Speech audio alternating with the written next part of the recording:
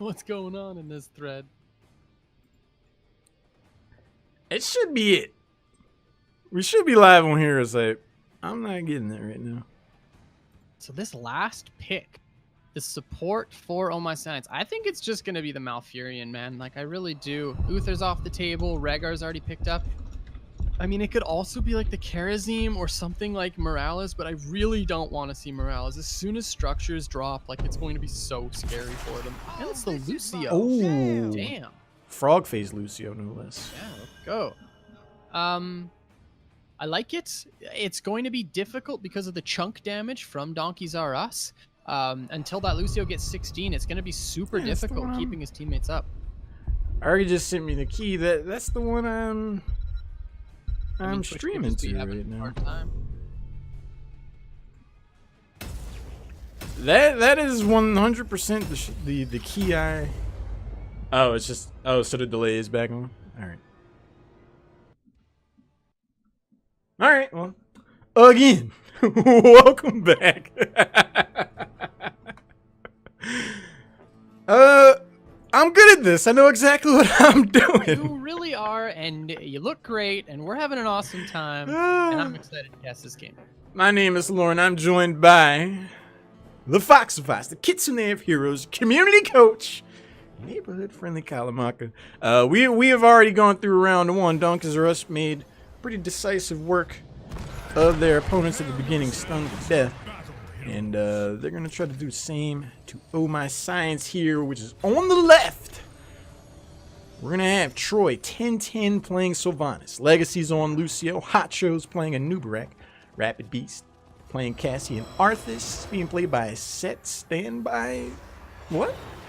Smin? And on the right in red is Donkeys R Us. We got Slice Blade on that Genji, Jin playing Muradin, Elheim on Rhaegar, LZ Gamer playing the Greymane, and Soya Sarian on Li Ming. We cannot tarry. Alright, let me set the obs to Ari because I'm good at this and I know what I'm doing. Right on. All right. Both these teams positioning up, well, not so much. They're basically mirroring each other. And of course, with the Sylvanas comp, this is exactly what you want to do if you are Oh My Science. So they're positioning down in this bottom lane, and there's actually the lane swap for Donkeys R Us. They don't want to play into the Sylvanas. I'm not sure how I feel about this. Well, I mean, if there is value to be had out of the Sylvanas pick, it will be in a situation quite like this. LZ Gamer, he knows something's up. He's like, wait a second. There we go. There's the burrow. There's the impale. They're going for the blind. They're looking for him. Do they get him? They do. The dog gets sent home. First blood, 50 seconds in. I mean, you call that the Formaggio. I call that's how you play that comp. And they were a little bit more patient there. And the Greymane just didn't respect that the burrow from the Nubarak, and Oh My Science with that first blood, and they have the Sylvanas, so this is something that can snowball extremely quickly for the likes of this composition. Now Jin taking a massive amount of damage as well. Oh My Science turning it up in this first portion of the game. Sylvanas knows how to put the screws here early on. That takedown on LZ Gamer, it turns into a whole wall down here, and a slight experience lead that could turn into a tiered advantage down the road. Last game, Kala, we saw a team that seemed to be pretty intimidated by their opponents against Donkeys R Us, but right now, Oh My Science, they look ready to go. Exactly. This isn't just Troy, Aloran. This is Troy 10-10. He's a much stronger version of the regular Troy, so expect big things to come out from him. Both these Immortals spawning, and already Oh My Science on that rotational advantage. Look at the damage going over to the Immortal. Yeah, they're wasting no time at all, to say the very least. Immortal's going to be knocked down to about 60% thereabouts, some change, not too shabby there. Set Standby Arthas is going to have to start backing out of town. Blind goes in from Cassia, though. Rapid Beast getting that poke.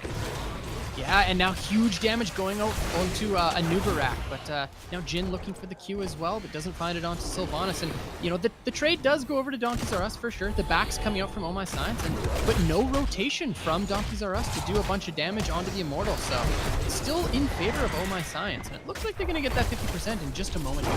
Yeah, LZ Gamer did rotate down for what they're doing by themselves. Not doing too shabby, all things considered. Jin is low enough. Slice Blade jumps in, raise the brow. Rapid Beast protected, by the way. It's gonna be, oh no!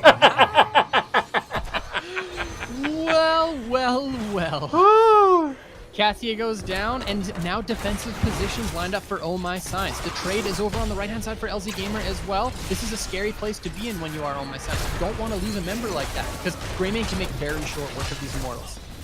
And this Immortal race is still very much up for debate on both of these teams. The orb just misses. Set standby. Whatever you say his name. Hacho's going to start backing away. Gets the shield. There's the return poke. Cassie looking to throw their weight around. Back to business. Almost catches Jin. Legacy closes them out on the chase. But the trade is for Donkeys R Us. They managed to pick up that Immortal. Not too bad by any stretch of the imagination. But the action's not at all done. Soy actually had 3 health before finally going down. There's the blind. Legacy on the chase. Lucio, have you seen that new ranged assassin, Lucio? Yeah, he dropped the base on literally the entire world. Like, that was intense. And, of course, we need to mention the fact that Oh My Science didn't get that first Immortal when they have the Sylvanas comp. So they're going to be looking at picking up the level 7 to 10 Immortal. But, you know, the fact that they didn't get that first one when they certainly were in the position to do that, losing that Cassia really cost them a lot of damage there. Yeah, there's definitely a lot to be said for momentum swings off of hero deaths. We have 2 teams, Kala, that are playing smash mouth, in-your-face, high-speed Heroes of the Storm. Anytime someone gets taken down, something's gonna happen off of it. We saw some very slow play out of the first game, and maybe Donkeys R Us will lull into a false sense of security off of that because, at least at the very beginning, they seemed a bit flat-footed responding to these aggressive moves. And I love these rotations. Oh, actually, this is super scary if you are Oh My Science. Jin jumps in. He gets the Stormbolt onto Legacy, but the music is there to save Lucio. And now both these teams just managed to walk away. This is a 4v4. Keep that in mind. Sorry, 4v5 for Donkeys R Us. Arthas pushing top lane, and they're going to lose some experience on the side of Donkeys R Us. Yeah, in that, I really feel like Donkeys R Us had to get a takedown or some kind of value out of that aggressive a rotation. Coming up short has them fall behind. At the beginning of this game, Kyle, if you told me that Oh My Science would be up a full level on one of the top amateur teams in the region, I already called you crazy, but I would have definitely said you were crazy. I mean, we were talking about it, right? When the draft started, we're like, okay, Oh My Science is saying, come to BOE. Like, I dare you. We saw the Dahak event. We knew something dirty was happening, and then we saw that 1-2 on the Sylvanas. Like, they know that they can win this game on BOE with Sylvanas, and they're showing up. Like, they're not playing slow at all. They're playing extremely proactively. At the same time, a little bit of damage thrown over onto Anubarak. He manages to burrow to safety. Hacho does a cursory glance at the keyboard, finds his R key, and subsequently is able to burn himself out to safety. Level 7 not too far off for the members of Donkeys R Us. So this next Immortal phase will be on even talent tiers, and a potential opportunity then emerges for them to turn this game back in their favor. I really think that this is going to be the story of this game, because if Oh My Science managed to pick up this Immortal, this is going to be a huge turning point for them. It's going to get them the 10 first. It's going to get them a full fort at least. This is going to be a big moment for Oh My Science. Let's see if they can pull it off. Oh my mad scientists, because everything they're doing, there's always something else going on. All the while, they're putting the absolute screws to Jin, and there's that ranged assassin Lucio coming out. Legacy is the most savage member of this team. He is chasing people down to death. But this entire time, that Bruiser camp is going to do work down bot. That's very true. Most of the damage on that Immortal did go over to Donkeys R Us, but those 2 kills, that's 5 seconds left on the Muradin, 5 seconds left on the Rhaegar as well. Let's see if Oh My Science can conclude this Immortal phase. Rhaegar being taken down and back to business now could pave the way for the members of Oh My Science to turn this thing around. They're actually just even now in the Immortal race. All 5 members committed to this. They're trying to burn it down. Kala, I do think at this rate, they'll get their first Immortal of the game. But are they going to lose anyone? Lucio is extremely low. One more auto attack, and he does go down. Now they're looking for more. Soyasarian is actually taking a massive amount of damage. Cassia picks up the kill onto Genji, and she is looking for more as well. Jin about half health, but he is Muradin. He can walk to safety. At the same time, Arthas is saying, you're not getting away from me. I'm a Death Knight. Oh My Science, get to know me. That's what they said. You guys have been talking about these top amateur teams, but you kind of been sleeping on us because they've come out swinging. They're going to have their heroic advantage. They have Sylvanas with a slightly shielded Immortal backing her. This could be a huge siege opportunity and macro pressure play for Oh My Science. Arthas is coming up. The level 10s are here. The structures are shut off. It's a full health Immortal. This is going to be an engagement from Oh My Science. Let's look out for it. Li Ming's gonna have to work overtime. So you're saying my eyes are definitely on you because these orbs, magic missiles, and everything else outside of Glenn Cocktail, that's the main bulk of their burst and poke ability. So if they're not able to apply enough pressure to Sylvanas or anything, look how much health is still on this Immortal as they come barreling down his top keep wall.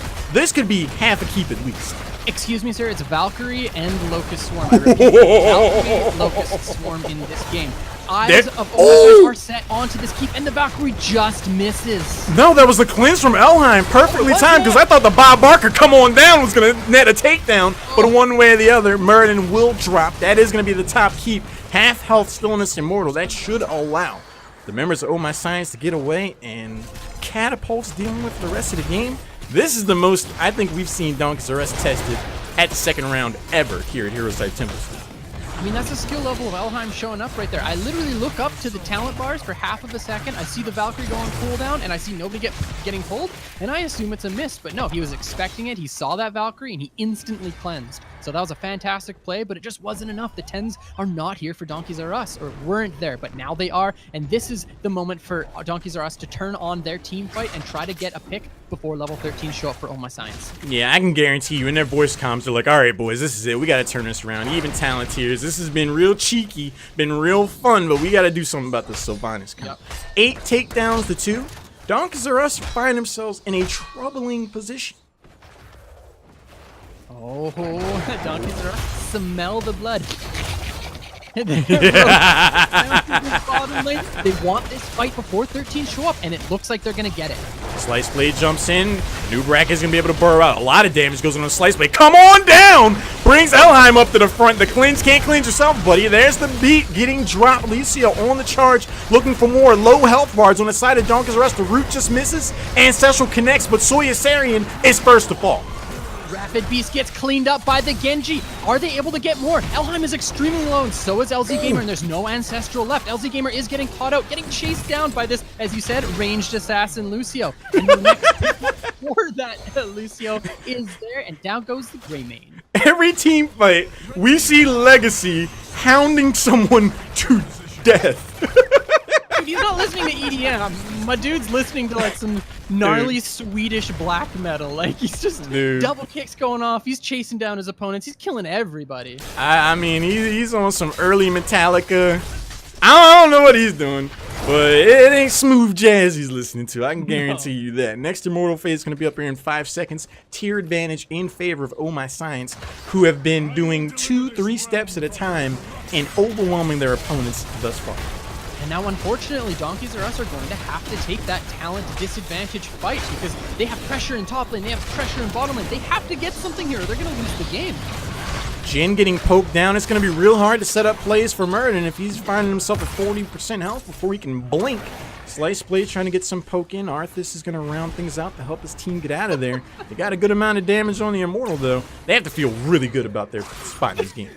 I just keep laughing about the come on down. Like, it was actually so good, man. If it shows up, like, that's all you know. Okay, so the Stormbolt is missed there by Jin, and the 50% is here. Here comes the engagement. There's a nice displacement and a nice Wailing Arrow, and then LZ Gamer gets brought up. The price is wrong for Greymane. He's gonna get blown up. Jin is able to dwarf toss out of there. They successfully defend their Immortal and should pave their way to their second. And with a tier advantage, this could be lights out. Okay, I know I was kind of like trolling a little bit, but you know, when I was talking about Troy 1010's name earlier, but man, has this guy ever showed up on a Sylvanas? They were winning even trades with a Sylvanas on your team, and she's not really a duelist, so the fact that they were winning that like is a huge testament to the backline of Oh My Science. And then that like 4-person Wailing Arrow that we just saw was the decision factor of this team fight. Now, Haloran, look at the health on this Immortal. 13's not there for Donkeys R Us. This is an extremely scary place to be in if you are Donkeys R Us. Last time this went down, they lost a keep. This could definitely turn in a whole different echelon. We do see the beat get dropped. Slice Blade doing what they can. Not able to set up a takedown. The support, Rhaegar, is going to be first to fall. And there's another sick Valkyrie, bringing LZ Gamer up to the forefront. 2 heroes down. Make that a triple. And with so much shielding left, this should and could be game. Yeah, I don't think there's a universe that exists and no portal gun that can take us there where Oh My Science isn't conclude this game right now. Like, look at the shielding on that Immortal. This just isn't happening. And they've got the Sylvanas shutting off everything. GG's being called out, and oh my science, take down Donkeys of Rust. Lauren, what's going on, man?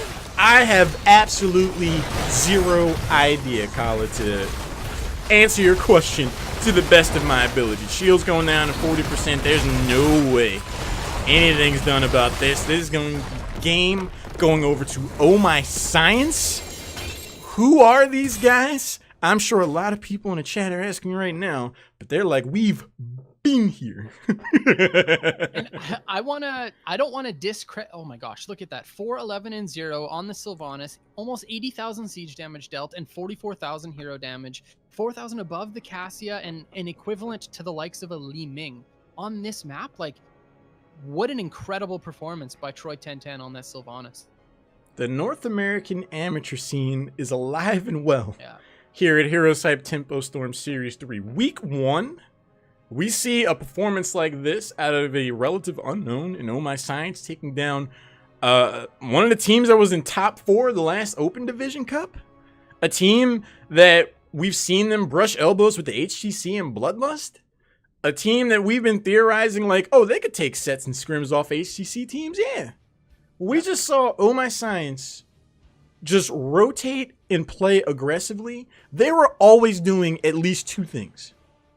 And the moment you fall behind against a team like that and they have Sylvanas, I can see why they wanted to go to Battlefield of Eternity. Okay, real quick. Were Donkeys Are Us being disrespectful early game?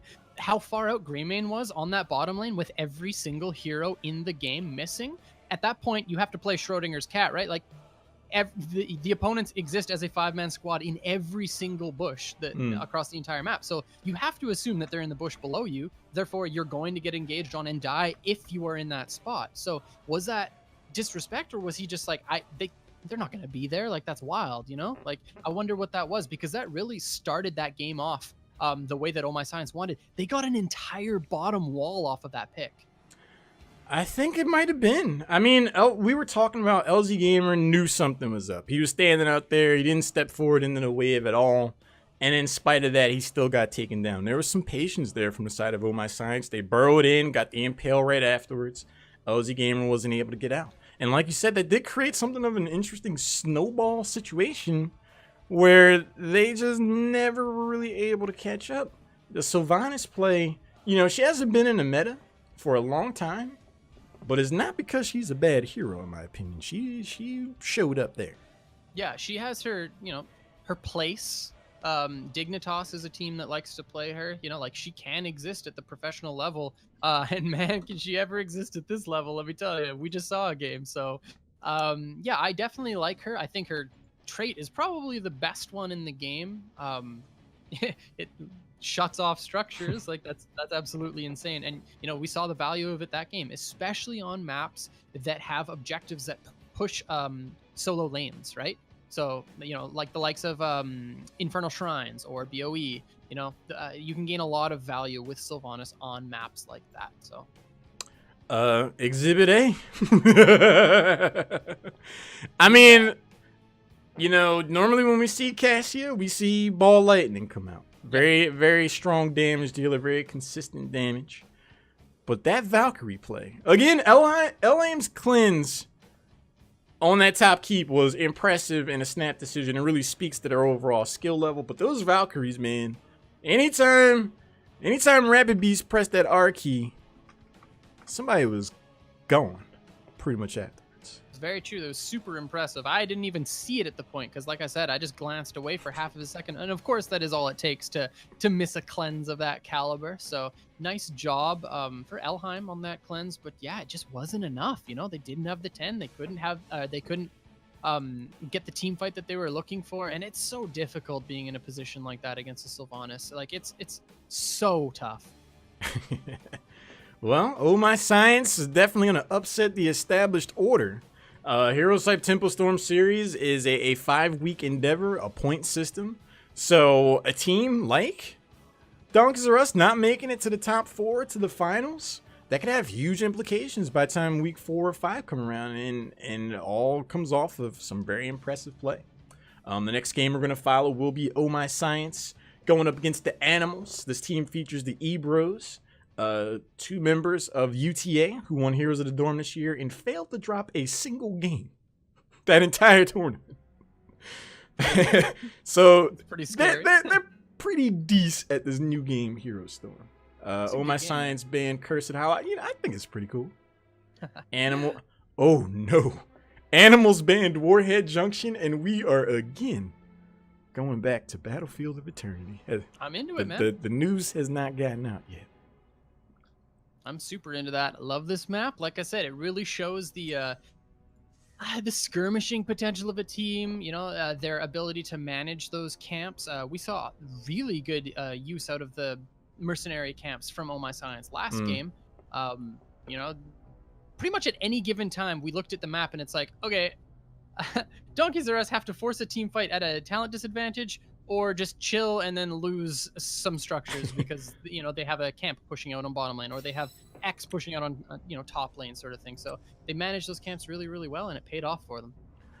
I call situations like that playing for a brand new VCR, where it's Sorry? like, no, go follow me now. No matter what you do, you know the prize at the end of it is just gonna be lackluster.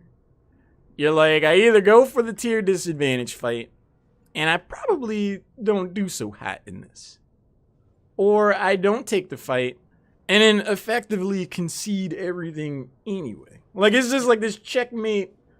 All I got is this cheap VCR from the 80s to show for my efforts. It's not a good time. Not a good time.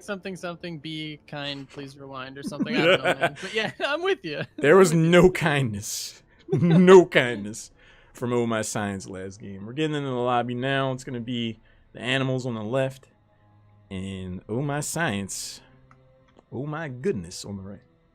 And sorry, who picked this map? Was this Oh My Science? Yeah, Okay. I believe wonder- so.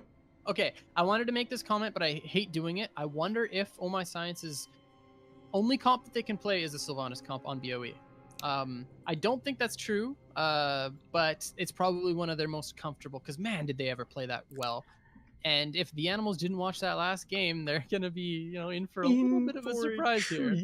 Yeah, Yeah. they could find themselves watching the rest of HeroesHype Temple Storm Series 3 Week 1 with us. From Twitch chat. And they're from Twitch chat. Sooner rather than later, because that was some precise, practiced play we saw. Perfect. Oh, we're ready. Oh, we are ready. always ready.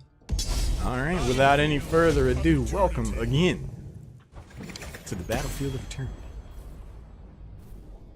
Here we go. All right. Last time we saw Dahaka banned off for Oh My Science first. Mhm. Or sorry, they banned Dahaka, right? Yeah, that's what it was. Yeah. And I think that's a really good idea if you plan on playing this Sylvanas. So these first bans are going to be quite indicative of what they're looking to do here. All right, well, they're going to shuffle things up. Last time they took Doc off the board first. Or no, actually, I guess Animals had first pick. Oh yeah, that's true, because So yeah, it switched around. So they do continue the trend of banning Doc. Yep. Tassadar will be first pick for Los Animales. Do we see Sylvanas here? I think so. I think that's what they want, or maybe they can pick it up later. But again, if they pick it up later, that's going to bet on the fact that the Animals didn't watch their game, and they decided to go with the Cassia and Nubarak again. That is 2 out of the 5 that they had last game. Instantly, the Tracer Genji picked up on the side of the Animals. So they want that Tassadar comp. They're looking at just straight up dueling in the middle lane while trying to get some pressure in one of the side lanes. This is a really good start for the Animals draft.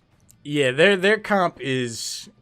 They're going to have 2 Hornets just annoyingly flying around, stinging on a consistent and sharp basis. We saw a lot of value last game out of the Valkyrie.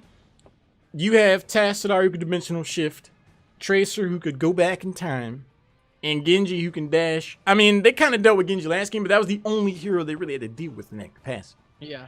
So to have 3 heroes that can reliably escape from something that was a huge engagement tool and instrumental to their success, we're going to see Oh My Science pretty well challenged here. Interesting. Okay, so the Arthas banned off for Oh My Science instead of the ETC. So I wonder if Oh My Science is going to pick up ETC in this next rotation, because it seems like they like the double warrior. ETC with his changes is actually quite a formidable foe when it comes to the solo lane. He beats a lot of heroes, including Baraka. There's that Lucio ban, so guess what? They watch the game. According to Legacy, that's the best range assassin in the game. And let me tell you. I'll tell you, man, every team fight, you looked on the back end, you saw Legacy running someone down. Yeah. So I guess they have done their homework. That burst shield at level 10 can definitely turn the tide of a team fight. It definitely was the green light for a lot of the engagement. Huge toll taken out.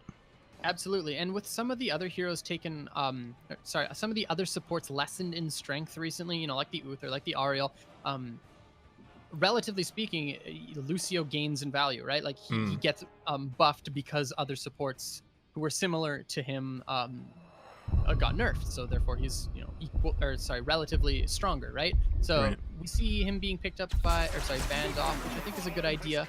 Sylvanas and Artanis picked up. Dang. Okay, so they did go with, you know, the warrior in that top lane. Ooh, an ETC picked up for the animals. Very big comfort pick for Toby, right? Yeah. Or Kevin?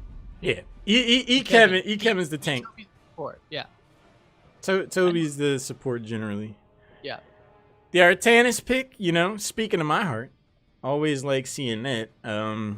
He could be kited pretty well here in this situation, though. Yeah. I'm a little concerned about how he fares on that front. The blinds may gain some value, but aside from that, like, he's going to be going against Tassadar in the solo lane, so he should be fine there. But yeah, in terms of team fighting and stuff like that, I'm not sure how much value he's going to be getting. And even swaps, like you get a swap on a Genji, cool, he's just going to jump away. You get a swap on a Tracer, really awesome play. She's just going to dash away. Get a swap on a Tassadar, nice one. He's going to dimensional shift. Nice one. Good job. Excellent work, my lord. Way to be. But now, support needs to be picked up. Rehgar is open, and I think that would be a decent choice. It's probably the best option on the board for them all considered, but instead... It's Malf. That's fine. Balloon. I really like the idea of Rehgar here, though. You get the Immortal Burn benefit. There isn't a ton of burst damage on the side of the animal, so Ancestral Healing statistically has a higher chance to connect. But, I also wanted to cleanse, like... You know, ETC can be really scary, especially in the hands of someone like Kevin. You know, it's one of his best heroes, one of his favorite heroes, and not having a cleanse at all can be pretty sketchy going up against somebody as good as him. So we'll have to see how that one plays out. But yeah, Malfurion locked in as that last pick. Maybe we'll see some ranged assassin skills coming through again. We'll see. I mean, Malfurion can, if they build a certain way, fill that role. Because I'm telling you, man, Legacy had some of the most aggressive support play I've seen in recent memory. Lucio, I forgot he existed in the game for a solid month and a half, but it seems like the DJ's back.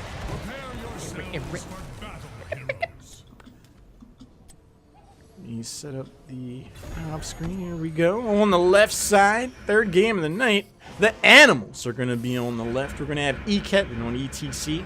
Droplets is playing Tracer. Toby is on Stukov. Evan Drinde is playing the Cyborg Assassin Genji. And Oleg with the interesting B. He's doling out shields on Tassadar. And on the right in red is Oh My Science. We got Hot Show on the Anubarak. Rapid Beast playing Cassia. Set Standby on Artanis. Troy 1010 on the Sylvanas. And Legacy playing Malfurion. He's on a happy cloud, man. He's in a good mood. After that last game, I'd feel pretty decent too if I was Legacy. I mean, and he forced out the Lucio ban. What a time to be alive, Kyla. You were wondering what the amateur meta looked like? We got Lucio bans out here. Oh, watch this. Look, Kevin completely read this. They have no idea. But this is a 5v4. the positioning is actually pretty awkward for Droplets. He's going to be able to E out of there and escape. Troy 10-10 on the chase, trying to put some residual pressure onto Kevin, but ETC is pretty thick, so no threat of a takedown.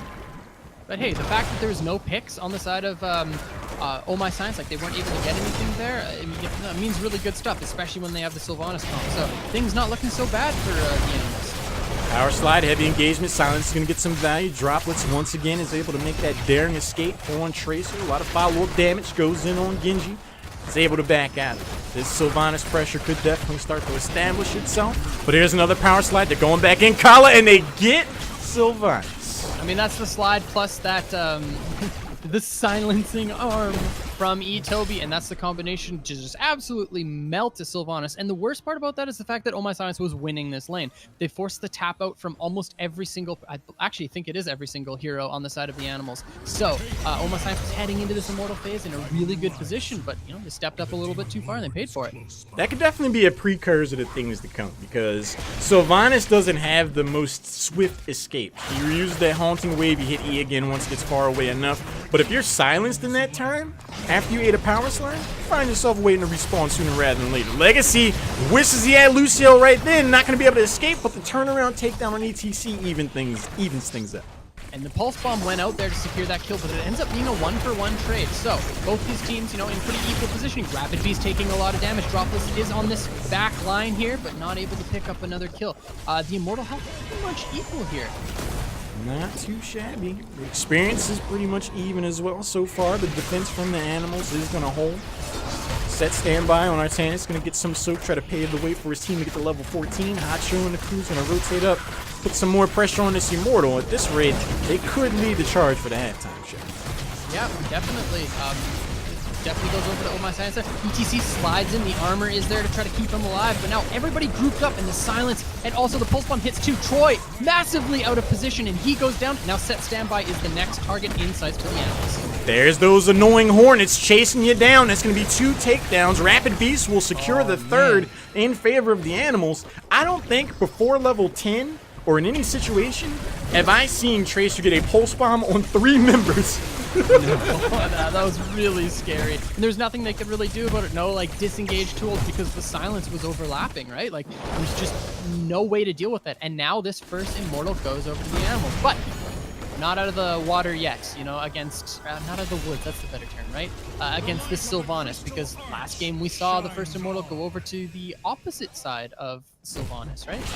Yeah, I mean, but we see Oh My Science for the first time tonight pretty much be on the defensive. They are going to be able to respond to this Immortal. They mine their P's and Q's, but actually they're just going to have Artanis down here, and they get the takedown on Tassadar up top, huh? Yeah, they force the dimensional shift really early, and they have the Sylvanas. They can actually make this trade here. This really doesn't matter. So they just they see that opportunity, they get to kill top lane, and the Animals are going to lose a little bit of experience because of it. You know, Artanis is in this bottom lane to pick up soak that might come in. Well, this puts the Animals in a very interesting position because they're just now losing the shield on their Immortal. They could and probably will look to continue to apply pressure and go on this race, but you're up against El Sylvanas, so sooner or later, you gotta start to wonder, are they gonna ultimately lose out on this? Both of these teams playing chicken, but so far it looks like it's actually the Animals. Can Oleg get the interrupt? Oh, the stun! See, this is a really tough place to be in if you are Oh My Science. Like, they could have committed for more and just tried to trade keep for keep, and I think they might have been able to do it, maybe, but they decided to just get Fort for keep wall plus half health. This is... That's really interesting. I wonder... Yeah, I actually don't know if they would have been able to do it. It didn't look like it was working out for them. Oh, to gamble and lose, I suppose. Set standby tries to get the swap. I guess they were like, well, they got Genji, Tracer. I guess we don't have to worry too much about siege pressure, but surprisingly enough, they're able to burn down that fort and get some pressure on the keep a lot sooner than I thought they would. Yeah, to the point where Oh My Science were like, actually, we lose out on this race and we have Sylvanas. This isn't good. Yeah, that's super true. ETC now looking for a kill. Set standby is in his radar, but now huge damage going out to Tracer. And the side of the Animals just got to walk away from this one. Level 7's now available for Oh My Science, so this is the time for them to take a fight. Shield goes out as well. That's going to be on a somewhat cooldown for a couple seconds. Oh no, a Nubarak vanishes off the map in the blink of an eye. Legacy's trying to escape. Really wishes he had Lucio. No speed boost for you. That's going to be 2 heroes getting taken down. Set standby will drop as well. 3 for nothing. The animals, Kala, are going home. And that's gonna be that's definitely gonna be a keep picked up here for the animals. That's less than half health. All 5 members are in this bottom lane, and there's still some death timers on 3 members. So we're gonna push in, take this keep for 3, and then back off and probably try to secure some of these camps before the next immortal spawns. Yeah, getting this keep early on definitely is going to net the members of the animals some value. Oh, my science. Like, oh, we know all about this. We kind of did this last game, but it feels a little bad. Being the other side, Troy 1010 will try to chase down droplets, but with all the support intel, I don't really see that paying off. But with level 10 around the corner, oh, That was close. ooh, Yeah, so level 10's showing up real soon here for the animals, and they're looking to just get some damage on this immortal. No camps actually picked up for either of these teams, so just trading damage at this point. And honestly, if you're Oh My Science, that's pretty much the best thing you can do, and then you just pray to God that you can pick up some of the side soak, because they are at a massive experience differential at this point. yeah, the halftime show kicks off. We do see Oh My Science ahead for the moment on that, but without their R-keys, I do not see them being overly aggressive about it. Bruiser Camp is going to get picked up. Troy 1010 getting absolutely harassed by droplets, but he's going to be able to get out of there. They're going to move down, start to put some pressure on the Immortal. With their heroics, why not? Yeah, exactly. You know, they got the immortal down to half health, so that's a really good job by them so far. And they managed to pick up their fallen shaman camp, which is going to be pushing this top lane and actually, you know, threaten some deep wall damage, especially with the Khazra also going to be picked up for Oh My Science in the top lane. But honestly, it's not it's nothing too crazy here, because if the animals are able to force a fight on this top lane, it's going to be a bloodbath, Lauren. Yeah, I mean, they are in a rough spot, to say the very least. The Bruiser Camp was picked up. That will force a response out of at least one member of the animals, but they might just say, let it go. They might have gotten a shaman. They're just going to look to rock and roll. They got a good amount of shields left yet. They still have their heroics. Level 9's just around the corner for my science. So right now we see the animals way in the driver's seat. I mean, there's a mosh pit and force wall available for the animals, so you can't step up at all if you are Oh My Science. So this is a really scary place to be in. Mind you, look at the health on that immortal. It isn't the healthiest thing in the world at this point, so I don't think a second keep is going to be threatened, but, you know, I've been proven wrong before. Well, I mean, consider the poke ability that Oh My Science has right now. They got Cassia, Sylvanas' W, and Moonburn. Let's go. I don't know about all that, but we'll see. One tower is going to go down. The main wall will drop as well. Kevin Power slides in, just misses Sylvanas, gets poked in response pretty heavily, forces out the shield. The Immortal drops. There's the force wall, mainly as a disengaged tool, and they're out. Really good job by Oh My Science there on the defense. So level 10 is just about to show up. Kevin with the smart rotation, but the ward there is enough to scout him out. But yeah, I just wanted to say real quick, before 13's come in for the animals, 10 is going to be here for Oh My Science. So again, I'm expecting a team fight as soon as physically possible if you are Oh My Science. I mean, we've seen Oh My Science play it pretty balls to the wall last game. When they were in the driver's seat, when they had control of the game. Right now, they find themselves squarely on the defensive. Are they going to still be as amphibious? Will they look to leap for that team fight before level 13 comes up? I think they should. Yeah, I like this decision to scout out the hards here for the animals, but they don't actually find it in time. Actually, Hotcho managing to walk up and steal this camp away. This is actually really big if you're On My Science. Do they get the team fight they're looking for? How courteous are the animals just effectively give up that Bruiser Camp for free? That was the most casual stroll I've seen to date. Droplets is going to be able to get out of there. There's the burrow from Hacho looking to get the party started. Dragon Blade goes out. Avenger and Day looking to put pressure onto Artanis. There's the blind, a shield for Artanis. Twilight Dream goes out. Or Haunting Wave was that?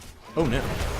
So that one kill goes over to Oh My Science. So effectively they're winning this team fight. The mosh pit got interrupted there too by the silence. So really, really good job. Yeah, was that the silence? Yeah, that was a Wailing Arrow. Yeah. I thought it was Twilight Dream there for a second, but no. Troy double 10 doing work for his team. Yep. Kevin hugely chunked out, but the healing is there for Stukov, and now Rapid Beast turning this fight up. Does Hacho get the engage he's looking for? Toby low on health, has to back away. There's the root. That should secure the fate of ETC. Finds himself waiting to respawn. Dropless jumps in, goes in, drops the bomb on Rapid Beast. Tell my story, friends. Rapid Beast goes down. So now 13's available, 1 dead on each team, so, you know, there's not a whole lot of step-up potential for the Animals without their ETC, but at the same time, like, look at these waves. They're just massively pushed into second. What happened? A killer force wall halted the escape, forced out the blind from Artanis, was enough to save his bacon, but you are officially on notice when you see one of those back-breaking, emotionally devastating force walls hinder your progress. You turn around, you're like, oh, you're all here. Very, very true. But hey, yeah, what I was saying there is just the fact that these minion waves are just pushed in so far against Oh My Science that they really can't do anything during this immortal phase. And here comes the invade. They're like, hey, we gave you the bruiser camp. We want to try to invade yours, but it's going to be a hair late. There's a swap. Actually just leaves Artanis out on an island, but the 3-person mosh pit is going to get things started. The Dragons becomes Evan Trinde. There's a triple swipe and a huge cascade of events. Nets 4 takedowns and a cocoon. Oh, no. And that is the mosh pit you are looking for if you were Genji. Like, you get the triple E, you get so much damage with your Dragon Blade, and now the Animals are looking to close out this game. You know, you've got 20-second death timers on the last damage dealer of Oh My Science, and all 5 members up healthy, I might add. The Animals close out this game in a fantastic performance. They take that easy stroll after the core after a very decisive team fight. Wailing Arrow goes out, but I think this is all for posterity, my friend. With the core going down at 10% and rapidly falling, Twilight Dreamer not. A couple heroes go down, but this should... Okay. I was about to say, don't do that. Don't do that. I thought you were gonna yell, "Hold my beer!" And I was gonna, I got it, man. I got it. I was like, don't do that, Animals. Yeah. Don't be like that. Definitely was okay. I didn't expect. Where did that really fall apart? Like, okay, yeah, no, it was Oh My Science forced out 3 or was it 4 fountain taps from the Animals with all their engagements, and honestly the Animals can't really do much except for get that ETC engage and then a pulse bomb, which is literally exactly what they got in order to get those first kills. Actually, I don't even think they got the pulse bomb. They just got the slide plus the silence, right, onto the Sylvanas, and they picked up their first kill. If they didn't lose that, they would have had so much pressure because they can just forcefully trade at that point. You want to fight us? Cool. We're just going to back off. We'll trade half health for our half health, and then we're going to tap. You guys are going to be forced to either back to get your health back or fight us full health against half health, and we will win that trade every time, says Oh My Science. But they didn't get that situation because they died in the lane. And that really just kind of expedited the issue throughout the game, and they lost a lot of their pressure because of it. I'd say they lost all of it. I mean, on a 2-lane map, once you start falling behind an experience like that, you don't really have that safety valve of being able to soak experience and get back into the game. So it really comes down to the merits of what situations you can force out of your opponent. I don't want to use the term one trick, but I'm going to use the term one. When you go to Battlefield of Eternity back to back and run a similar composition, you obviously have a preferred way of playing Heroes of the Storm. It was electric and exciting that first go around. But my immediate thought was like, do they have something else up their sleeve? We go back to Battlefield of Eternity. I'm like, okay, I guess they just really like this battleground. And they pretty much run the same composition. The North American scene, these surprise gotchas have an insanely short shelf life. Animals were like, okay, we'll ban Lucio. Like, you and I were kind of chuckling about it, like, yeah, forced out the Lucio ban, LOL. But if they had Lucio, they probably could have turned some of those team fights. So when you show that you're that reliant on a specific way to play and it gets taken away from you, you find your snoot getting booped.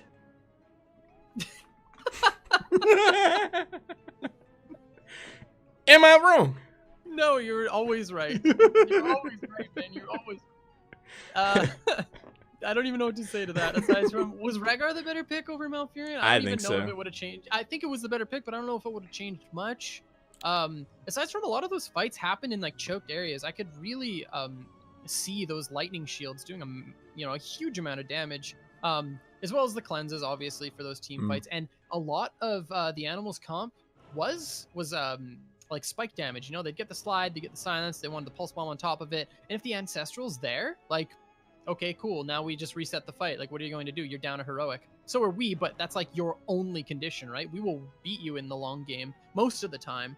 But yeah, game goes over to the animals, and that was a very impressive game, man. These games in these amateur tournaments are just getting better and better. Yeah, I mean, it's not, rec league, enhanced quick match, revised team league. Like, these teams practice. They play this game at an insanely high level. Now we've heard from our good old fashioned Argy. Kyle. They just don't make him like that guy anymore. Good old fashioned Argy. What a guy. I tried to like mouth mimic what you were saying. Dude, I messed it all up. I'm fired. Well, next game is going to be Animals versus Imported Support. Whew. Perfect. Imported Support take Battlefield of Eternity off the board. Animals then in turn ban Forehead Junction. Imported Support picks, drum roll, Argy throwing in the drama, the suspense, the action, the excitement. While we're sorting this out, he's typing. So, Argy, in Discord, when someone starts typing, you see at the bottom, that person's typing. So there's a bit of suspense involved when you're expecting a response. Argy types, Argy is typing. He typed the words Argy Yes. is typing? Yeah. Yeah. Man, I think you've said this like once or twice before, but they just don't make them like They that. don't. They just don't. What a guy. What a guy. He's definitely a creature. But I'm excited to see this matchup. Animals, we're getting invited into the lobby already. So he didn't even tell me. How we're in the lobby. It's Infernal Shrines. Argy, please. Argy, please. He says they didn't say it. They didn't say it. Sure, Argy. Sure. I'm on you, man. We're all on you. We see. But I'm excited for this matchup. Animals are a very strong team. They actually went out in the first round in the last Open Cup division against a very strong team in Donkeys R Us. We saw Donkeys R Us earlier tonight. They were surprised by the Sylvanas comp on Battlefield of Eternity. Imported Support is one of the best teams. They went toe-to-toe against HeroesHype, the team that features the likes of Crowan, Arthelon, McIntyre. These are no slouches. Yeah. And they went to a very impressive best of 3, the last Open Division. One of the most electrifying teams you'll see in the region right now. I call Draded the human highlight reel. Because last series, dude, it's so freaking true. Dude, HeroesHype Tempo Storm Series 2, he made this play on Tomb of the Spider Queen with Li Ming that was so good. I was like, I gotta show it again. Like, I uninstalled the game. I literally uninstalled the game. I stopped casting that evening. I uninstalled the game. It was just too good. I could not play another game of Heroes of the Storm, like straight up. So that's how good Draded is. And everyone on this team are playmakers. Yeah. So we're gonna see some very explosive play here. Okay. I want to look at Sorry, the what were you bracket. saying there? I want to see where the bracket's at right now. So I'm gonna refresh this bad boy. All right. Okay, See what I where we're really at want to there. say about these teams, and I'm so excited we're at this point, the fact that these teams are now operating at such a high level where people like you and me can actually nitpick things they do, like little things, like, oh, that Greymane didn't cursed bullet the moment the Muradin stun landed. So it's like, you can actually say that instead of just like, it shows up like 3 seconds after, 2 seconds after, and it's like, yeah, that's still good. The damage is there. But these teams need to be executing like perfectly in order to beat each other because they're just all kind of at that same level. The top amateur teams are actually at that level where they contest each other on such a intricate scale, if that makes sense. So I can't wait to just like find those tiny little spots throughout these games where these teams fall short or where they pull through and they manage to capitalize and win games because of it. What I really want to pay attention to this game is Kevin. He's a very aggressive warrior, and if his team isn't there following up the moment he engages, he can get himself into quite a bit of trouble. We saw it last game where he dove in a little bit too deep when he was pretty low on the ATC, and he managed to die for it, and it actually swung the game over in the favor of their opponents for just a short period of time, right? But it wasn't something too substantial. But against a team like Imported Support, they're going to capitalize on that even more. I fully agree, man. I mean, both of these teams, they play at such a high level to where, as casters and observers, we have to decipher the things that had a huge impact in what turned team fights around. But guys, it seems like Twitch is having issues once again. So the last thing you want to do is hit the refresh page. You want to be here to see these games because this is just week 1, Colin. This is the beginning. Sure is, bud. FC Ignition trolling in the lobby. Okay, I'm the kind of person that is super down with telling me or doing things that people tell me not to do. So the moment you said don't hit refresh, I definitely hit refresh, and it actually worked for me. I'm not even joking. It actually sunk up the audio again. So I don't know if it's. I'm assuming I'm just the lucky one. Please don't hit refresh. I'll try on a different browser window. How about that? There's the compromise. Oh, I already said it's up for him too. Yeah. All right. Well, crisis is averted then. But either way, you want to keep your eyeballs locked to that screen here. Tell your friends, like, these are some of the most exciting games you could possibly find. Outside of the HGC, are arguably just as good as HGC the way these teams are playing, man. I mean, this is some very dynamic play. Oh my God, the chat lobby right now. It's just really cool to see. HeroesHype Tempo Storm series is fast becoming the premier place to find top-level amateur action, best in the region. Brightest stars up and coming. The stories, the narratives start here. When you see teams like Donkeys R Us, like Oh My Signs, wowing the crowd with these surprise compositions, the animals, the workhorses, people like that. This is where it all starts, man. It really is. I can't wait to see one of these teams that kind of, find their inception in HeroesHype, make their way into the HGC. And at that point, we can just get down on one knee with our prayer hands and just, look at the team of the blessed creatures. I can't wait to see that, man. I'm going to be so excited. It's going to be like watching our children grow up. They grow up so fast. But without any further ado, welcome. I cordially invite you to Infernal Shrines, my favorite battleground to cast personally. The animals waste precisely 0 time. Chromie should have saw that one coming. First man. Oh, nice. I didn't have time to pay attention to that joke. There's another one. Nice. We're awesome. Imported Support. What are they banning? Is it the Tassadar? Is it the Genji? Is it the Garrosh? All heroes that show up on this map. Tassadar being hovered for Imported Support, and it looks like they don't want to deal with them. Yeah, I mean, Tassadar still a very prized pick these days. Saw him early prioritized by the animals last go around. I get it. But oh boy. So this is what I would call the Droplet special. That's true. Droplets is Sonya. I was like, I want to be like this guy. I actually ended up playing some Sonya myself last time I streamed Heroes. And he came into the chat just then. He was like, oh, I'm trying to learn how to play Sonya. I was like, dude, you taught me.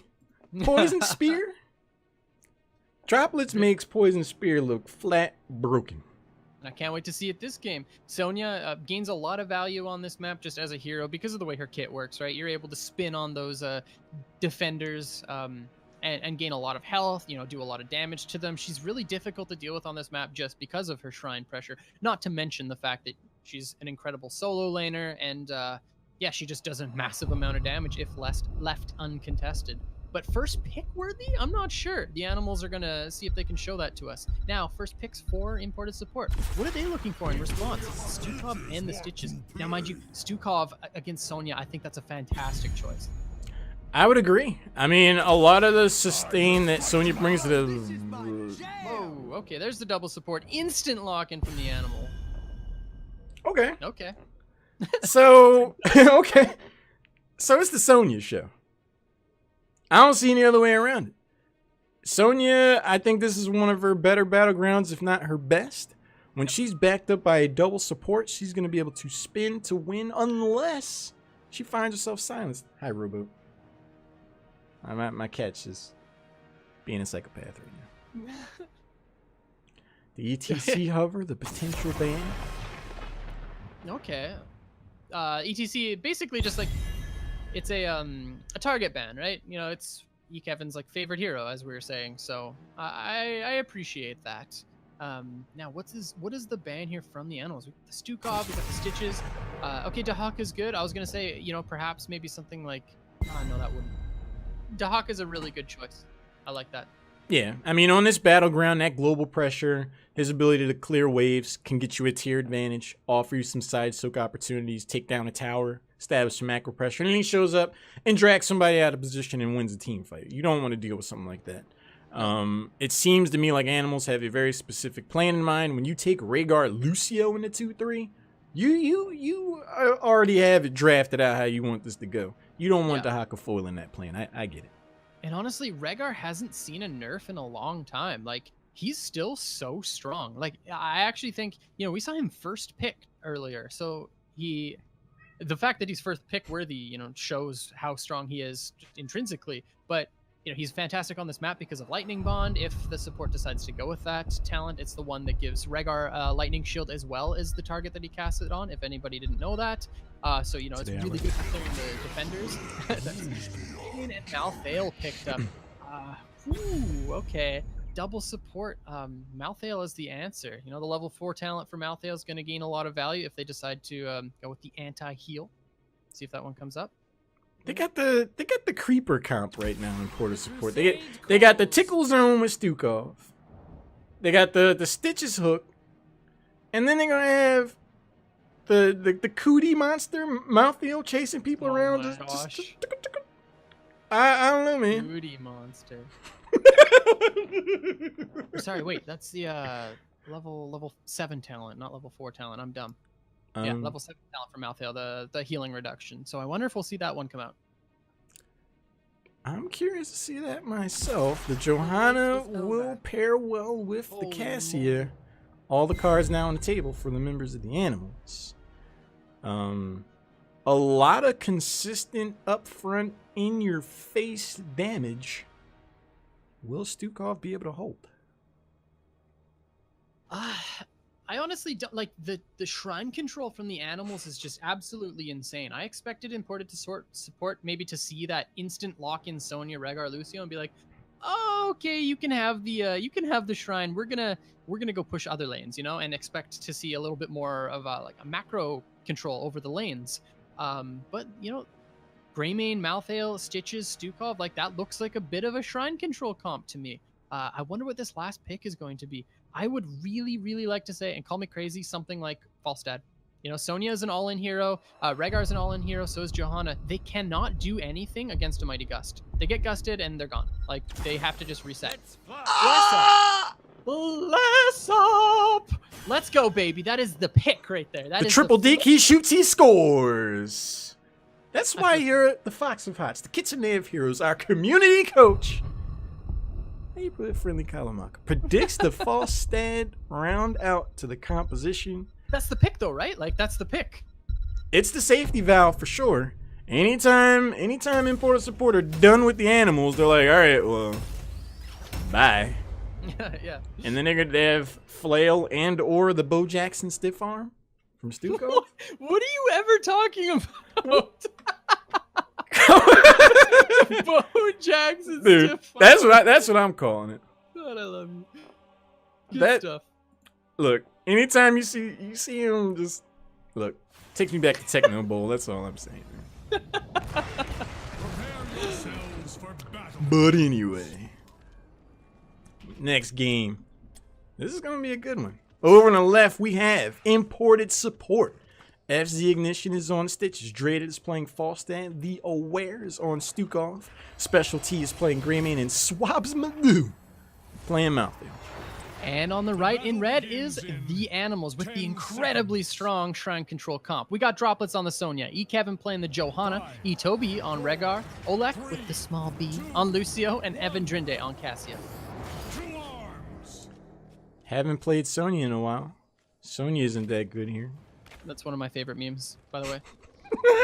If we see it in the chat, I won't be mad at all. Yeah. Very happy. And one Monka S. Just one. Oh, wait, we're actually running low on Monka S's. I don't think. Yeah, anybody in chat that's can why use just Monka just S. one. We don't want to overuse it. That's true. It's a valuable commodity. Looking at the level 1 towns, we see the Chop Chop build for Stitches, Heavy Slam, Season, Marksman for the late game, Fetid Touch, Perfect Aim, Depth's Reach, increased spiciness from the race block, Region Master, Lightning Bomb, we move together, Charge Strikes. And we've got the Lightning Bond there, as mentioned. It's going to be really strong, especially with that Sonya and the Johanna controlling the shrine. So this is going to be a scary thing to deal with if you are important support. But mind you, the tools are there to control the game. So we'll see how this team plays out. Well, Kyle, you theorized the idea of importer support potentially having a split effort over the objective, but I actually feel like it could very well be the Animals looking to play that card.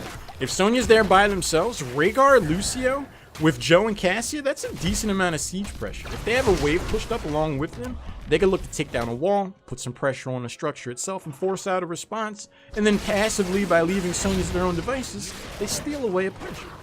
Yeah, that's a really good point. I don't think Malthael would be enough to deal with Sonya on that shrine, just because she's going to gain so much value from her heal, and it's resourceless, right? But he very well might. We'll have to find out. Rated steps up a little bit, taking a bit of damage from the Sonya, but both these teams managed to walk away from each other. And now, Shrine spawning mid-bottom. So, first one of the game, level 4 showing up for both these teams real soon. I'm curious to see what their strategies are. Falstad does have a quasi-global presence, so if there are any side-pushing shenanigans, there is a response from members of imported support. Toby and Falstad just hanging out up top for the moment. Level 4 is going to get picked up. But Kevin Droplets, they move in. Droplets spins the win. Sonya's pretty good here. Resonant Sleeper looking to chase down Special T, put some pressure there. But the Aware is there with the burst. Yeah, and here's the healing coming out from Droplets on the Sonya, like we were talking about. Full health on this hero, man. He, on top of all of these minions, who just gain a massive amount of health back. And instead of imported support, they're doing really well picking up these minions as well. Like, this is 24 to 26 to go either way. FC Ignition stepping up, taking a huge amount of damage. Olek on Lucio, step forward, got the boop, and almost secure the first takedown in the game on FC Ignition. Droplets is again going to spin in there. Malthael spreading the cooties, getting bagged to say the very least. Swap the view, then teleports in on Rhaegar, body blocks him to his own demise. The dog gets kicked, and the full support squad on the side of Animals get taken down, pay his way for the first push. Man, that's half a level lead now going over to imported support, which, isn't enough to bat an eye at. It's pretty substantial here. The first Punisher is going over to the Animals, but they don't have the numbers to push with it, so they're really not getting a whole lot. So I would say the first phase here goes over to imported support for sure. Yeah, I mean, even though you give up, you lose out on the Punisher, but as far as overall value goes, you can't feel too bad about things if you're on the side of imported support. You're half a level up. Level 7 is not going to be too far off. You got those takedowns, so there was effectively 0 push along with that Punisher. I'd be pretty okay with things. Absolutely agree. So now, the rotations from the Animals, they are looking to try to find something in this bottom side of the map. We see Special T. He is on that camp. Are they able to get the kill? There's the disengage, but the range assassin Lucio is not enough to pick up the kill. So they're just going to take the camp as a consolation prize. Olek actually kind of booped him to safety there. If he stepped forward and got a few more auto attacks, and oh no! Sonya. Traded flies in, takes down the Warrior. They are going to be able to barrel roll out of there. Swabs and Goo on the chase. There's the turnaround. Shish kebab by Cassia. A swift response. And that was a nice job by the Animals because they did that down the talent tier. So fantastic job scouting out the fact that Greymane was on that Khazra camp. They pick up the camp, almost get the kill onto the Greymane, but then turn it around and get the kill on Malthael in that rotation. So nice job there by the Animals. Absolutely. I was hoping we'd see an exciting game, and that's exactly what we're getting so far. We see a team in Animals not too scared to go in and try to make something happen, even though they're down a talent tier. I'm wondering if they surprise their opponents in making that happen, but that's going to be respected, and Imported Support has to afford their opponents now. There's the talent you were looking for, man. There is that Poison Spear picked up for Sonya. So let's see how much value it gets. Sonya picking up the Fallen Shaman camp over on the side of the Animals, as well as the Fallen Shaman camp picked up for Imported Support. So both of these going to be pushing top lane. I expect Falstad to now go bottom. Yeah, here comes the Fly, and he's looking for a kill. Traded goes in, he's on the chase. The hook goes out. Oleg with the jukes. Is this Dead by Daylight? First shrine, second shrine is going to show up in the top lane though. Both of these teams are level 8 bruiser camps picked up by both teams, so a minimal amount of value stands to be had out of that. Etobian droplets wasting no time. They're starting to charge it up. Imported cannot go top lane now. As you see, they have to rotate bottom because Fly is not available. That means that they have to make use of that flight, because if they put Falstad in the bottom lane, they just completely give up top, which is just going to do anyways, because the condition of having Falstad bottom means they give up top, so they're just going to decide to trade bottom push with the top lane push, and actually they're gaining a little bit of an experience advantage for it, but at the same time, the Animals are doing exactly what you said. Look at this Sonya just grabbing all of these skeletal defenders while the rest of the Animals push this top lane. This is going to be a Punisher on the keep wall, but will they have level 10 to contest? I don't think they will. This is high-level macro theory we're seeing from both of these teams. We can't fly up. We don't have the high mobility. Let's hang out, get ourselves a fort for our trouble. Oh, the enemy team's down there, bot stealing our fort. Let's go ahead and knock down this top fort as we get the Punisher to make sure we get value on that keep wall, but we don't have our heroics, so we're not going to look to stick around. I like these decisions all around for both of these teams. I find the Gorge an interesting pick, especially against the heavy melee composition that is the Animals. You know, you have Lucio, who needs to be grouped with his heroes in order to gain effect with his heroic. You've got the Johanna, you've got the Sonya, you have the Rehgar. Even Cassia's auto attack range is extremely small. So I find the Gorge a little bit interesting. Let's see if they manage to get the value out of it. Keep in mind, mid wall is still there, bottom wall is there. So, you know, Gorge loses the value when your opponents are able to push up the 3 like that, but we'll see here. Oh my gosh, the Blessed Shield just misses. And there's the hook on Oleg. A lot of damage goes in on Lucio, but no ancestral healing, no beats or drop. Oleg is going to be able to skate out of there. It was a very brow-raising moment. Now, Kyler, I need you to go on this theoretical journey with me. Yeah, let's go. I'm with you. Team fight, full 5-on-5, frantic action all around. Lucio steps in. Oh, my team's health bar is getting pretty low. Oh, no. Let's break it. Oh, wait, I'm gorged. Do you take Gorge just as a snap response to the beat getting dropped? Okay. I think Robo agrees with me. I hear him, or agrees with you. Sorry, I hear him in the background. He's like, yes, man, that's exactly what. And there goes the invade by Imported Support, and they managed to pick up a kill on Johanna. The Blessed Shield wasn't there, but here comes the fight from the Animals. Mighty Gust, like you theorized, there it is. We don't want to fight you right now. Falstad will drop one way or the other. The beat is dropped as well as the ancestral healing. Pretty much a fresh team fight for the Animals, who are looking animalistic, going in, getting 3 takedowns, looking strong. The Gust just wasn't enough. Like, they weren't able to separate enough at that point, and you know, Lucio is there for the speed boost. So Imported Support sold out so hard for that kill on Johanna. They were positioned in such a bad spot that they couldn't actually disengage at that point. The Falstad Gust just was not enough. So the trade definitely goes over to the Animals with those pickups. Absolutely. I mean, Imported Support were committed, like you read about, on that takedown of Johanna.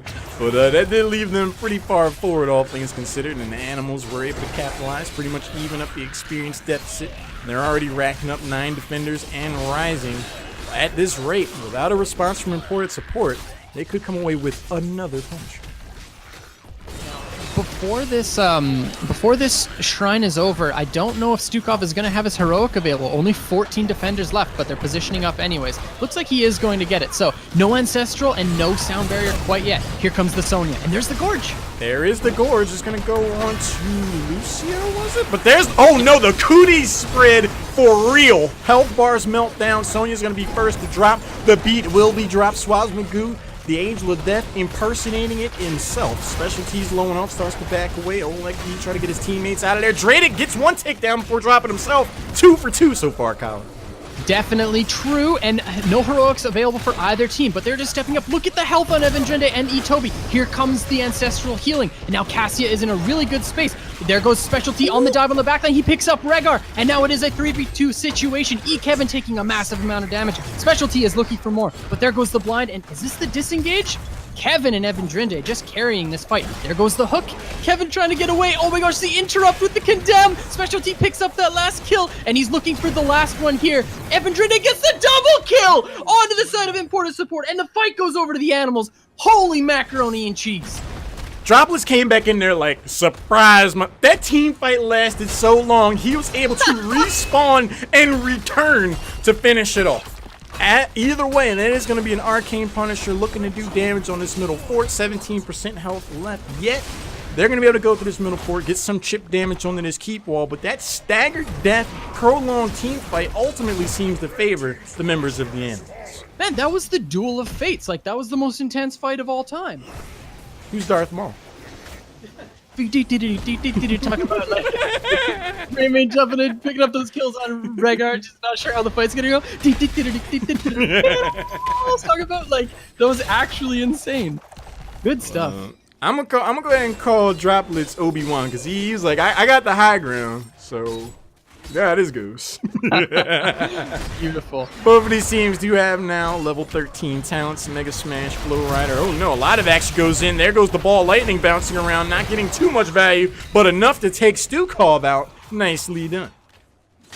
Okay, and I just wanted to comment real quick on how even this game is. Like, before that last kill, it was an 8-8. Oh, Specialty, he's just getting run down. This is an F in the chat moment. That is a sad time to be Gray Main. But yeah, it was an 8-8. It was an even 14-14. Like, these teams are evenly matched, I must say. And look how quick imported support are to just capitalizing on other resources. They're like, okay, we'll push out mid lane, we'll push out top lane. We're even going to take your camp away. Like, this is the only thing that we can take, so we're going to take it. At the same time, the Animals, they pick up those 2 kills, they rotate bottom, and they grab that fort and also their 16 talent. Hey, man. Game's been great. Wood rate, 8 out of 8. Down level 16 was picked up first for the members of the Animals, so that will be a sizable advantage if they look to press an issue in that small window. That added shield's going to bring a lot to Sonya's arsenal. The sustain from the blind, Earthgrass Totem. Stukov is going to be on notice because that added slow, he's already been caught forward a few times. That's going to be particularly rough. This is so sad if you're imported support. Look at this top lane pressure, and then look at where the shrine is spawning. Like, that sucks, man. That is not what you want, because you have the global, and you have 2 of the strongest camps in the game pushing the top lane, right? Like, that's not what you want, but, you know, they don't get the RNGesus on this one, but they do get the 16-16 team fight. And they're gonna need it because this will be knocking on keep doors at the very least should this decisively go over to the Animals. The hook goes out, they come up dry, and there goes the lightning ball. They're going in. Wrath of the Berserker, Mighty Gust, and the swipe. They really don't want to deal with the Animals right now. They fully disengage. And that's quite a few, like, the swipe went out and the gust. You only want to use one at a time. So, you know, they basically traded those 2 heroics for Blessed Shield and Wrath of the Berserker, but they only needed to do it on the one. And now the rest of this fight looks like it's going to go on the way of the Animals, by the looks of things. Here comes the beat, and this fight is fully breaking out here, Haloran. The beat drops, Swabs from Goo finds himself surrounded by a field of red. With that heroic, that's where he wants to be. Ancestral Healing goes out, FC Ignition's low, Stitches gets taken down in the earlier stages. The Spear, Droplets is on the chase, looking for Specialty, closes them out. Nicely done, 2 takedowns. And like, those aren't the fights you want to take when you're imported support. You know, you've got the Malthael, you got the Greymane. You want to be able to blow up a target, right? You're not going to kill this Sonya against a double support. You are not going to kill this Cassia when you give the Animals the condition they're looking for. They want these long fights. They want Lucio with that level 16 to be able to just heal up their opponents with a substantial amount of healing. They want, you know, that's exactly the condition that they're looking for. And imported support aren't able to deny it. So these fights are going over to the Animals. We could tell, like, right off the bat, right? Like, you saw where that team fight was erupting, and you could basically just say, yeah, one's going over to the Animals. Like, that's their win condition. Yeah, the moment those disengage tools were used at the same time, that left them with very few options. The hook goes out and actually catches Itobi onto the tower, bongs his head on that. The top keep will go down, and it looks like the Animals are not going to look to press the issue past that. They're happy getting the catapults in the top lane, having that macro pressure. They're buying their way towards level 20. Not too shabby. And that's exactly what you just said there. Is that what the animals are trying to do? They just want to get their level 20 before the next fight erupts? They should be able to get it, right? Oh my gosh, there's the Gorge. They're looking for Johanna, and then the swipe goes out arguably early. Iron Skin will allow Kevin to get eyes. Like, guys, you realize I'm Johanna, right?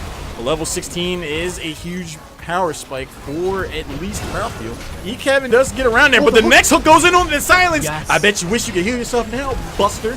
Oh no, the beat drops. The turnaround kill on the Mouthfeel. Animals are not willing to let this go. No, not at all. That was an incredibly good response there from the Lucio. You know, what's his name? Malthael jumped onto that team fight, and he had the Tormented Souls running, and that was going to be real scary, real quick if there wasn't a response. And you know, the support on Oleg B was there to deny that engagement, and they managed to capitalize on it and pick up the kill onto Malthael. So now level 19 showing up for the animals. Looks like they might get their level 20 before a real contest over this next Punisher. I really liked that they had that engage in that tight core. Imported support, the hook goes right onto the Stukov silence. Rhaegar went from feels good man, feels bad man in the blink of an eye. One thing that's a little bit unfortunate for the animals is they only have 2 lanes here. You know, they really want that level 20. They don't want to fight again. You know, Sound Barrier is still not available for 20 more seconds. And they only have the 2 waves to really get much soak.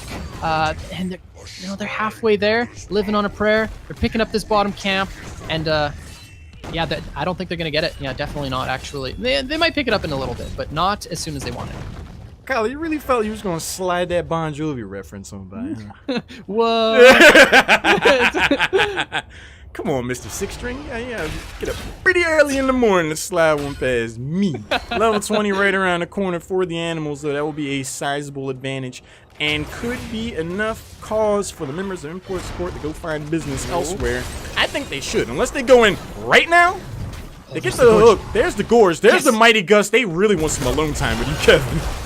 Kevin taking a huge amount of damage. The Curse Bullet was there, but here comes the Ancestral, and this is the turn. This is what the animals want. Their level 20s are so close, though. Do they pursue this? Specialty is incredibly low. They gotta watch out for Swabs Magoo. That's a lot of damage that will happen to you passively over time. And Kala, if that hook landed on droplets, we could be having a very different conversation right now. But with level 20 picked up, Kevin and the crew are looking to turn. Specialty hits the well, back to business. Follow-up hope on Kevin, but without their 20s, I don't think they should go in. And now just watch the health bars on the animals. Like Sonya already full health, Kevin already full health. Like this is what this comp does best. And 4 heroics down for imported support against the level 20 roster. Oleg B taking a massive amount of damage, but nothing's gonna follow up from it.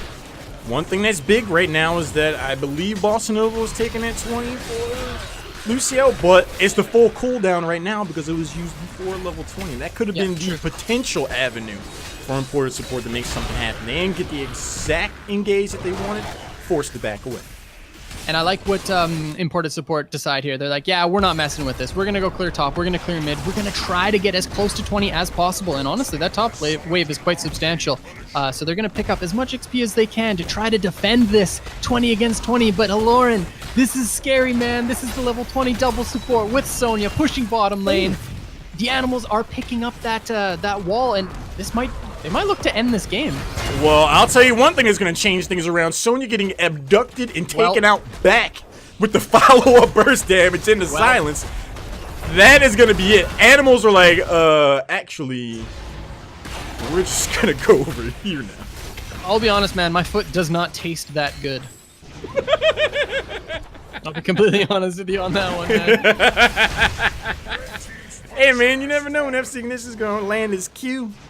Like, I saw the hook go, I was like, oh, that's cheeky. Wait, that's over the wall. Oh, that's a Gorge. Wait, the entire team is there. They really want to have that conversation. But, okay, best thing about this is the fact that this is a game. Like, this is a level 20 to 20. This is, like, both these teams have the tools to defeat one another. And honestly, any team wipe at this point, bottom lane's pretty much open for imported support. They could perhaps end. Curse Bullet did miss there. Swabsgoo trying to body block, put more pressure on Kevin. There's the signs to kick him in the mine on the way out. But level 20 is now picked up for both of these teams. One thing that's really impressive about that last push, that takedown on Sonya, the bottom keep looks like it didn't even take damage. No. Like, it was just over. Little bit of damage. Little bit of damage.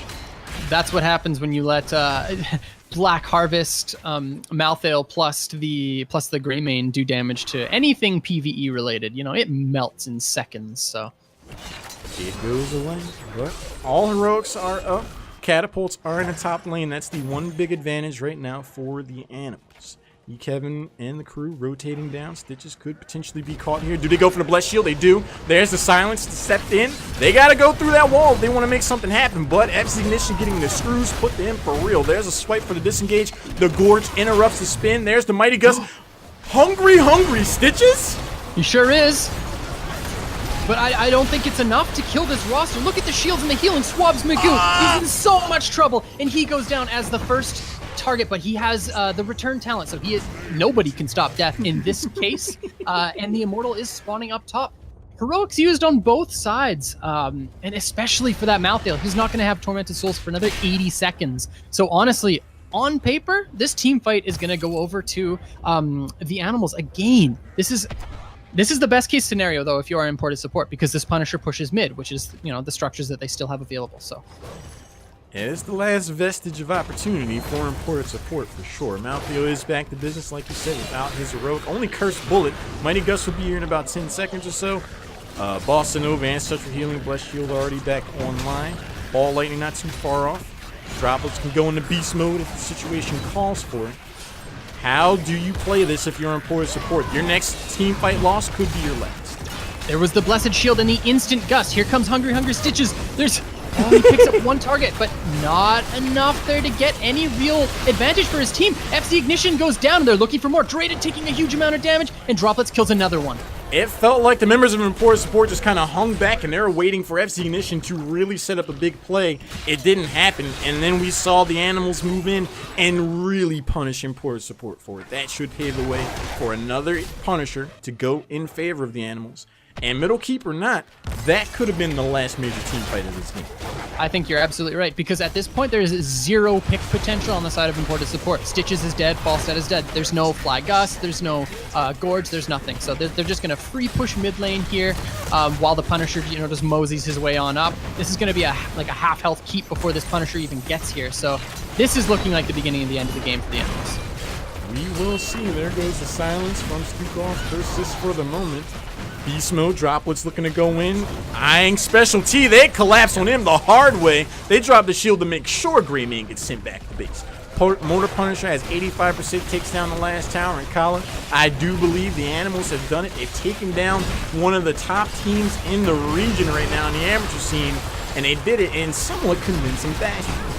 Yep, absolutely. And I mean, 140,000 siege damage dealt by Johanna. Like, she was a PvE powerhouse this game.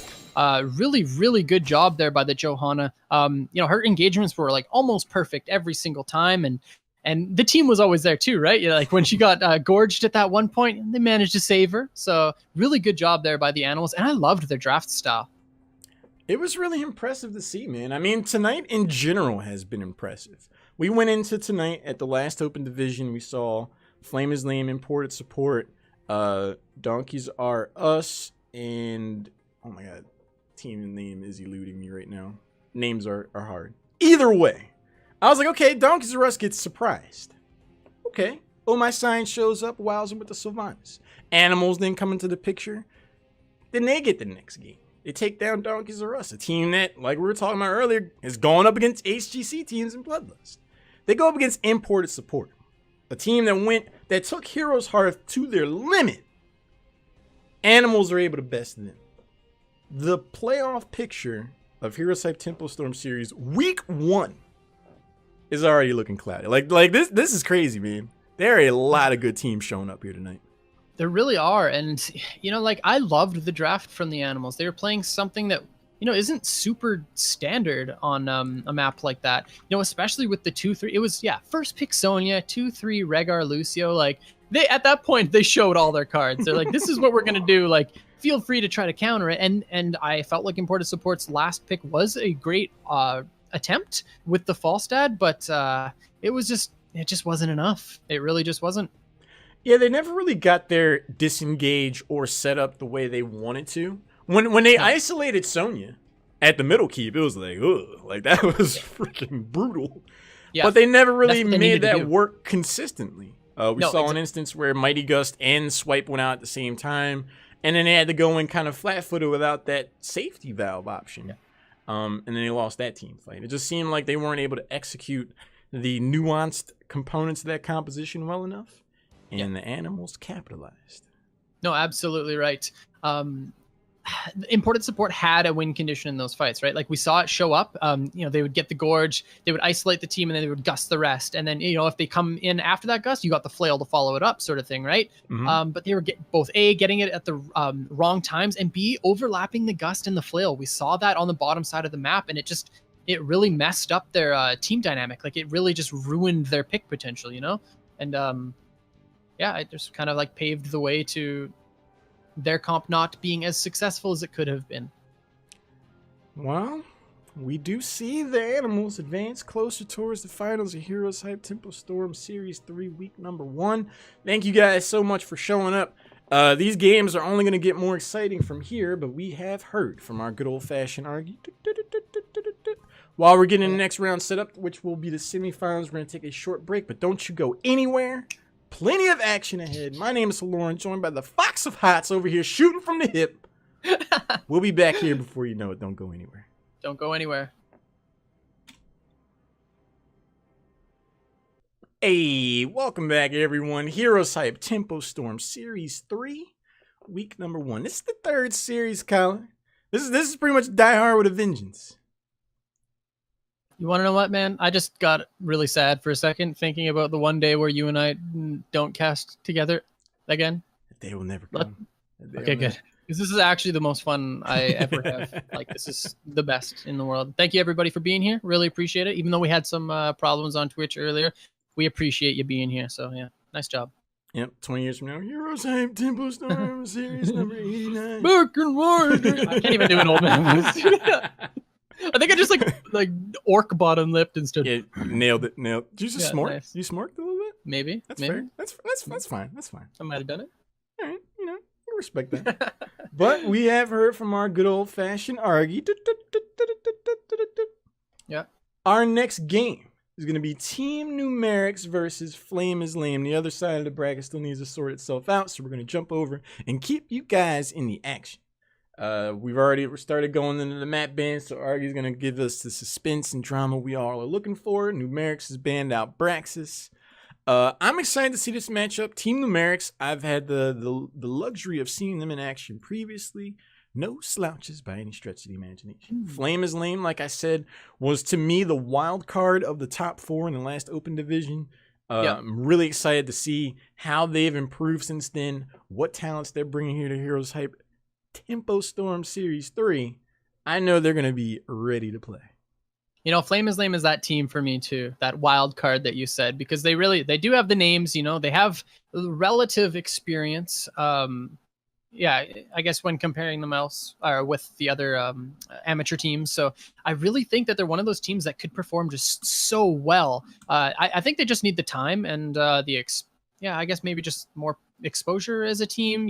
They just have to play more. I'm not sure what it is, but they just need that little something, because they're not quite at the top of that amateur ladder just yet, but they certainly have that potential. Absolutely. I want to take a look at the bracket real quick here. I'm going to have to update the link so we can have the completed rounds closed out.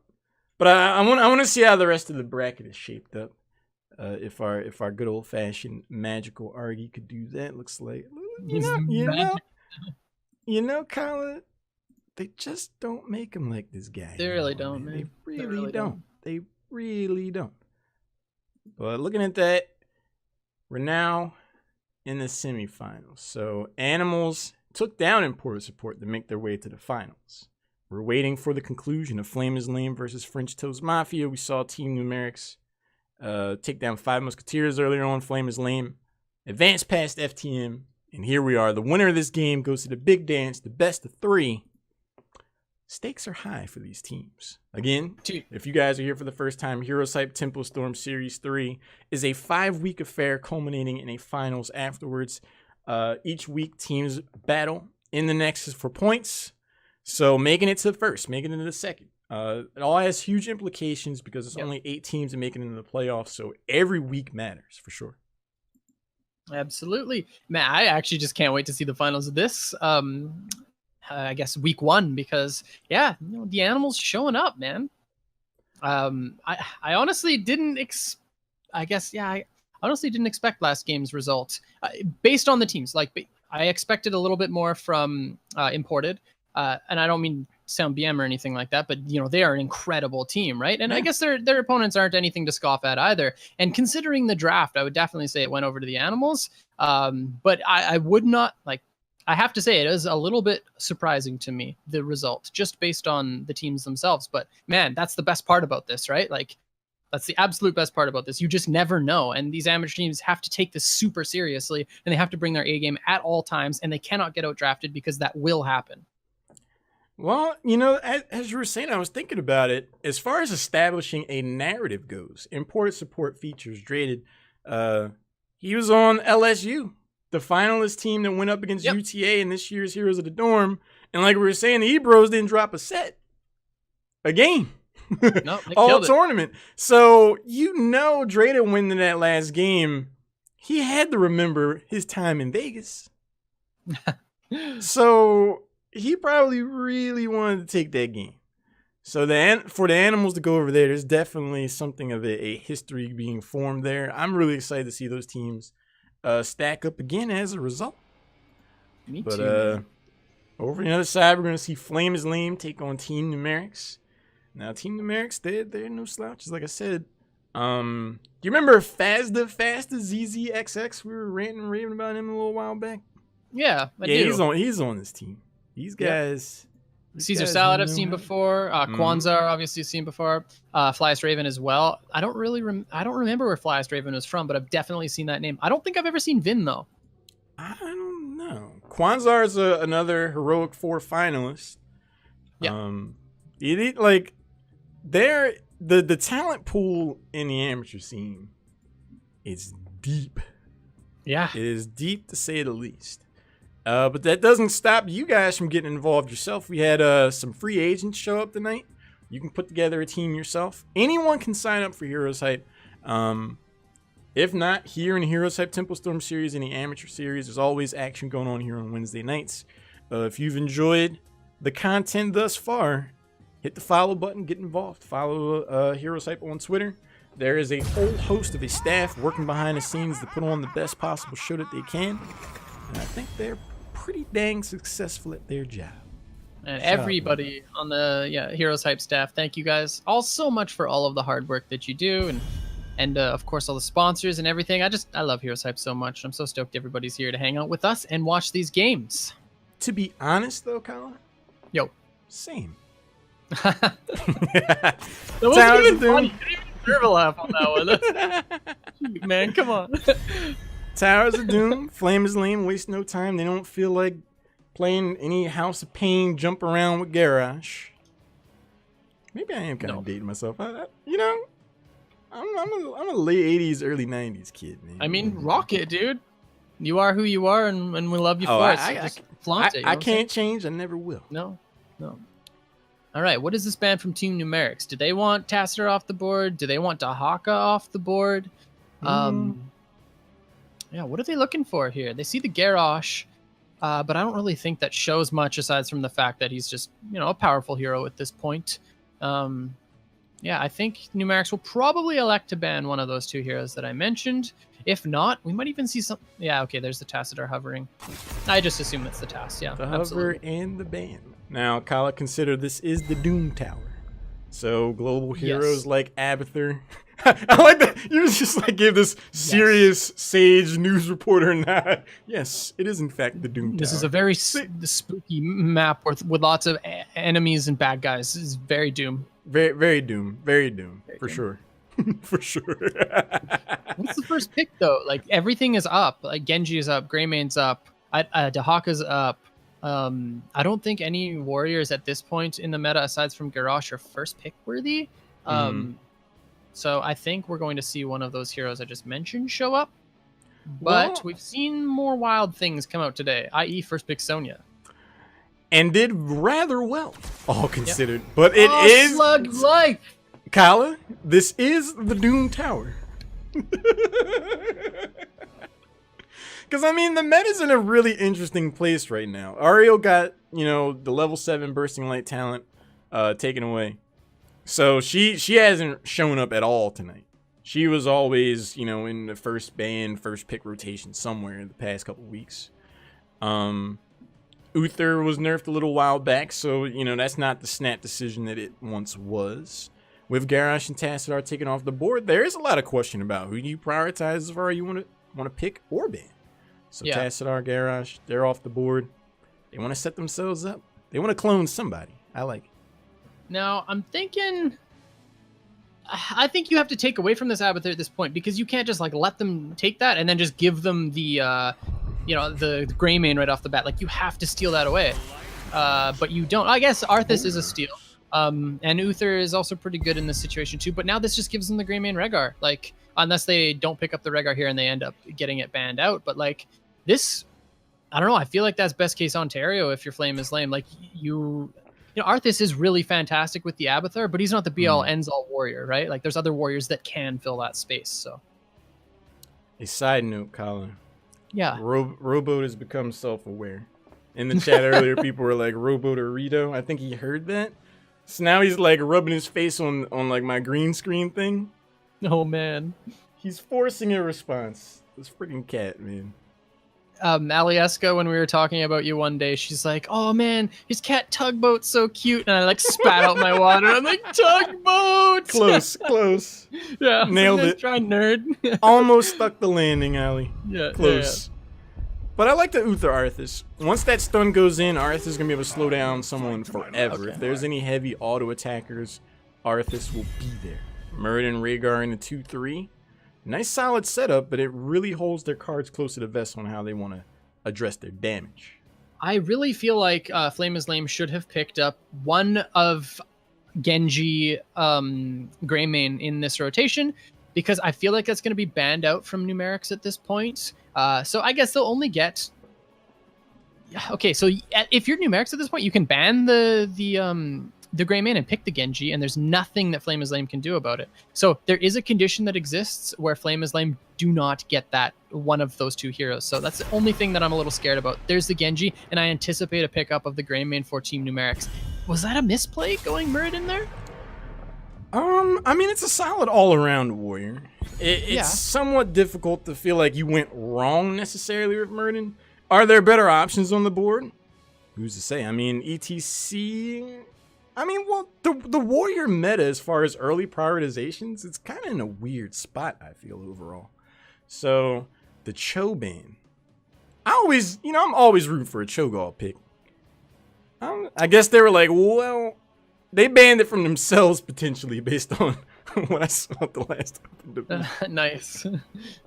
If we can't have it, no one can.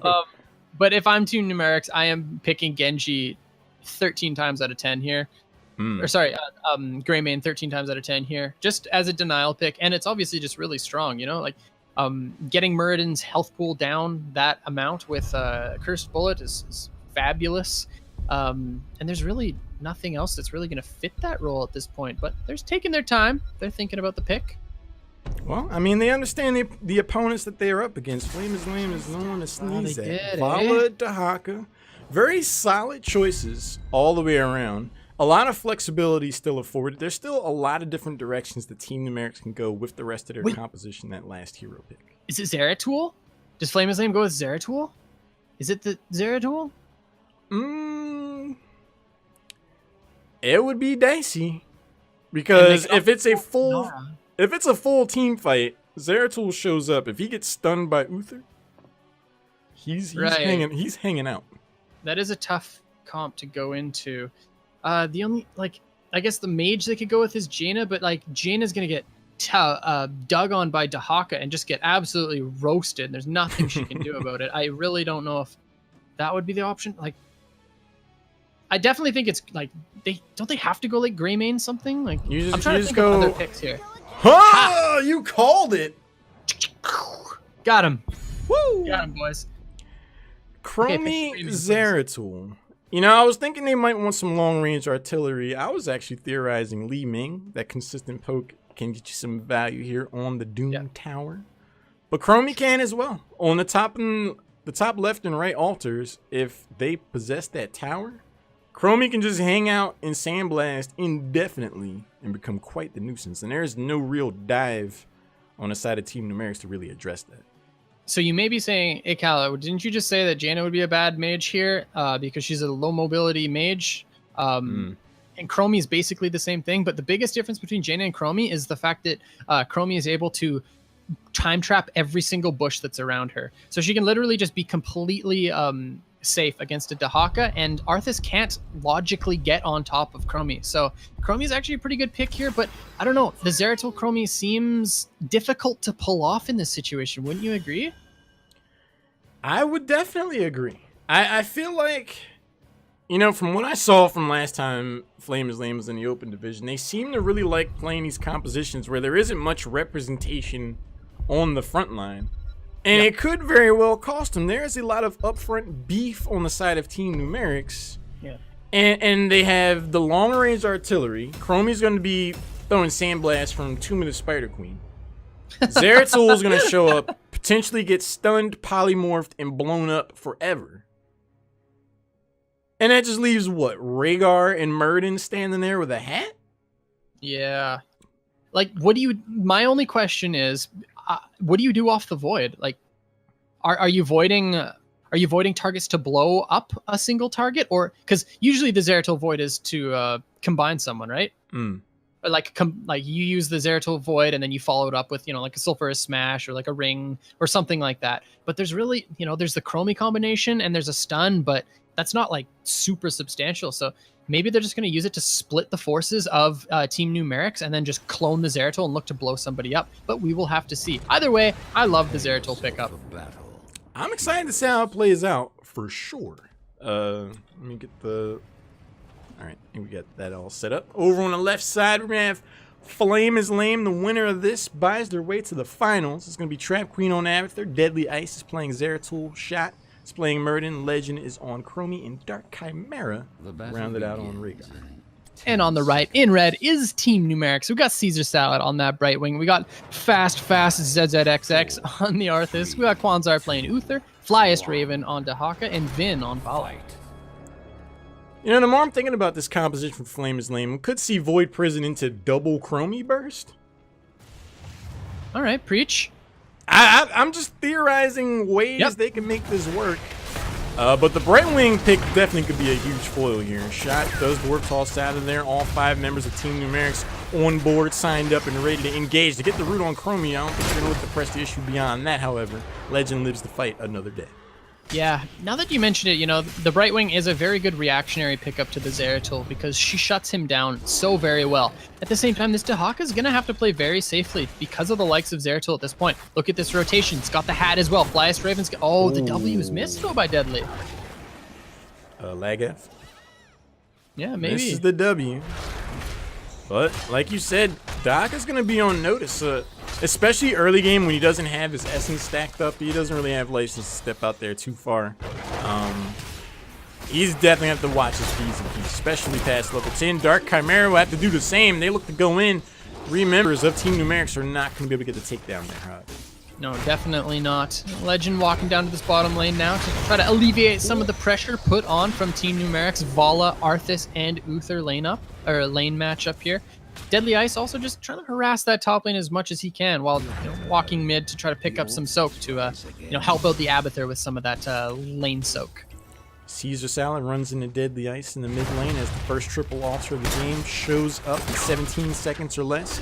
Shot finds Faster. Arthur's putting some pressure on the Murden, but plenty of mana on both sides. No one really looking to press their issue or step too far forward. With level 4 around the corner, they might just look to poke and play it safe. Flyest Raven looking at the invade here while Trap Queen shows. Taking a little bit of damage. I'm not sure if the hat's going to be there, but Deadly Ice actually getting massively out-traded here. But the altar cap does go over. So just trading out here. Meanwhile, bottom. Here comes the dig.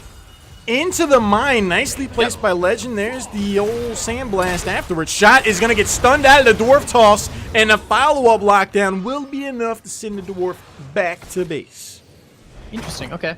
So Flame is Lame. Maybe it's just their lack of practice with the Abathur on this map, but giving up that bottom one early game is perfectly fine, right? You don't have the bodies to deal with it, and when you see that teleport come out, you just say, okay, sure, we'll just push top. Like, that's perfectly fine. As long as you're not giving up both sapper camps bottom, like, that, you're in a perfectly fine position. Like, you're not trying to win on shots early game. Yeah, because you just don't have the bodies, but they went for it and they paid dearly. Yeah, you make a really good point. With this early game, I think there's a lot to consider with the Abathur being picked up. We do see the sapper camp being claimed by Team Numeric. Shot moves in. The blast from Chromie just misses. Shot continues to step forward. Stun from Kwanzaa is going to send the dwarf out of there. But yeah, in this early game, especially when Towers are doing, there's always going to be a mid to late game. So right now, the name of the game for Flame is Lame is to not lose out in the early game because they're down a body. So they'll play aggressive when they have to, but they don't want to lose team fights and fall way behind. And right there, actually, sorry? Go ahead. You finish up. Okay, right there was a huge point. Like we were saying, we wanted to nitpick the very micro mistakes these teams are making. Flame is Lame, they knew that Brushstock wasn't up at that point, so they could have actually probably forced that that sapper camp a little bit harder, but they walk away from it and just end up trading sapper camps bottom. Root miss from Arthur, so that will allow Shot to step forward. One sapper will make it over, the other one as well. Third still hitting the minion waves or the heroes now. So that might get stopped. Flyest Raven will step up here, find Trap Queen slugging it up in the top lane. But the wall's still up there. Abathur's gonna be just fine. A lot of pressure going down in this bottom lane for Flame is Lame. You know, we managed to get half health on a tower. I guess nothing too crazy. Abathur doing a really good job here, soaking both of these lanes. You know, it's something you usually can't do until a little bit later on, but he's doing an excellent job. Meanwhile, keeping pressure and that hat on shot at most times, but here comes the dig. It's going to be a hat build for Abathur as well. There's a nice drag, sets up the follow-up stun and the root. The lockdown should be and is enough to take down Rhaegar right as the temples show up. Zeratul is able to claim the one down bottom, so by the end of it, this should be an even trade. But that team fight potential before level 10 is definitely an advantage that Team Numerics took advantage of. Absolutely, especially when that Brushstock is available, and we saw it. That's the second time the dig comes out and the pick shows up. So Shot actually in a little bit of trouble here. Here comes the stun, and he's going to be slowed for a long time. This is not good. He has the jump, but okay, they don't push in for it. With that change on Dwarf Toss a long time ago where he no longer has Unstoppable, it becomes a real interesting shell game on when you try to jump out of there. I really like the idea. He ate the stun, he ate the root from Arthas, and then he was like, all right, now I feel comfortable with being able to jump out of here. He had the health to do it, managed to get out. Yeah, absolutely. Another skirmish on this bottom side. It is the 4v4. Brushstalker's going to be coming up real soon. This camp is being contested. Shot is taking a huge amount of damage, but it ends up going over to Team Numerics, and now Shot's in trouble. There's the heal from Dark Chimera, and he's like, I've done everything I can for you, good friend. Vaya con Dios. That's going to be the third takedown in favor of Team Numerics, who are getting work done before level 10. That's what they need to do if they want to establish themselves for the mid-game. Yeah, absolutely. Flame is Lame have some of the right ideas in some of these spots, but the execution just is not quite there, and they're paying dearly for it. But at the same time, you know, being down, being down a level with an Abathur comp is not where you want to be at all. And I would equate that mainly to kills, because 3 going over the side of Team Numerics in this early game. Yeah, I mean, even if it's not the direct kill experience itself, it's just the allocated resources to try to recover from that is making them miss out on soak. It's really starting to show itself and make itself apparent. Level 10 could theoretically be here by the time this altar shows up. Brightwing and Dahaka both can burrow in after they secure that. So this might be 4 points that Flame is Lame would be better served letting go. Yep, the combo goes out onto Arthas, but he doesn't really care. Still full health, the 25 armor. That Death Knight is walking in. Now Shot, actually there's the cleanse. Here comes the dig, and the combination onto Rhaegar, and the follow-up stun from Vala as well. Dark Chimera's in a lot of trouble, and he goes down. We were talking about teams making mistakes at this level of play for Heroes of the Storm. We might have just seen the biggest one yet so far. Sticking around, taking that fight, knowing that level 10's right around the corner. If they didn't get a kill in the first 5-7 seconds, once that 10 showed up at the top of the screen, they had to get out of there. This could be an avalanche snowball situation, Kala, that they never recover from. I mean, you said it right there, but I feel like that kill had to come off that initial Stormbolt. Like, if they didn't get that, they have to say, okay, cool, we're cutting our losses and going mid-top. Like, that's fine.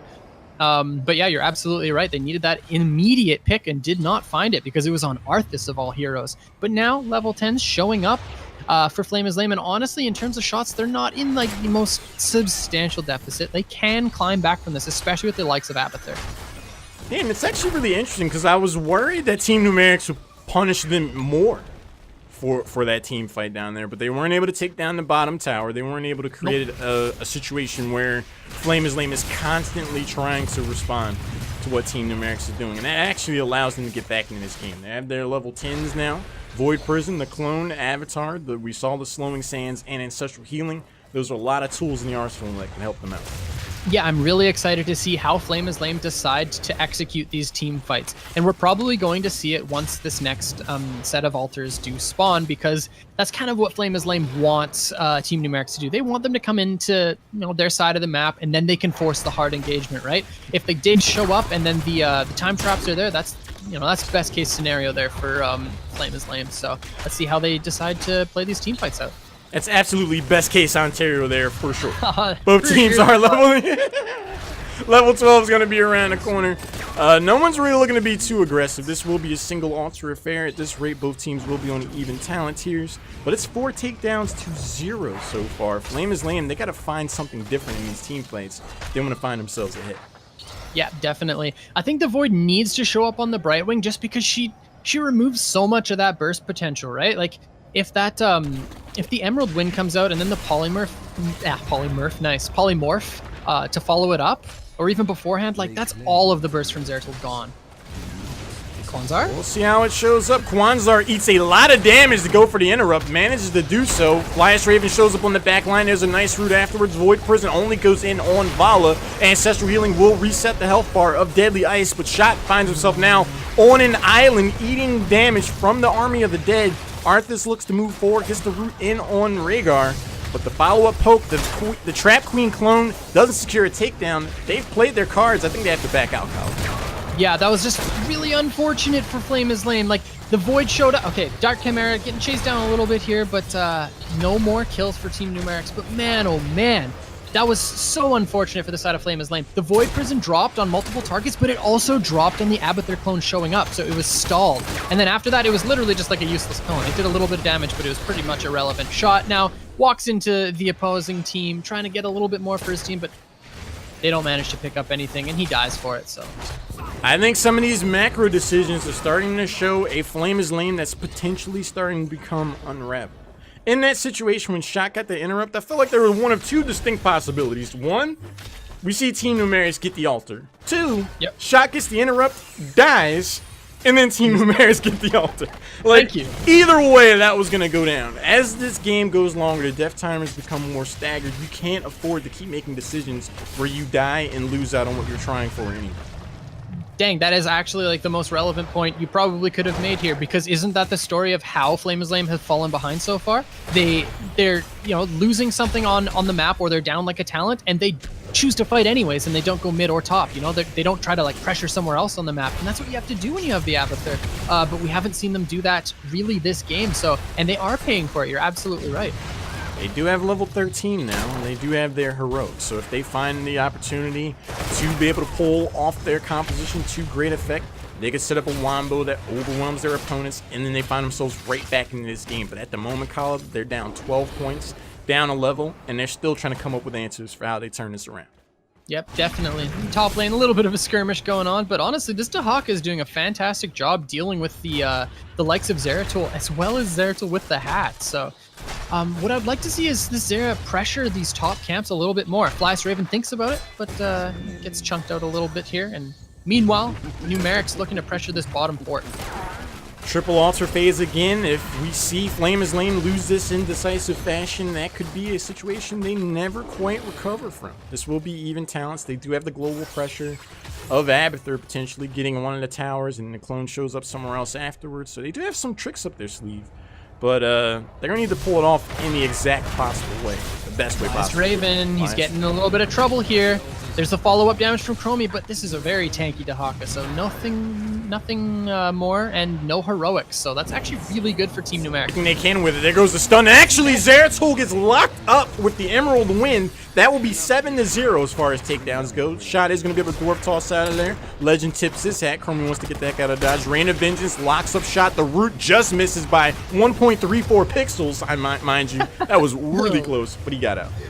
super close. Like, yeah, that's really unfortunate if you are the Zeratul. I wonder if the experience was the same, if that would have resulted in a kill because of scaling. I actually don't think so, because I think it was a little bit, it was like around 10%, I think. But yeah, that's basically what you want to have happen as a Zeratul, minus get ruined by the Brightwing. So, a little unfortunate. I think what we saw there was the difference of discipline levels for both of these teams. I think Team Numerics could have potentially tried to make more of an issue of interrupting that top right altar, but they could have found themselves in the same spot where they were losing heroes, and then the altar went over anyway. The Flame is lame. They were like, we'll give you 4 points, and then we'll get a takedown, and then a tier advantage. I like that trade a lot. Yeah, and now Graded Polymorph is online for the Brightwing, and that's just going to make matters even worse for Zeratul. That's almost a second more on that poly, so it's really scary when you're that hero. You go in on that backline, you're getting polyed for like what seems like an eternity. So yeah, you may as well start playing elevator music. You're like, I really would like to press buttons now. And considering all the lockdown that Zeratul's been dealing with and dying from already, oh no, here we go. Here's a huge. There's the shield. They go in. There's the polymorph. Emerald win, locking up Trap Queen. The clone gets absolutely no value as a result. Avatar has to get used. Shot starting to back away. Without their level 16s, this could have been a lot worse for Flame is Lame. Yeah, absolutely. Vin, taking a bit of damage from the clone there is. Oh, Zeratul's not able to land the spike to follow up. And that was a talent tier down, and I really feel like if Flame is Lame played that on even talent tiers, it could have gone, a different way, but the Brightwing this game is just on point. The teleport came in immediately onto that Vala, and Emerald winded away all of the damage potential. Yeah, I mean, Brightwing showed up at the back end of the draft and has been instrumental from the time they loaded onto the map. It'll be an even altar trade, but Murden will be taken down as a result. The boss will get started by Team Numerics, and that could put the members of Flame is Lame in single-digit territory. Yeah, Chromie's going to gain quite a bit of value here, but the damage on the side of Team Numerics is just making it completely irrelevant. Flash Raven taking spells right to the dome, but the dinosaur says I'm okay with it because he's got the self-sustain. He's all about that essence. It's chill. He's like, I need that. It's fine. Level 16 is now here finally for the members of Flame is Lame. We're going to see Locust Blood sends to death. So if that Wombo setup is there from Zeratul, it's going to do wonders. Stone Form for added sustain. Quantum Overdrive was picked up weeks ago. And then Earthcrash Totem for the slip. Yeah, we're going to see Flame is Lame really put on, or turn up the heat at this point. They've got their 16 to 18. This is really their last opportunity back into this game. They need to start getting some kills. They need to start getting some pressure out on this map. And when you have Abathur and you start taking forts, it makes it really easy to control everything because you have constant pressure, even against the likes of Dahaka. So see a huge engagement here. Arthas is low on health. Shot has to use Stone Form. Still has Avatar available. Just uses that now. A nice drag. Flies Raven shows up on the back line. Surprise, silenced and taken down. No ancestral healing for anybody. The support taken down early on. Trap Queen, the clone, gets rocked as well. Shot tries to back out. Hits the Dwarf Toss. Gets dragged. And I think the follow-up damage is going to be there, Kyle. Yeah, there's the Emerald Dream just to secure that kill if it wasn't already. And Lauren, I feel like it's just execution at this point for Flame is Lame. Like the clone needs to come out so much sooner so that this Zeratul can have that combination pressure. Both Zeratul's on any of these squishy targets, like you can literally do it on anyone and get a massive amount of health chunked out from the side of literally any hero on Team Numerics. But at that point, the clone didn't come out until after Zeratul's already out of the fight. So yeah, I mean, there's a very narrow window where this composition sets up a Wombo that wins in the team fight. It just hasn't yet come online for the members of Flame is Lame. But something that I think is really interesting here, Kala, taking that siege camp, the sapper camp up top, that is the first time I think we've seen Flame is Lame make a side decision. Everything else has been very linear, like the altar phase is up, let's go for that. The altar phase is over, let's go get a sapper camp. They have never really gotten a consolation prize. They've never established macro or anywhere else, but it might be too little too late. Yeah, and that's what we've been talking about, man. And I really feel like that's pretty much the story of this game. Like, they basically played into their opponent's hand for most of it, and it cost them so much pressure. When you have that Abathur Zeratul, like, you can take so much off the map, and there's literally nothing that Team Numerics can do in terms of single heroes. They can't send anyone by themselves to go get it because Zeratul will just kill them. If they play it incorrectly, right? But yeah, you're absolutely right. That was pretty much the first time they took something on the opposite side of the map in order to kind of equalize that pressure. But like you said, too little too late. Very well could be, but only 3 points left on their core. They're trying to do what they can to reclaim this bottom altar. There really isn't many other things on the board for them to do right now.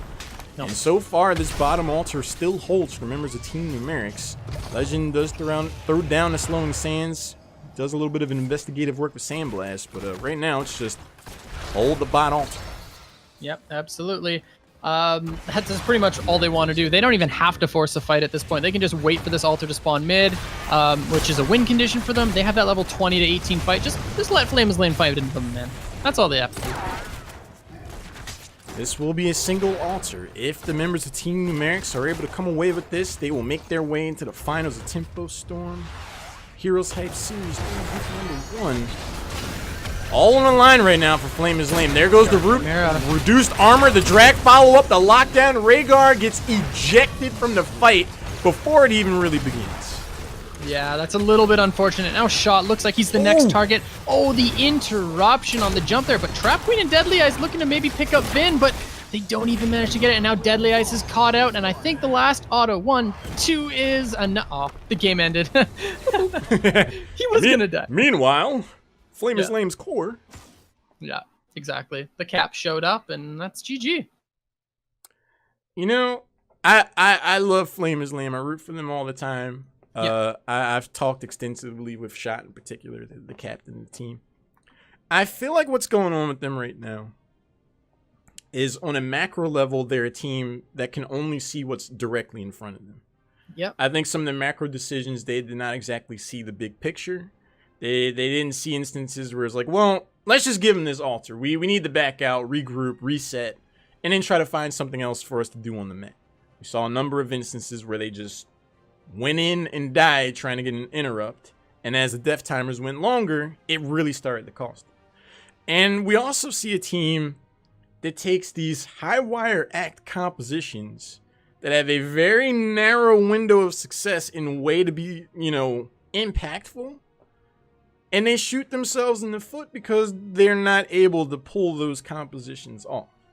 I think if they played a more straightforward comp that had more dimensions to it, they'd have mental capacity to see things beyond what's immediately in front of them and overall become a stronger team.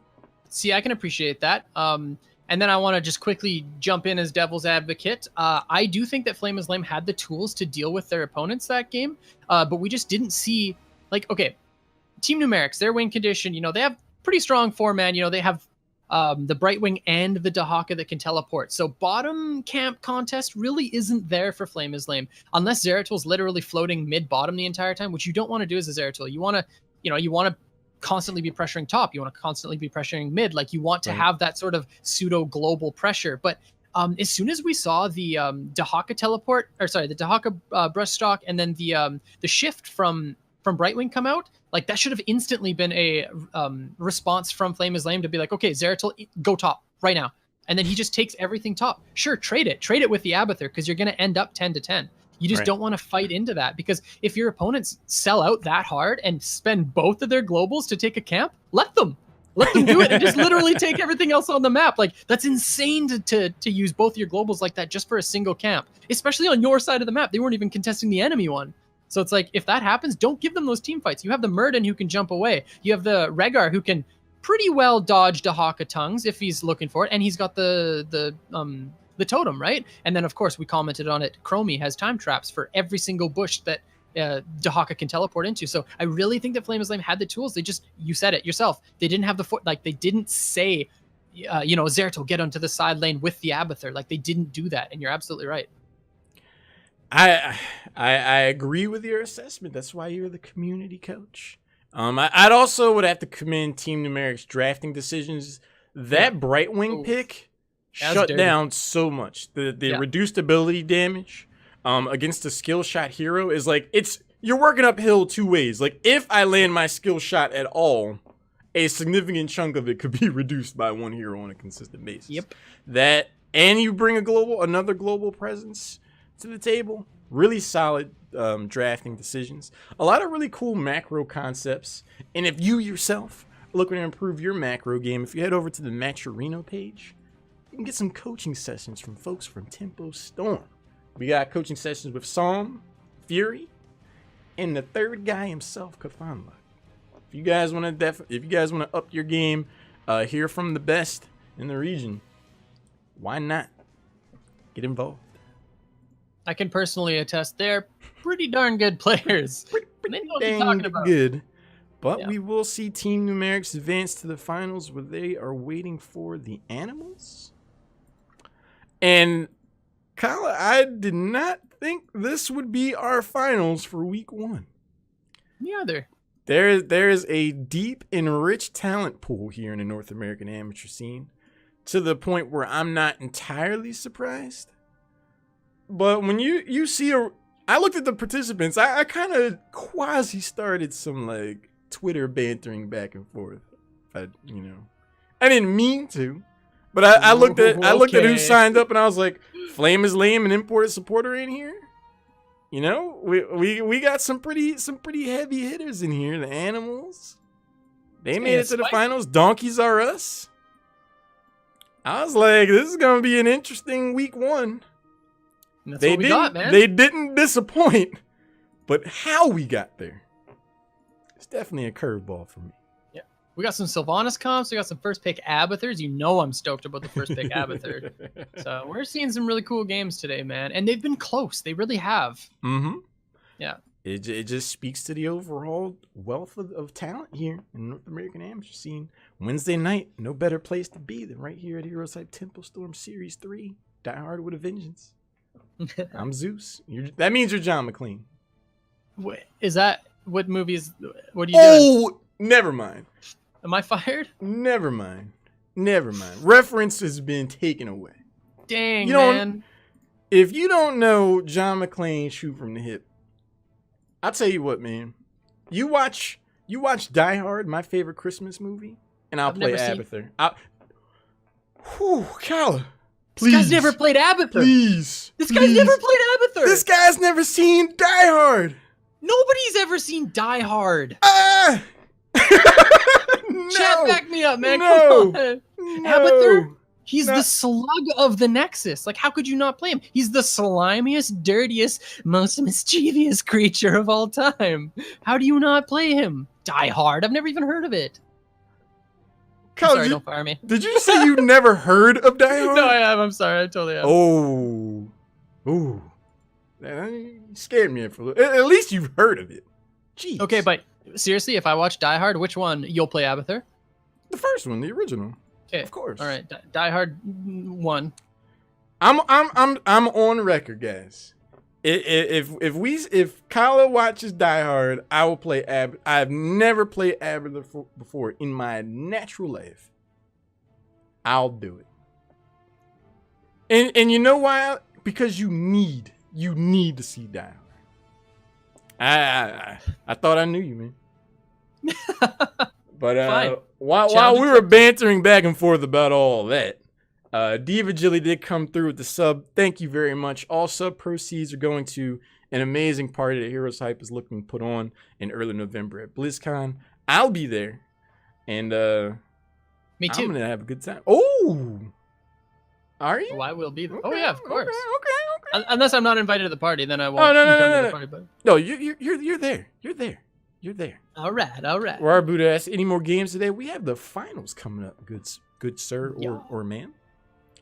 Best of 3 between the Animals and Team Numerics, 2 teams that I don't think anyone necessarily expected to be here, but definitely deserve it. They didn't just like sneak by or, pull some kind of shenanigans off. They have earned their spots here to claim those first place points potentially to start off Series 3. But the bands are starting. We've heard from our good old-fashioned Argy. Right, Mantis? Right? See. Are you referring to people calling me out for not seeing? I thought more people would be mad at you for not playing. Oh my gosh, I just walked into that. I thought more people would be mad at you for not playing Abathur. Come on, man. What do you mean? Who hasn't seen? Exactly. I knew that. That was a 2-minute time bomb. I knew it was going off. The moment. No. Exactly. How do you not see Die Hard? I can't even look at you guys anymore. We're having. I can't even look at you guys anymore. for your edification, I'm wearing shades right now.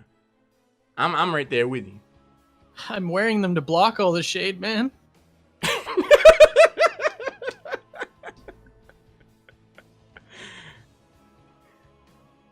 I don't know. Abastream. Well, I've gone on record. I will play Abathur the moment Kala confirmed. Well, maybe not the moment, but shortly after Kala sees Die Hard. I'm gonna watch the heck out of that movie. I guess I'll play the heck out of Abathur. What about my unnatural life? That's a fair question. All right. Argy's giving us the info and the good word on the bans. Numerics is banned out. Brax is holdout. Animals do not want to see Forehead Junction. Argy is typing Numerics picks ... which means we're going to join the lobby and find out, because Argy's been kind of throwing us under the bus here with the drama and suspense. And excitement. Argy. You know, they don't make him like that guy anymore. No, they really don't, man. When you really think about it, just a unique fellow. He's a fabulous guy. Yeah. Oh, I almost joined the wrong person's lobby. And he's pretty neat. He's pretty. Oh, he got you good, dude. Get wrecked. Argy. Got him. Argy posted a picture of Ginger Dread and a Zebo. No warning. All I ask for is a warning, man. I'm glad we haven't seen Ginger Dread and Zebo at all tonight. Until now. Thanks, Argy. What a guy. What a guy. You know, he knows he's wrong for that. He said we're going to Towers of Doom again. Nice. But he's got time to think about what he's done. He's got time. He knows. It's in the doghouse, man. We're in the lobby here. Meow. So we just saw Team Numerics look rather strong on Towers of Doom. Animals has been waiting to see who they'd take on in the finals, so I can only imagine that they saw Team Numerics put on quite the performance. Well, from what we've seen of Animals tonight, they do not look to be.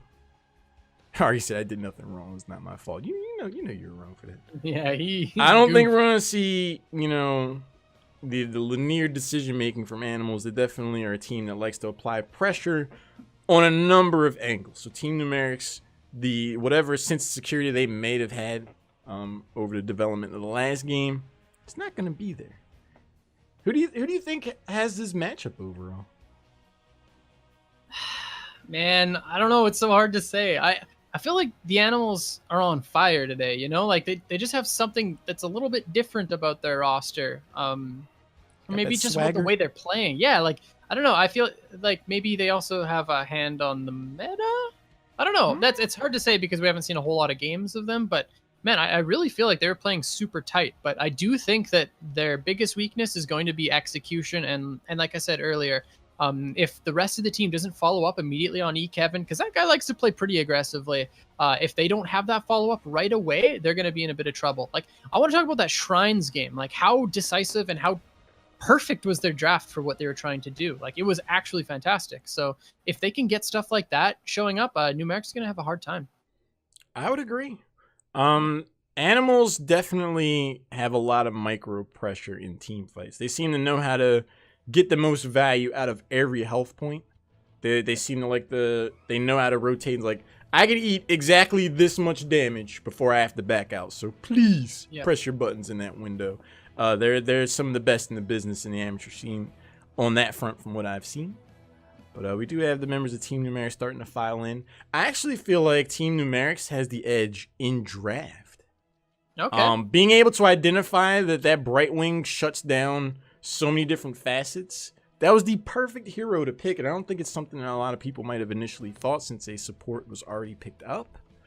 So to have that presence and mental capacity be like, well, if we take this hero, it's kind of checkmate before we even load into the game. Yeah, it was really good. You're right. If Animals are able to make it through the draft on even footing, I think they have a really good chance. But if they leave any weaknesses or holes open, Team Numerics is going to take that and punish them the hard way. Yep, and Numerics just showed that they're really comfortable on this map, and they're also really comfortable playing a double global comp, which I would say is more reserved for higher level teams when it comes to execution, because you need to be fast with those. And if there's anything that Team Numerics were last game, it was fast, right? Like they instant Brightwing shifts onto the Vala, in order to disengage all that Zeratul damage. So stuff like that happened extremely quickly and decisively, and that's what you have to do in order to make those comps work. So hopefully they can get themselves a draft like that that's going to allow them to play proactively and execute properly, and see if they can win this game or these games. This is a best of 3 as we go into the finals. Monkey Brain say yippee-ki-yay, genetic sequences assimilated. Perfect matchup. Wait, is that a quote of Die Hard? And then yeah, be sure to watch out for that part, Kyle, for when John McClane says genetic sequences assimilated. Oh yes, okay. Perfect. Awesome. I'm stoked. Next level. But we got all the people in the lobby here. Apparently there's a raccoon on Droplets' roof. Things you learn in lobby.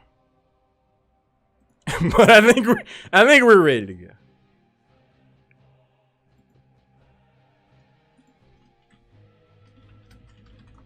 But I'm glad you guys are having fun yucking it up in the chat. I'm having a time of my life. I love casting HeroesHype Temple Storm, and I love casting with this guy, even though he hasn't seen Die Hard. That hurts. That's okay. We can have our film differences and still have a great time. Ain't that right? And that right there about there? Go on now. But with no further ado, welcome back to Towers of Doom. All right. So the animals, their first bans, do they ban... Wait, so what was picked up for Team Numerics? Okay, maybe this is something I'm not aware of, but that's the first ban there for the Gaul. Last time we saw it come out for second as their Flame is Lame banned at second, right? So I'm assuming Team Numerics just spams this Cho'Gall, and it's a huge comfort pick for them. So the animals do not want to play against that. But again, I would expect something like Tastar, maybe Garrosh, banned off, perhaps even Dahaka. Mm-hmm. So. The early ban on Gaul, it's cheeky. Yeah. Cho'Gall, I feel, operates on the fringe of the meta, just outside it. Like, in the right situation, you get that silence bowling ball build. Yeah. It's rough. Like, there's no real counterplay to that if you've drafted yourself into that kind of corner. But is it so valuable that it needs to be banned? And are there so few counters that you can't just pick heroes that kind of like discourage the Cho'Gall pick? I don't know, man. I don't think they need to ban Gaul. No, me either. Tassadar first ban there for Team Numerics. I like that ban. And talking about the Cho'Gall, I actually think he's the worst hero in the game. Call me crazy. I do think he's the worst hero in the game. Our region has literally never seen any impressive Cho'Gall play. We've seen Cho'Gall win games, and that's totally fine, but no like Cho'Gall play where it's like, holy crap, that's going to reinvent the meta. Like, that hero and the way that team played it is incredibly good. Korea has shown it a few times in HGC, and there's a few Korean teams that actually swear by the hero, but I'm just not sold on it yet. Murky's in the game, right? Yeah. I know, I'm sorry. And you feel Cho'Gall's the worst hero in the game? I do. I know, call me crazy. Wow. I know. Today I learned. All right. Okay, maybe not the worst, but definitely no. It's a lockdown. Wait, okay, so Illidan first pick, that's wild. And this is live patch where Hunt is 100 seconds nowadays. Yep. So, for a while, Illidan's been riding high in the meta as far as prioritization, because it seemed like every time you turned around, you weren't prepared. No. He was bringing the hatred of 10,000 years, but that's not going to happen so often now. Not quite as frequently. What's the response, though? Is it Dahaka? Because you need something to deal with that impending global pressure that Illidan has. So is it the Dahaka pickup? If I'm again, Garrosh is up, right? Uther Arthas. Yeah, that's also there. Isn't that what they started out with last game? Yeah. Nice. Did you just call it? You're a god. Yeah. Right. That is what they picked last game in the 1-2, and it's especially effective against Illidan. Yeah, the animals asked for this. Yeah. Like, Yep. it's got to be Lunara. I don't know.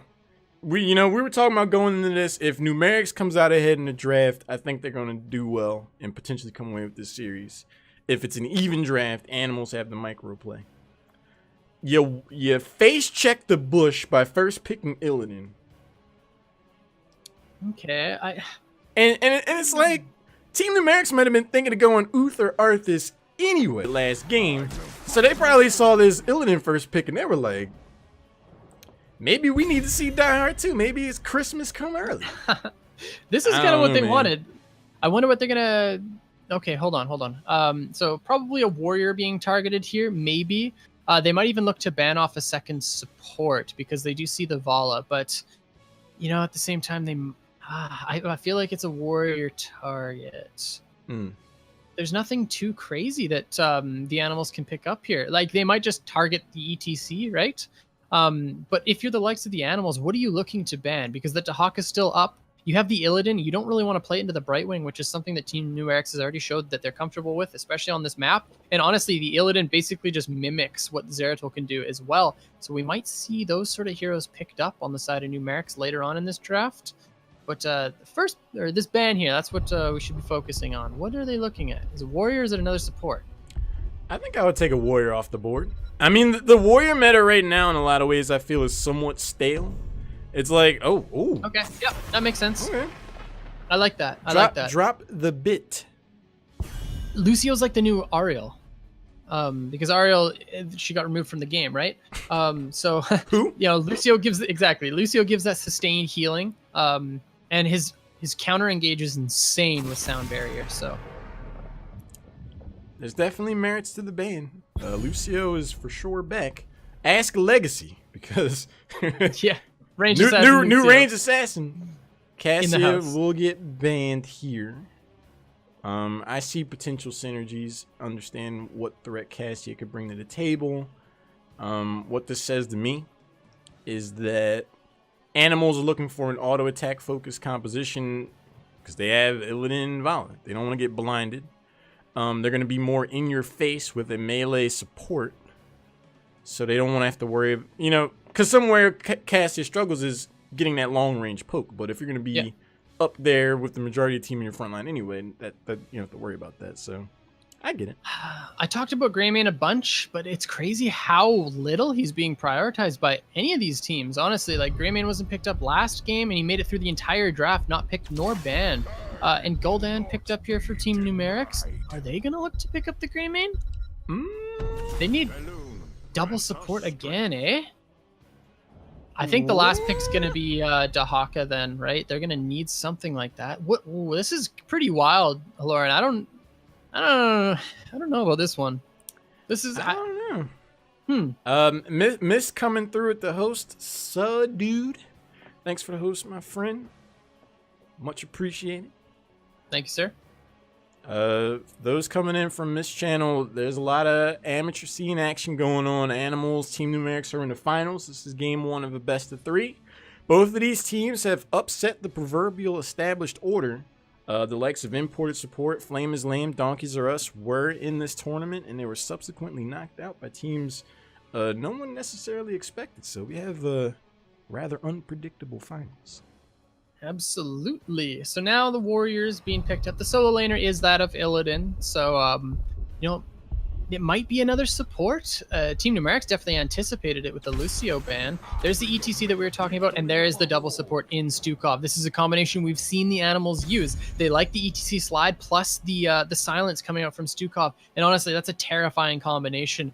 When the hunt shows up as well, that's going to be a silence target on top of that hunt. So lots of good stuff coming out, and lots of good synergies from the Animals. Let's see how Team Numerics decide to respond with it. I personally anticipate a Dahaka because it's either that or they're going to go with another warrior and then put Arthas in that solo lane against the Illidan. If they do go for another warrior, I agree with the merits there. It puts a lot on the shoulders of Gul'dan, though, to really come through. Yeah, DPS Malfurion, hee LOL. But I don't know if I'd hang my hat on that in the finals against the likes of the Animals. So Yeah, they're either gonna play for sustain and make it the Gul'dan show, or they're just gonna let it fly and take some kind of damage dealer here and hope for the best. What is this gonna be? There's a few heroes it could be, like...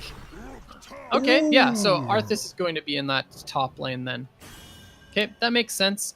Also, Garrosh is going to be... Or, sorry, ETC is actually a really good pick into Garrosh, as long as he plays it properly, right? Like, the W can pretty much be used to alleviate a lot of that pressure from the Garrosh combination. But... yeah, aside from that, I'm not sure if numerics have the damage to really deal with the comp of the animals, and they certainly don't have the global pressure. Well, like I said, man, if they come out ahead in the draft, I like their odds, but if they didn't, I don't know. Before we load into the game, though, special thank you to Cowhead, Hyzenthalade, Loves the Bubble, and Wrath Hots, all subbing to the channel. Much appreciated with the support. Again, all sub proceeds 100% goes over to a Heroes Hype party at BlizzCon. So if you guys find yourselves in Anaheim early November, come hang out. But without any further ado, Kala, here we are, the finals of Heroes Hype Tempo Storm Series 3, week number 1 on the left. We have the Animals. E. Kevin's playing ETC. E. Toby's on Stukov. Oleg with the B is on Rhaegar. Droplets will be thrown down on Illidan. And Evan Drinde is going to round it out on the Demon Hunter. The battle begins. And on the right, in red, is Team Numerics. We got Caesar Salad on Malfurion. Kwanzar playing the Uther. Flyest Raven on Garrosh. Fast ZZXX on Arthas. And Finn playing the Gul'dan. E builds Gul'dan, might I add. Too fast, too Zedrius. There we go. Let's go. Nailed Battered it. Assault on Illidan. Okay. Okay. Jury's still out for Malfurion, apparently. Wave of Light, Warbreaker. I like that talent a lot. Kwanzar spinning around. E-Toby and Droplets. Shh. Casually waiting in the bush. Waiting to see who's going to show up top. Garrosh is hanging out around that bush. He's like, yeah, buddy. I don't know about that. Oh, looks like we've got a 3-2-3 coming in here. Evan Drinde having some connection issues. Bring you back to the fronts of our faces. Bring it back. Yeah, pretty standard builds, I'd say. Colossal Totem for Rhaegar, looking to just control this fight, which makes sense. You know, Garrosh and Uther and Malfurion and Arthas, whenever any of these heroes get into the fight, like, that, you know, Totem's going to help control that melee-centric composition of Team Numerics. So I kind of like that pickup, actually. I like it a lot. I'm really hoping we get back into this game sooner rather than later because I'm super curious how it plays out. I feel like Animals got a slightly better draft over Team Numerics, but both of these compositions, it's gonna come down to raw execution. If we get the right power slide in the Stukov silence, in the Rain of Vengeance and everything else, somebody's gone. Yeah. However, absolutely. if someone gets thrown over the wall with a Garrosh, or there's a stun, the Malfurion route, Arthas route, and Gul'dan presses buttons at all, somebody's gone. So it's just going to come down to who can play it better. And that, to me, is the height of exciting and entertaining Heroes of the Storm. Yeah, I think you're absolutely right. My only concern for Team Numerics is just the solo damage dealer, basically. You know, Arthas deals a whole ton of damage, especially to the likes of someone like Illidan, but we'll have to see if they're able to capitalize on that. And we will find out now, because we're just jumping back into the game. We are laid back. XD. The war Kevin Kwanzar waging in the mid lane faster. Wants to show up and get involved. Now I'm back. So this lane setup is pretty odd. Like, Garrosh is going to be solo against the Stukov. Oh, Droplets gets comboed by the Garrosh, but you know, no real follow-up because the dodge was there to block all those tower shots. Lane is gonna get pushed in mid, so that will be some shots off the towers, potentially something that Team Numerics could take advantage of later on. Interesting 2-1-2 matchup. I think neither team are necessarily in a position to get takedowns this way. Both teams showing respect for one another, just looking to buy time and make their way towards the Yeah, a little bit of skirmish. Bit of skirmishing going on up top, but again, if Droplets gets flipped, he can just basically dive back onto the minion wave. And now Kwanzaa are taking a bunch of damage here from the Illidan. The trade certainly goes over to the animals. You know, Illidan not exactly the target you want to land those combinations on if you are Garrosh. Yeah, it feels like both of these compositions really need at least 3 elements involved to secure a takedown, especially the early game. Like, even if Garrosh pulled and threw someone, like, you've got Uther. Like, Yeah, for sure. you only necessarily coming away with a kill there.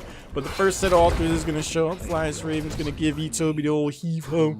Garrosh Stukov matchup. Wow. Not really going to net too much. I mean, Team Numerics managed to pressure out bottom really fast, and no, they're not able to get this cap. Kevin walks up for the interrupt, but fast, you know, on this front line, he's able to stall most of this, but again, Kevin walks up for that interrupt, and now the rest of the rotation comes down. This is a full commit from both these teams. Yeah, this is going to give us a lot of insight to how this matchup is going to fare off. Caesar Salad, however, is left to his own devices long enough for the third altar to be picked up, but I'll take it 36-32 in favor of Numerics. But Fast finds himself the topic of conversation. A nice silence from Itobi. He's going to split up the members of Numerics with low health bars, but the nice throw turnaround on Droplets raises the brow of Illidan. He goes back in, though, with the stun follow. Can he get the takedown on Arthas? With 91 health, Flash Raven on the side escapes. Yeah, Vala not able to pick up that kill on low health like that because his armor does scale up, making him, like I said, almost an unstoppable force at that point. That last auto attack from Vala, not enough to secure the kill. But at the same time, look at this top wave. It pushed in a lot with that top sapper camp, and it managed to take out almost the entire wall. This is something that the members of Team Numerics didn't necessarily have to deal with last game. That side objective, side amounts of value. It's like, yeah, we got away with the altars, guys. Feels good. But then they look up at the top and they're like, oh wait, when did that happen? Whoops. I think that's going to be something that they have to worry about because animals know how to get value on multiple parts of the battle. Kevin looked like he wanted to contest this camp, but you know, it was a very scary thing to do. Meanwhile, Illidan just basically relentlessly pushing in this top lane. Flyers Raven on the Garrosh, not able to do a whole lot against it. Here comes the rotation from Arthas, but I don't think any sort of kills are going to be here because Itobi is there for the heals coming in shortly. Too faster, too Zedrius. There's the throw. Flip him like bacon. Droplets on the chase, though. Do they turn this around? Actually, Flyers Raven finds stuff pretty low on health. Kevin's going to move in for the power slide. Face on knocks Flyers Raven out of there. But first blood, Garrosh gets smorked himself, taken out.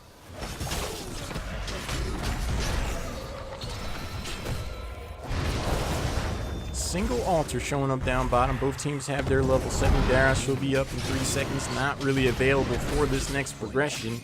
Furion down bot looks to be channeling it, but at the top, Animals looking to get value. They actually might want to go for the first tower of the game. Yep, Arthas was getting dove super heavy there, and now looks like the turn is available, but missed slide and the toss to safety. Garrosh making the plays on the top side of this map. Positioning is going to be incredibly important, and Garrosh can definitely enable a lot of interesting shenanigans. You throw Arthas forward onto the members like that and slow them all down, slow down that attack speed, that could be a huge engagement tool. A lot of craftiness there brought into this team by one hero. Gotta watch out. Yeah, I'm really excited to see how the rest of the game plays out because of that talent. Like, it's one of my favorite things in the game right now, honestly. It's super fun to watch, and it makes Garrosh have so much more playmaking potential, you know? Level 7's available for both of these teams, and the Animal's losing quite a bit in the shots, but it's not the end of the world at this point. Kevin just showing that threat. Power slid in. Up at the top, there's still a lot of action waging on. These sappers will be walked in. This tower's seen better days, to say the least. And I do believe the Animal's going to hang out long enough to claim the first tower of the game. They power slide past Flyers Raven. They don't face mount the press tissue there. They just want the tower, and they back out. I really like the top pressure that the Animals are putting on this map. Like, you know, they saw the Illidan into the Garrosh, and they're like, man, we win this fight over and over and over. We'll take it at all points. And it keeps forcing numbers from Numerics to come top to deal with it. But then, you know, the Animals will send one up there as well. But at that point, they have so much pressure, and they drained a lot of the tower shots, and that camp they picked up early during that bottom skirmish granted them the wall. So I like the fact that they put so much pressure on top. But, you know, at the same time, experience across the board is pretty much even, so. Yeah, while it is even, it definitely feels like Animals are starting to win this in a form of death by 1,000 cuts. It's just like every time you look across the map, suddenly the siege damage is starting to make itself apparent. This will be 5 points going over to the member of Team Numerics. Or no, only 3. I had it the other way around. Darius is going to be able to take that. Droplets looks to be left alone long enough to be able to channel this top left altar. That will be 5 points. Yeah, unfortunately, they just have to take that one. Nobody on the side of Team Numerics were able to step up in time to stall the cap there by the Animals. And of course, the positioning on the capper was on the left-hand side, so it makes it even more difficult. Now, level 10's available for Team Numerics and showing up real quick for the Animals. So, Warlord's Challenge picked up for Garrosh, so we're going to see the taunt combo there. On top of the Horrify, that's a lot of lockdown. Is it the Divine Storm? Like, the amount of lockdown is going to be absolutely insane. Illidan's going to have to be very careful. Absolutely. They're leaving that question mark up there. Very well could be the Divine Storm. The taunt alone from Garrosh has Droplet's name all over it. He jumps in at the wrong time. That taunt's going to feel like an absolute eternity. But meanwhile, this pressure continues to mount down. Bada Horrify goes in, sends Itobi forward long enough for the Russian healer to get taken down. ETC falls right afterwards, and the chase is on for Droplets. And that was a 5v4 because look where Garrosh is. He's just smorking the top lane. Like, that was a very ambitious dive from the Animals, especially into a Twilight Dream, Divine Storm, you know what I mean? Horrify. Like, that is a very scary spot to be in. The amount of control coming out from Team Numerics heroics are insurmountable. And Uther does put on the hammer pants with Divine Storm. There's the stun. They don't even need Divine Storm. Vala is going to get taken down. But you know it's going to be hammer time at the worst possible moment. Whoever gets caught forward, Kwanzaa is going to see to that person. Nice power slide afterwards. Knocks him back into tower range. There's a silence as well. Can you heal yourself in time? Good friend. You step out there. Divine Storm. But here comes Illidan off the top rope. Droplets gets involved. That was the hunt, but the heals from Uther are there, but it's definitely not going to be enough to keep up this Gul'dan. He's going to go down here, and that's a 2-for-0 trade for the Animals. Team Numerics, you know, bit off a little bit more than they could chew. They wanted that bottom fort, but they were not able to get it, and they paid dearly for it. I think what we see there is an instance where Team Numerics should just cut their losses and take what advantages they had. They overstay their welcome. They're like, all right, we got those takedowns. They feel emboldened. They step forward. Animals are not really the team to sleep with. They come back the hard way and get those takedowns to swing things back in their favor. And now it's going to be 4 points off their core. 25-27, Kyle. This is anyone's game. Yep, that was a big misstep from Team Numerics. You're absolutely right. But at the same time, 13s are now here, showing up very soon, for Team Numerics. And they give over the other cap here to the Animals. Now, at the same time, Garrosh was top for 6.5 years, and he did take that fort back eventually. It was no mana bomb, but man, he eventually got it. But yeah, 13's now here for Team Numerics, and the Animals want nothing to do with it. Yeah, man, he was up there for a long time, to say the least. I forgot he was there. Literally 10,000 years. Yeah. All right, Kevin. As long as Illidan's hatred, the root goes out too fast. Zedrius is not able to land the root there. Strafe getting some passive value off the back end of the attempted engage. But with a 13-tier advantage, do we see Team Numerics look to be aggressive? Yeah, they need to force this fight, especially over bottom fort. Bottom fort is not a point of safety for the Animals, not against all of this hard CC. And, oh, here's the Mosh. The Mosh follow-up after a perfectly timed cleanse could spell the end of the team fight for Team Numerics, or is it? Itobi now finds himself called forward. Ancestral Healing resets Stukov's health bar. Face Melt sends Arthas into tower range, but a nice root and a double pull. The Divine Storm is enough. 2 heroes taken down for Animals. This was a crazy team fight, guys. I mean, we literally were just saying it, right? Bottom fort is not a point of safety for the Animals, not when it has like a 15% health bar on it, and not against all this hard CC from Team Numerics. They will kill you like 9 times out of 10. They have so much control on their comp, right? And, you know, the fact that ETC was very, very telegraphed in what he was looking for, Gul'dan stayed far enough back on that team fight, got the Snap Fear right on top of it, made that hero completely irrelevant. Impressive team fighting from both teams. Once I saw that cleanse go out from Itobi, I was like, oh, that could be the team fight. Kevin Power slid in, started up the band with the mosh pit. That got immediately interrupted, and then we saw Team Numerics throw their weight around for real. But and this is a 2-level lead. Yeah, but level 13 is now here. Do they look to make something happen with this? Kevin's going to march across, get rooted, and interrupted long enough for Flyest Raven to cap that right in his face. Feels bad. That's fast, man. He's been playing this Arthas like a madman. Do they have to ban it next game? Like, jeez. And Team Numerics is like, hey, we got some macro play as well, buddy. That's going to be 3 sappers making it easily across the line of scrimmage. Yep. 20-12, Team Numerics back in the lead. And, you know, like, the Animals were kind of looking for a little bit of a skirmish there, even though Arthas was there to stop it, but Mosh Pit still wasn't up. Ancestral still wasn't up. There's really very little skirmishing power. Here comes the slide onto Flyas Raven, but this is a Garrosh you're sliding onto. That's not a kill target. There's the cleanse, there's the pull, there's the taunt. Root goes in afterwards, there's the triple swipe. Kevin is going to be able to back out of there after eating a boatload of damage. Arthas is low on health, going to be able to retreat. Droplets, meanwhile, is going to clean up the spot lane, try to get that tower back. He does have Hunt in the employ, though, so if he's needed, he can be there. Yeah, the Animals want to force a fight as soon as possible. No strafe is up, but Mosh Pit is here. 16's coming in very soon for Team Numerics, and that is not a point of contest that you want to take if you are the Animals. You want to get this 14 to 15 as fast as possible, but look at this top wave. Like, Kevin has to go top to pick it up, and they're not going to get this pre-16 fight, Lauren. This is really bad news with only 12 shots left on your core. You're absolutely right. Without being able to take that level 6, that 15 to 15 fight, where level 16's picked up. Right now, it feels like Animals' destiny and fate is not in their hands. They're hoping that it's a solo altar that shows up next, so they only lose out on a minimal amount of points. If this becomes a 2-altar type of fight, where they have to really commit and level 16 isn't here, they could get it by the time this next altar shows up. They got 28 seconds to do so. Yeah, this trade... altar, but still. This trade is a really good job by the Animals. Look at that, instantly 16. Nice job by the Animals taking that tower trade. And honestly, that was a misstep by Team Numerics. They'll get a point too. As soon as they saw that bottom commit, the top commit to that camp, Numerics needed to rotate top and force a fight on that fort, but they weren't able to get it. Now it's 16 to 16. This is best case scenario for the Animals. Yeah, they found themselves right back into this game. There's the lockdown on ETC. They're gambling hard, but they're not able to take him down. Droplets jumps in off the back line, trying to apply pressure, has to immediately back out. A nice double root. Arthas moves in at a huge horrify. Could that set up the first takedown? Droplets low on health. No ancestral healing. There it is, finally. Almost Kevin looking for the Mosh Pit. Oh, he doesn't get it. Okay, now the rest of Team Numerics are just trying to back away from this fight. Arthas is massively chunked, but so is Kevin. Here comes the flail, and now both these teams are looking to reset.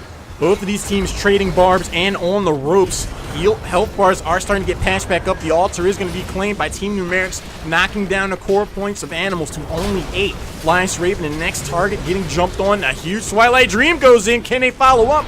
But then there's the silence as well from Stukov. Both of these teams trading back and forth. A power slide interrupts Vin on Gul'dan. He gets isolated and ultimately taken down. Yep. Gul'dan was definitely separated during that fight, not able to escape there. So the Warlock does go down, but at the same time, the altar does go over to Team Numerics. So they picked that one up, and they made the fast rotation top in order to take down this this fort topside and try to equalize the pressure. Meanwhile, Illidan on the bottom side picking up that fort as well. So this game has honestly opened up quite a bit here, Haloran, and it can really go either way. I really need to see a Mosh Pit show up that changes a fight, though. We have not seen one yet, and that is Kevin's, that's his trump card, man. Absolutely. I mean, at this point in the game, Mosh Pit is one of the few heroics that just entirely changed the whole idea of how a late game goes. If they get the right Mosh Pit on 3-4 members and get takedowns there, these death timers will be long enough to where the Animals can create an avalanche that gets them right back into this game and beyond. 19-8 does not tell this entire story. Both of these teams have been at each other's throats. It's felt very even so far. Yep, and top not actually picked up back for Team Numerics, so it's a little bit of a spooky situation, and now the cheeky play to pick up boss for the Animals. They are clutching at strut. They want to take everything that they can at this point, and the experience lead actually swinging over to them just a little bit, so... This is a team that knows how to look at their options and see how to maximize their macro potential. Droplet shows up, drops the spray, being cheeky enough. But will they get here in time to interrupt this? Caesar salad about halfway done. Faster, trying to zone out. Droplets jumps in, burns Hunt for it. Backs out into his teammate. There's a huge root. Mosh Pit on the back line on 3 members, leaving Flyas Raven in the front line forward. No takedowns, though. This could be a huge turning point, Kyle. The Warlord's challenge on the 4 targets in order to alleviate all that pressure. And the Twilight Dream there shows up. scores 2 kills on the side of Team Numerics, and they are not done yet. Kevin on the backside of this fight, he gets Divine Stormed, and but he manages to slide to safety. There's the root, and he is the deadest cow. That Twilight Green. Caesar Salad stepped up and started pulling library cards. He was like, I need you to be silent. Perfectly timed, impactful, effectively won the team fight. That mosh pit on the back line was the opportunity for the Animals to make something happen, but with a meaty front line, the only ones being out there and exposed, they just endured, and then that set up a lot for Team Numerics to capitalize. Yep. And now they rotate mid, they take this fort. They're probably going to make sure they take top back because these minion waves are just crashing into each other. You know, and maybe it's going to be even slower than Garrosh taking it earlier. But you know, they decide not to. You know, they don't really need it. They just need the 5, right?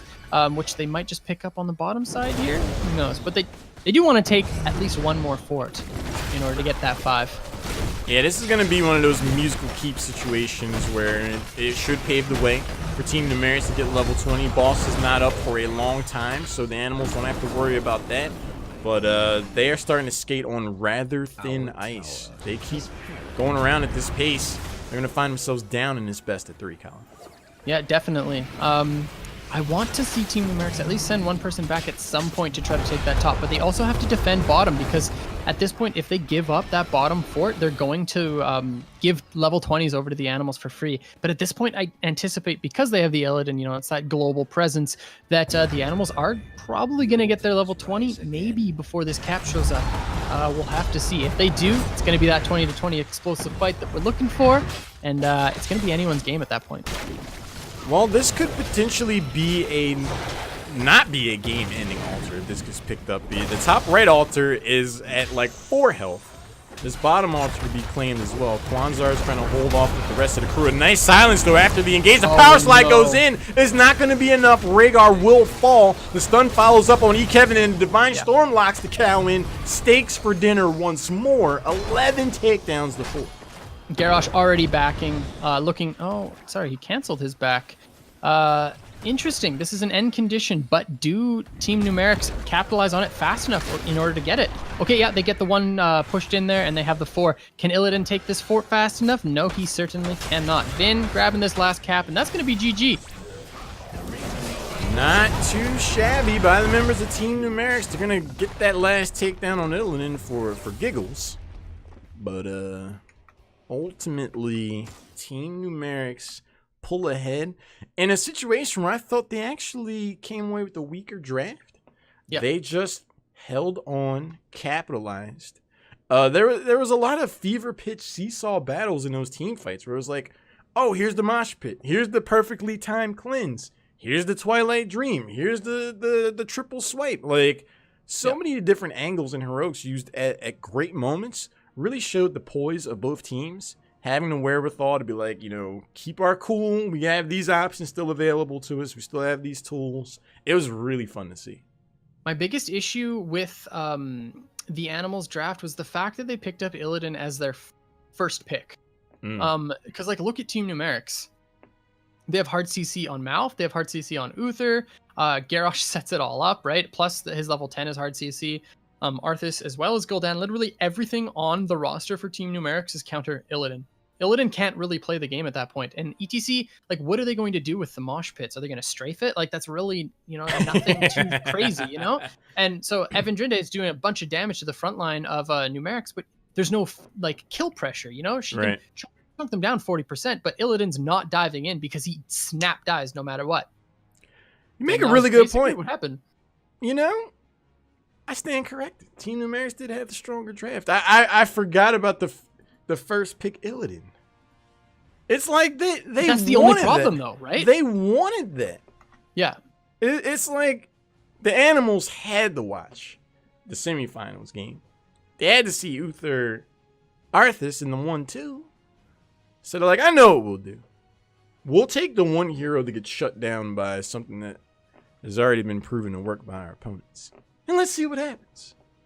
Well, I was with you, though. I looked at Numerics draft, and I was like, wait, that's like a solo damage dealer Gul'dan. But it didn't even matter, right? Gul'dan can just stay alive through anything. You see that hunt come in, it's like, okay, sure, we'll take a Guardian of the Ancient Kings proc for free. Thank you very much for that one. you know, like, and then you're just gonna die, like. So, well, I mean, yeah. there was the one instance down bot where droplets came in on Illidan, and I was like, oh, all right, that's like the perfect opportunity. But yeah, pretty much every other instance he showed up, and it was just like, guys, my attack speed is slowed. I'm slowed. I'm stunned. I'm rooted. My armor is lowered. And I'm I am also... not the speed demon, friends. Right.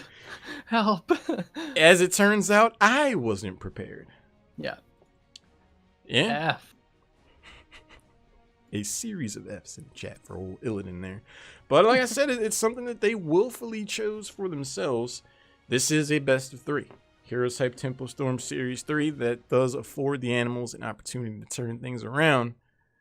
Waiting to hear who's going to take first pick, who's going to ban what. I saw Argy started typing, but then he stopped, so maybe they're still trying to sort all that out, or he's just adding to the drama and suspense. You're gonna get Nazebo again in before? Don't wish that on me, Kyle. Please, please. Don't put that evil on me. Don't put that. Dude, every time I look over at that chat, I just see his little creepy face smiling at me. He knows he's creepy. Good. Animals chose first pick. Okay. So now Numerics has to select the battleground. Dun dun dun. They've Where been do they doing well on Towers of Doom. They can't go back there. No. Hmm. Maybe they'll go somewhere else where the Raven Lord will help them to victory. Perhaps they will go to the Cursed Hollow. I actually think they should go to shrines. Yeah. I think one of the best features of the animals is their ability to team fight. And we just saw Team Numerics kind of get the upper hand in team fighting. Yep. So I would want to go to a battleground where I have a higher chance of forcing the 5v5 because we did so well at it last game. It also minimizes some of the macro options because it felt like it was a reversal of play styles. Like the animals were the team getting that side pressure, that side soak. Like, oh, we just lost the tower. Like, oh, I think you can kind of minimize that on Infernal Shrines if you force, the play enough with the Punisher and stuff like that. So I would want a team fight. I'd want to go right at him. I like that. I like that idea. We could also see BOE then picked up if you want to see some team fights break out, in that in the middle portion of the map. So there's a few of those maps that we could really see some explosive team fights happen. But we end up going to Dragonshire. What do you think about that? I think we could see game 3. Perfect. Because Dragonshire is one of the most complex battlegrounds in competitive Heroes, in my opinion. Yep. Where you allocate your resources in the rotation creates that ebb and flow to where a team that understands macro to a high degree can really exploit that over their opponents. And we saw some very cerebral play from the animals. So I think they have the capability of really exponentializing that and getting value there and overwhelming their opponent. I think that's definitely a possibility here. Oh man, we haven't seen this map played all evening actually. So we're not sure what these teams are looking to pick on a map like this, but I would assume stuff pretty similar to what we've been seeing most of the evening. Arthas is, fantastic in the top lane on this map, so we might see that prioritized again for Team Numerics. Fast seems to really like that hero. This is another good map for, the likes of globals like Dahaka. Genji's good on this map. We haven't seen as much Greymane as I had been wanting, man. We've seen, what was it, one Greymane game on Infernal Shrines? Yeah, they haven't really bought the dog out too much. Yeah, Rhaegar's really good on this map, so definitely all these heroes that complement skirmishing. So I think you're going to get what you want on this one. That's what I want. Both teams ready? I believe so. Both teams indicating that they are ready. So, I believe we'll be getting started up here shortly. Perfect. My cat Rowboat, okay, me being a psychopath. I don't know what's up with this guy tonight. Go Tugboat. It's not his name. I know. Yeah, I know. But here we go. Game 2 is underway. Welcome to Dragonshire. Curious to see how we get this draft started. We've seen a lot of early bans on Tassadar. Dahaka on this battleground in particular can get a lot of value. Wouldn't be surprised to see if he gets taken out as well.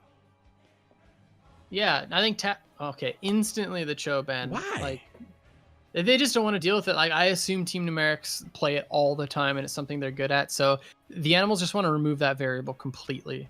I get it, but I'm kind of with you on the why. You know, and Tassadar ban. I was actually expecting that to be the first ban for the animals. So this looking very similar to, or actually identical to last game. Well, the animals are going to hope they don't have the identical result. They definitely want game number 3. Do they go for Illidan as a first pick again? I think that card would be shown a bit early, considering what kind of value it got last go-round. If they're going to have some kind of deviation of strategy, where do they go? Dahaka is up. They might even look to try to take one of the options that Numerics got a lot of value of last time. Wouldn't be surprised to see Uther, Arthas even. A lot of options on the board here. Yeah, definitely. Yeah, like, okay, there's the Sonya pick. All right, I like it. Sonya's, yeah, there we go. You know, they're comfortable with it, so Sonya picked up. First pick's a little wild, again, I'll say it, but it really worked out earlier, so I like it. And she's just such a fantastic solo laner. She's really difficult to deal with, so. I think what we're seeing here, the Animals has a strategy where they take Droplet's hero first. They've been kind of doing that all night. Sonya, Illidan to start things off. He's been their designated solo laner, excels at that role. I think Sonya brings more to the table in a general sense over Illidan. So in that, I think they have a stronger chance in this game. But I'm wondering if there's going to be the same Uther Arthas. Because that does pretty well against Sonya also. It does, yeah. And it's also just good on this map. Also, Uther Garrosh. Garrosh is really strong on this map. Like, he commands that mid-bottom rotation. I really like him. I'm expecting a Rehgar Lucio, Rehgar Malf. Okay. So this is very similar to what they did earlier, but they want the Malfurion instead. You know, he brings a little bit more wave clear and a little bit more early game presence, which is pretty important on this map. You know, it does usually last until 20, but if you can establish a lot of lane control, it just makes picking up those late game Dragon Knights even easier. So I like the Malfurion, and of course Malfurion does camps way easier than the likes of Lucio. So agreed. I mean, double support gets a lot of value on this battleground since there tends to be smaller skirmishes at the very least at the beginning portions of the game. And I can almost guarantee you that Malfurion showed up here over Stukov because of the Garrosh pick. The last thing you want to do is plant yourself in place for Garrosh to show up and pull you out and get that easy displacement on you. And Stukov has no escape. Yeah, so that's not cool. I think not cool, bro. Yeah. At the same time, I was thinking about this. Imagine, you know, you're playing the Stukov, you're back a little bit further. One of your allies gets queued by Garrosh, and then you just immediately E on top of the Garrosh so you can't flip him. It's not bad. But at the same time, Numerics see the hyper carry potential of Vala, and they ban it away because they don't want the Vala in the rotation. But Cassia is still up. And that is something that I think either of these teams could actually go with at this point. Greymane also available for Team Numerics. He really helps take those camps on the bottom side of the map, which is a huge point of contest on Dragonshire. And so far, Team Numerics don't have any wave clear whatsoever, you know. And they're up against some pretty heavy wave clear, so they're going to need to pick something along those lines. Yeah, you make a good point. Right now, Team Numerics has -4 wave clear. Yeah. We saw how long it took Garrosh to get that tower. Like, it's pretty much going to be why he's still there. He's still there. It's going to be pretty much watching paint dry if he's going to try to solo lane and soak the experience. So I definitely think they need to address that. What do you think they could consider a Lunara here? Well, double support, maybe not. Maybe not. Yeah, probably not, just because of the sustained potential from Sonya, Rehgar, and Malf. Oh, I like this. I like the Greymane. Greymane gives that control that they were looking for. But I would like to say that ETC is a solo laner here, because that makes a lot of sense to me. But is it going to be Garrosh? Sonya can't really step up onto the lane too far. If Garrosh lands that Q and E, like, Sonya's in a really bad spot and has pretty much no way of escaping. So we'll see what they end up doing for their solo laner. Or do they just put this 4 into the into the rotation and then pick up somebody like the Falstad or something like that as a last pick for Numerics. We'll have to find out. It would be a lot of lockdown and displacement if that 4-man group is what they run with in the rotation. It would make them very melee heavy. Because I'd imagine we would see another range person of some sort for the solo laner. Johanna Lee Ming. Yep, Johanna, it seems like Kevin's other comfort pick. You know, we saw it earlier with the likes of Sonya. So this is a very strong rotation. You know, the double support with Li Ming, a little bit, I wouldn't say lacking on wave clear, actually. You know, we got the Condemn plus the Li Ming follow-up, and also the Rhaegar's able to lightning shield the Johanna. So wave clear pretty much equivalent. Kill pressure, I would say, goes over to Numerics so far. If this is the 4-man we're looking at, we'll have to find out for this last pick. Is it going to be a mage, or are they looking at a second support? I feel like it kind of has to be a mage. Am I crazy? I don't think it needs to be a second support. No. Just because the bulk of animals damage is Li Ming, which is burst. Uther can respond to that. If that was more consistent damage, then I'd be like, well, you know, there's a large window to where Uther's not gonna be able to help out with that. So they can get away with the mage. I thought it was the Chromie. And it is. Because it was either Kael'thas, Jaina, or Chromie. Chromie makes the most sense here, just because the ETC slides on top of the Uther stuns, and there's a lot of backline, like, I guess you could say Rhaegar's backline arguably into this, because you don't want to be biting into a Garrosh, because you're just going to get flipped. Excuse me. So yeah, I like the Chromie. It's going to put a lot of pressure onto that Li Ming and Malfurion. It also is a safer option from a position standpoint. She can hang back. She'll still be back on Towers of Doom with Garrosh clearing that tower out, throwing those sandblasts. They go for a reaching through time. Oh my gosh, it's so good. I definitely think that the animals have positioned themselves better in this draft than they did in game 1. The first pick, Sonya, isn't going to be punished, in my opinion, as much as the first pick, Illidan. And that alone gives them a chance for a game 3. Yeah. Very good point. At the same time, like, I think it's probably going to be Garrosh solo, or is it ETC? ETC Flyest Raven is usually the one that plays the solo laner, so I would actually expect ETC to be solo over the Garrosh, but we'll have to find out. We'll see. Game 2 of the finals, HeroesHype Tempo Storm Series 3, week number 1. On the left, it's the animals. Kevin's on Johanna. Olek's playing Malfurion. Toby is controlling Rhaegar. Droplets is on Sonya. And Evan Drinde will round it out on Li Ming. And on the right in red is Team Numerics. We got Caesar Salad on the Uther, Fast on the Garrosh, Kwanzaa playing Chromie, Flyest Raven on ETC, and Vin playing the Greymane. Looks like an interesting 2-3 split for the members of Team Numerics. Kevin steps forward. Fast defines his B key in rapid succession, by the way. Kids call that a B step. Oh, wow. Never heard of that one before. Yeah. But look at this.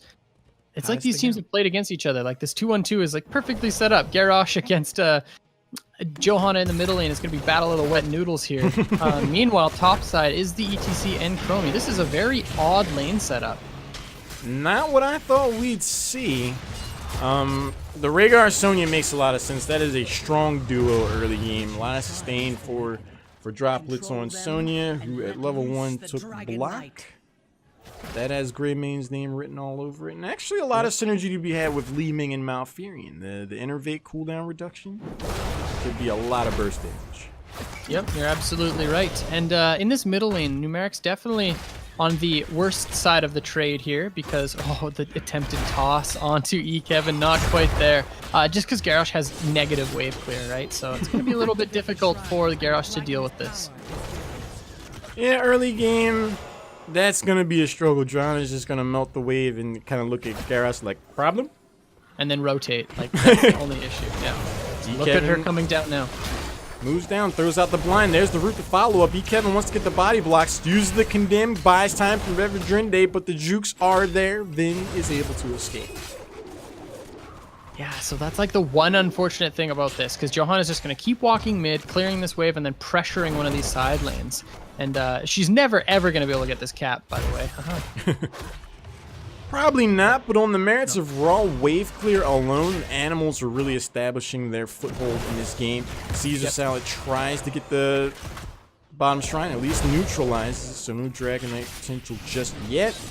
But at this rate, Kala, I feel like this is a losing battle for Numerics. It is. They're gonna need to wait for like the first portions of this map to really conclude, because once this map starts opening up, this 2-on-2 is not gonna be a possibility for either of these teams, and we're gonna see something a little bit more standard breakout. Yeah, meanwhile, bottom, Caesar Salad's in a lot of trouble. There's that 3-person rotation we were talking about, but at this point, he's got the hot feet there dodging all this. Dude, does he have the Lily trait here? Like, he is juking for his life and somehow is able to escape with 150 health. Jukes are here and real. A little bit unfortunate that... Oh, nice. Okay. Couple things. A little bit unfortunate that Caesar Salad got chunked out so hard, because now it's going to just be a free clear on this camp that Team Numerics put their money into by getting Greymane to go and pick that up. So they're not going to be able to capitalize on it, which, like I said, is unfortunate. But at the same time, Garrosh pushed that mid lane and Kevin lost the entire wave of soak. So look at this experience now. Little decisions having a huge impact. Go for the siege camp that offers the opportunity to burn down Uther, thus negating the value out of said siege camp. So what did you really gain? Caesar Salad is going to be a nuisance again, reclaiming this bottom shrine, stuns Evan Drinde to secure that. But right now, actually, it's a slight experience lead in favor of Numerics. That's surprising. Yep. It's basically all down to that one wave that was missed out. But now bottom is in control for Team Numerics. Johanna is going to look to rotate, but Droplet's taking some damage top. Juke the point-blank Sandblast, because that could have been potentially the first takedown of the game. Evan Drinde is going to be able to cap this bottom shrine again, and Caesar Salad is poked down quite a bit. Itobi steps in, almost gets crashed on with the burst from Chromie, just barely avoids that. This has been something of a game of musical shrines so far. Yeah, a little bit, eh? Also, in for the kill picked up to try to increase that wave pressure. Like, look at this Garrosh build. It's hilarious. Like, he gets the resets on his W if he kills minions, so he's just trying to clear out as fast as possible in the mid lane now. It's pretty funny. I've picked that talent once for Troll, but he's making it work in this mid lane, clearing out even faster than Johanna at this point. Well, that's some of the interesting adaptability of Heroes of the Storm. If you identify in that situation, hey, I need this wave clear, I've been getting rocked as far as that goes against Johanna, you're burning a lot of value that you could potentially have down the road, but if it keeps you in the game right now, worth? Yeah. He's not going to have his invulnerability, the Indomitable talent at level 4. So Johanna pops the Iron Skin. Here comes the rotation. This is a 3v1. She's actually in a lot of trouble here. Wait for the slide to show up from Flyest Raven. There's a condemn, and actually buys an avenue for Kevin to squeak around a corner there. The rotation from Oleg and Evan Drinde will secure Johanna's escape. But like you said, man, with no Iron Skin, that was a huge opportunity that Numerics just could not capitalize on. Yeah, it just was not there. The synergy just didn't show up at the right times, and now the animals actually, they see that 3-man rotation and they push this wave, and now they have the full bruiser camp pushing top lane, and there's not a lot of wave clear for Team Numerics, so it's actually going to do a lot of damage topside. The nuanced rotations in allocation of resources nets a full bruiser camp and minion wave crashing onto this top lane. And looking back, Numerics have to wonder, like, how did we get here? We're responding to top. Kwanzoo's getting poked down. Both shrines for the moment captured by the animals. They have to feel really good about their chances to come away with the first Dragon Knight and continue this siege pressure that they're putting on. Yep, I definitely agree. Kevin taking a bit of poke here, trying to pick up this Dragon Knight, but it's not going to show up against the likes of Garrosh. He's got that W cooldown. He's just going to be hitting these min. Oh, he missed it. Oh, there we go. Oh, that Gore Howl. Oh no, but meanwhile in the top lane, Chromie is going to get taken off the board. Paves the way for a slight heroics advantage. Kevin's going to channel again in Fasta's face. Kevin rotates down. There's the Blessed Shield. There's the double lightning shield, getting all kinds of damage in. Garrosh, for the moment, endured, but ultimately will fall. And now the hard engage potential from the animals is a lot scarier. Like, there's the leap now for Sonya, Blessed Shield, so the side of Team Numerics, they're going to have to watch out for the one, especially Chromie and Greymane. Itobi is going to start to capture this top shrine again. There's a stage dive off the top rope. Oleg Uses the root to try to disengage. The power slide is going to be there, though. Malfurion's low on health and ultimately will fall. But will that be enough time for Kevin? He's not channeling it. Asleep at the wheel. I think that would have gotten interrupted one way or the other, but that's huge. And at the same time, the animals recognize that hard commit on the bottom side of the map, and they kill Chromie because of it. Itobi not actually in a lot of trouble here. The flip goes on to Droplets. He's taking some damage. There's the taunt, actually, and Sonya taking a huge amount of damage. And pulled back in the tower range. That's going to be enough for the takedown. Huge swinging in favor back for Team Numerics, but both of these shrines are, for the moment, captured by the animals. It's hard to say who's coming out ahead in all of this, Colin.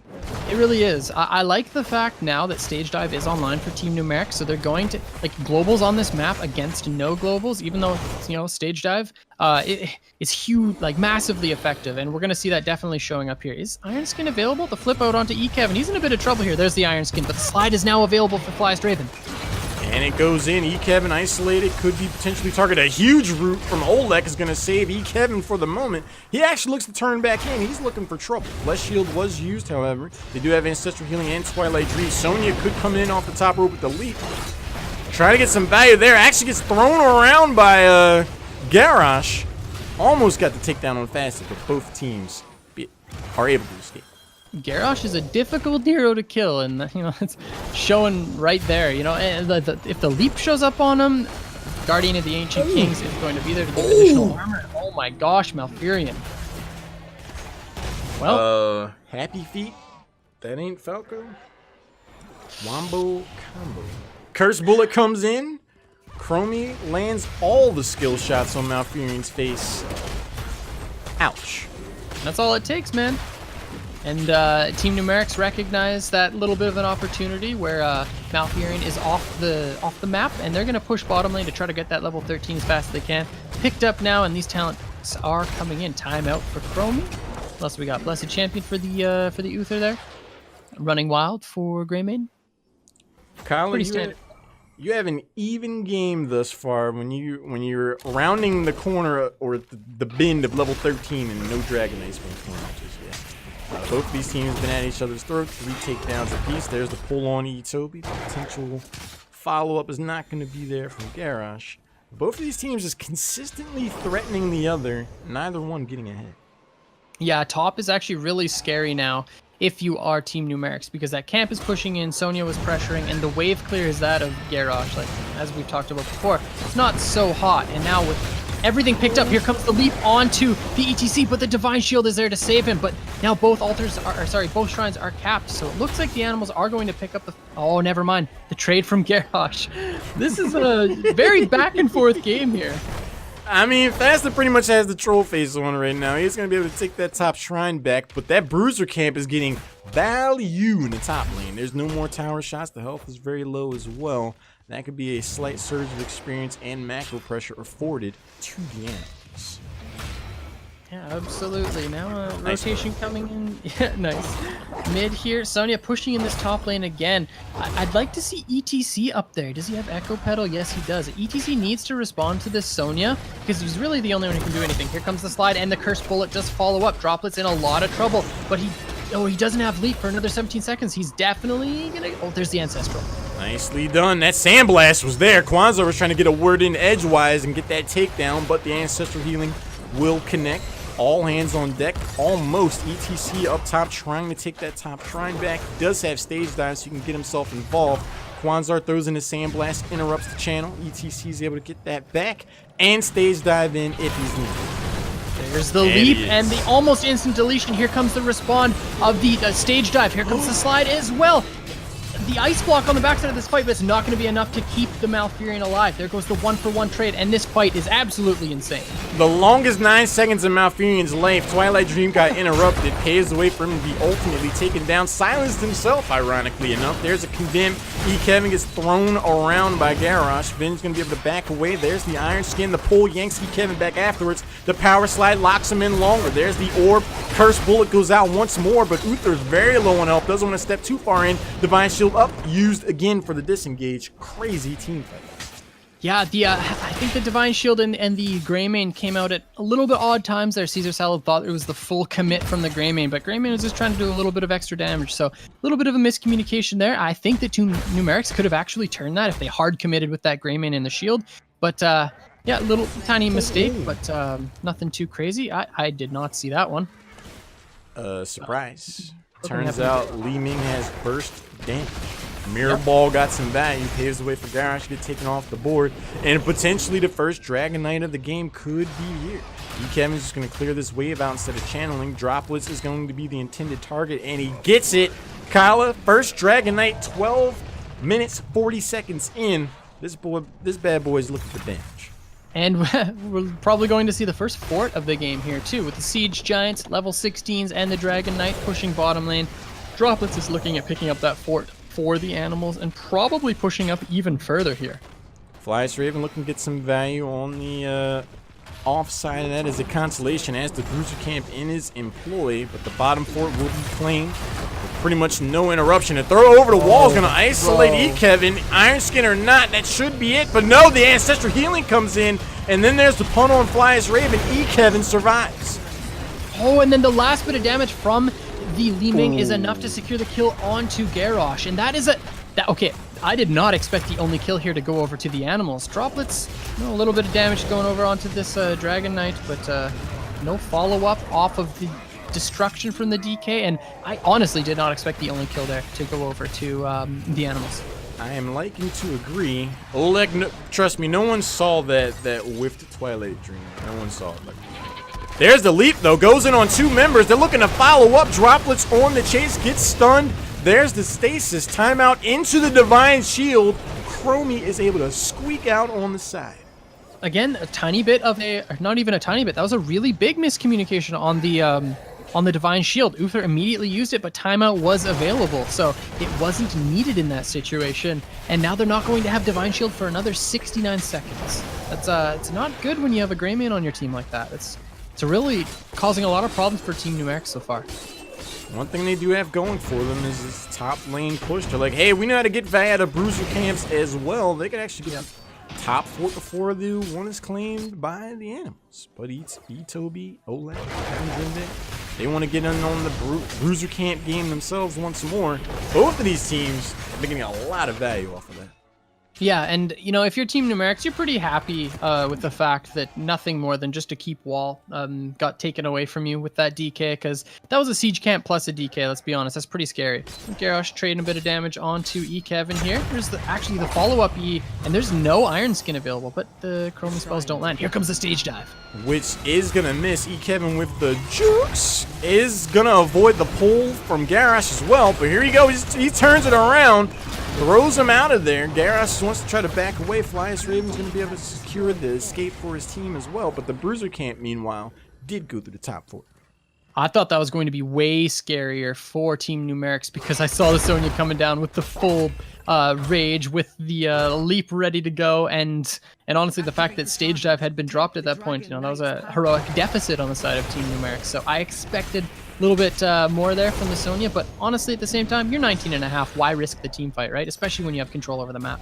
I agree. I mean, were you Kitsune spoop over that? Nice. Hey, level 20 not too far for the members of the animals, who potentially find themselves a Garrosh who wants to actually get involved. Throws Evan Drinde into a weird spot. That forces out the nice cleanse. Twilight Dream goes in on a large majority of the members of Team Numerics. The pole is going to secure the escape for the moment for Kwanzar. Cursed Bullet goes out. How does Kwanzar live? Oh, that was so close. The Wave of Force just wasn't enough to kill Kwanzaa. He had like maybe 50 health left off of that. Level 20 showing up real quick here for the animals. And they're also picking up this DK. And this is a 16.5 DK. This is not something to shake a stick at, man. Like, this could take the keep and even some more if they're able to get the 20 to 18 fight that they're hopefully looking for. I was about to say, man, you pair that with the Storm tier talents and a siege camp that's healthy and it's made its way to the bottom keep already, that's going to be catapults at the very least. I mean, the members of Team Numerics, they have to be worried because if they lose a hero or two, that could potentially be the game in the beginnings of game number 3. Droplets is already knocked down to half health thereabouts on the Dragon Knight. Bottom keep will be claimed. Fasta on the flank, looking for someone to try to pull in. But that could be a potentially unfortunate engagement. Yep, here comes the Blessed Shield, an instant blow up on Chromie. The stage dive couldn't even be there as a reaction. Like, that was just absolutely instantaneous. And now Fasta in a lot of trouble on the Garrosh as well. Droplets now just focusing entirely on the core. That's all he wants at this point. But the animals are looking for another pick. They want it to secure this game. Here comes the leap. Oh, and the Divine Shield is enough to save. There's a Divine Shield, which didn't happen for Chromie. Chromie got dumpstered so fast that R-Key couldn't be pressed in time. That's impressive. But the core is going to go down to 24% and falling. And this is going to be it. Folks are asking for game number 3, and the animals are happy to oblige. They bring it back and force game numero tres. And that was a little bit of a... That was actually a pretty slow Dragonshire game, and I would attest that to just, the 2-1-2 laning matchup. It was basically like a moot point top until the camp started getting picked up. Same with bottom, it was pretty even, and mid was just literally a wet noodle fight. Once level 4s came in for Team Numerics, it was pretty much even because Garrosh was able to clear the wave pretty quickly at that point. So, between 1 and 4, the animals did have the rotational advantage with Johanna going bottom, but aside from that, it's a pretty slow game until level 10s picked up. Yeah, I mean, there were some really even team fights back and forth. I just think there were some really key elements to consider here. Looking at the stats, Chromie died 4 times. Yeah, the most out of anyone on the team. If you can reliably get to that long-range damage dealer, you're gonna succeed in the team fights. And that's something that's part of the downside, I feel, to having Garrosh Chromie as part of your composition, because Garrosh wants to pull someone and then throw them out of position, preferably like towards your back line. Yeah. Chromie's like, hey, I don't want all this in my face. Like, you routinely pull Johanna and Sonya into the back line. They're like, I was trying to get here anyway. Yeah, that just gives Sonya, a closer target to leap onto, And if they have minion waves pushed up, which most of the time they did because they had the greater wave clear, like the towers weren't even shooting the heroes anyways. So it was literally just like giving the animals positional advantage at all times. So. Because Chromie had 39k hero damage. Greymane led that team with 47. Yeah. Over on the side of the animals, Li Ming had 50. Droplets' Sonya had 47. Yeah, it was a lot of damage from the Sonya. That's for sure. So you add all that up. Turns out game 3's afoot. I would have liked to see maybe Dahaka picked up for Numerics instead of the ETC, and then just have Garrosh and the rest of your heroes rotate mid-bottom. Like, control that with the Chromie and the Chromie, Garrosh, Greymane, and Uther, and you win the 4-man. And if they put Rhaegar and Sonya top, like, Dahaka can deal with it decently well, not like super well, but at that point you're just going to absolutely dominate the bottom portions of the map. You're going to be able to take enemy siege camp away, your siege camp, like you're going to be able to get an equal amount of structural damage bottom and mid. So you pose we saw the 2-1-2 instead. You pose a really good point, because what did ETC do there that Dahaka couldn't? Yeah. I mean, they use them for global presence with the stage dive. It didn't always get them the engage that they want. Sometimes it flat out missed. Sometimes it, didn't really set up a power slide or something that really turned the team fight in their favor. And also presented something of a liability early game. So if you have Dahaka there by himself, he could potentially be jazz hands enough to allow a 1v2 where he just kind of like doesn't die up top long enough for you to rotate and send 4 people down into a 4v2. Because Johanna was like pretty heavily committed mid, so yeah. I wanted to see something a little bit different from Team Numerics, because I felt like they were playing into the the lane matchup that the animals dictated for them, and it wasn't favorable by any means. As soon as I said it earlier, as soon as those top camps started getting pushed in, like that was when everything turned around for the animals. Because you have a Rhaegar and a Sonya in a hard camp clear matchup against a Chromie. Like, that's the easiest thing in the world if you're Sonya, right? You get the shield on you just like jump on the wave and spin. Like, there's no amount of damage that Numerics can do in that 2-man that can actually push Sonya off of it. And then those waves pushed in. We saw Sonya basically solo kill the Chromie once the waves were pushed in top, and at that point things just kind of started to get out of hand. On that battleground, rotations are important, and if you take a draft that doesn't really match the opponent's ambitions, find yourself losing out in the top lane and things start to snowball out of hand from there. But Yeah. we see Argy typing right now. We've heard from our good old-fashioned Argy. Numerics have chosen the map pick. And I see what you did there. We're going to Infernal Gingerbread Shrines, according to Argy. See, Nice. he knows he's wrong for that. He knows he's wrong. But this is only week 1 of HeroesHype Tempo Storm Series 3. We have upsets all night. Top amateur teams poised to battle teams in the HGC and the Crucible, falling to teams that no one expected. And now we have a best of 3 to close things out. Kala, we could not ask for a better beginning to this series.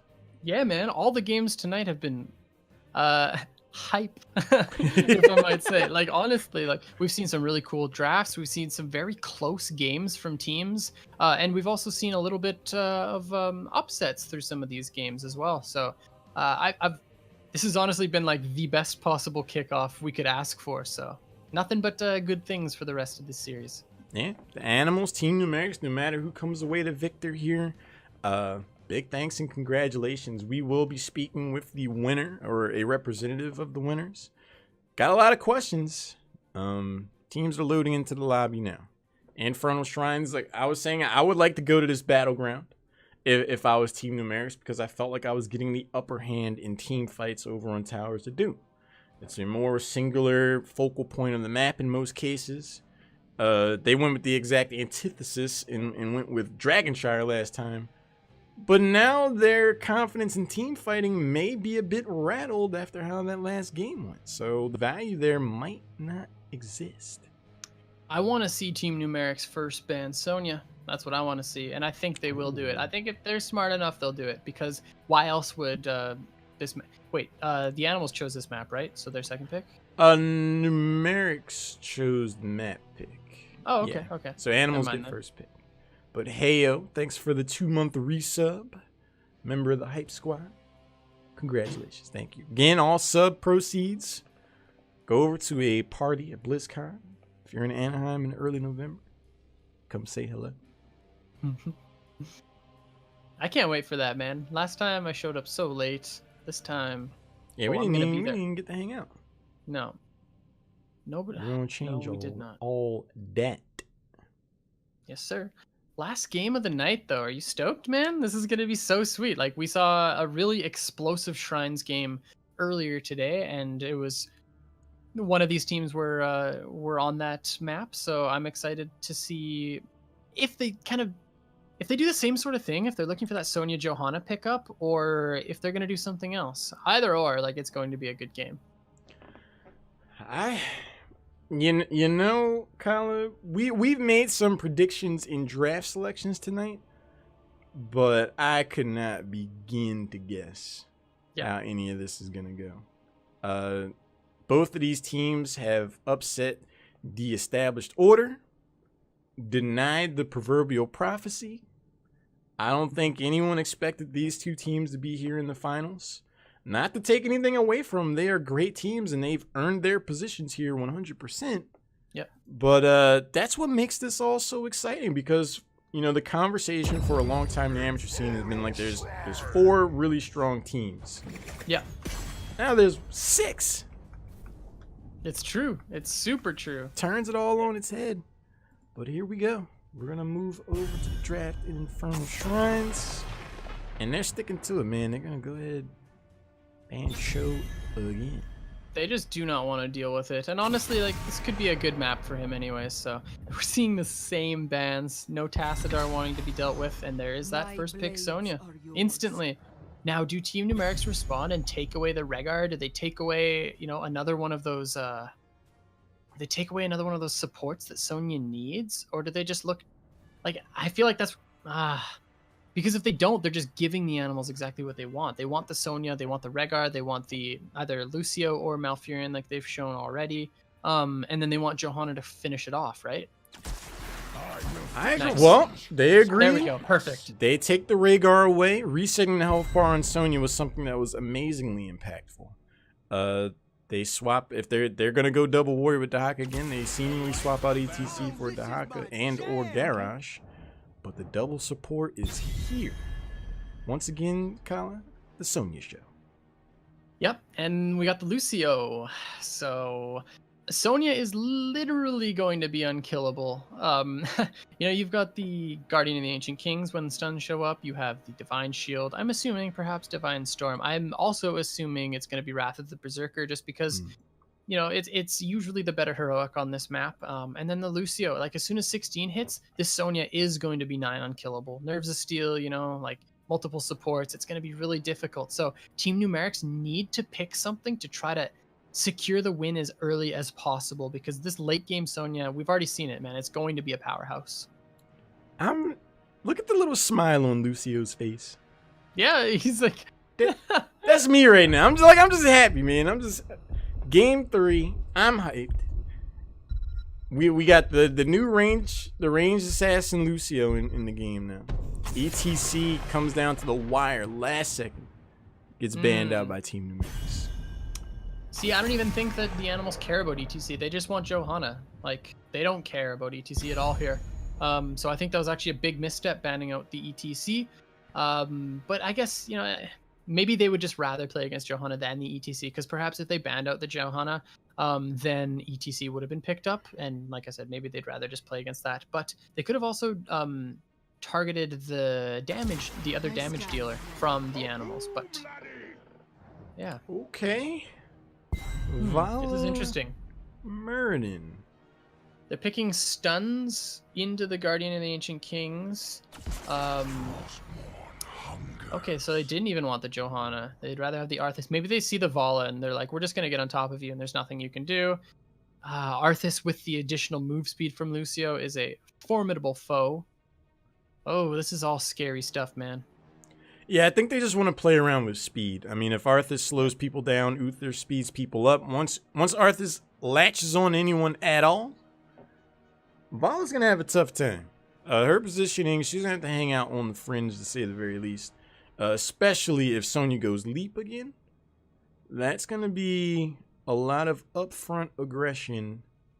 And I'm starting to think Team Numerics, they're going to need another support. Yeah, the animals. What is their last pick? Do they want to go with the global, or are they just wanting this raw power? Like, they could go with something like Greymane. Okay, they go Gul'dan. They actually just want Shrine power. They want to melt face. They want to get Punishers. Yeah. Fell Blast or Fell Flame is a lot of consistent damage. Last hit is all that matters on the defenders. That steady, consistent rollout can steal defenders away, as well as just outright take them themselves. Yeah. We see Arthas go in for the root. We see Sonya go in for the leap. That's all the time to get that corruption in there. Nice way to round out the comp. See, okay, if Team Numerics go with a second support, don't they just lose? Because you're not going to win against Uther, Lucio, Sonya. I don't think a double support comp will actually work here. I don't think that the animals die into a double support matchup. I feel like Team Numerics have to go like full blow up in order to deal with the animals. I don't think they can play the same game and come out on top. But they do. And but yet. They do. And yet.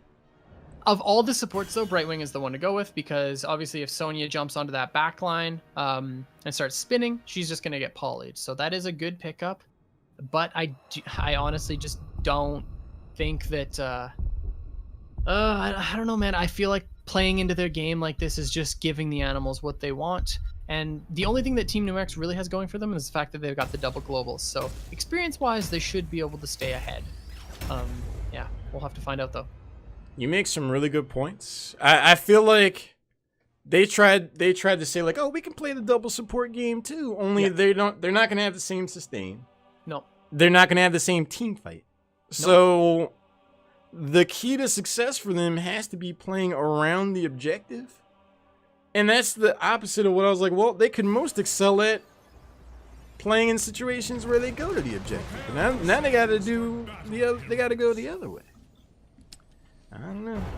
I think maybe Arthas was the best possible pick here. It took away Fast's main warrior, and that's what they were looking for, right? They wanted the Arthas into the Sonya. I can't believe I didn't say that earlier. That was a genius Arthas pick.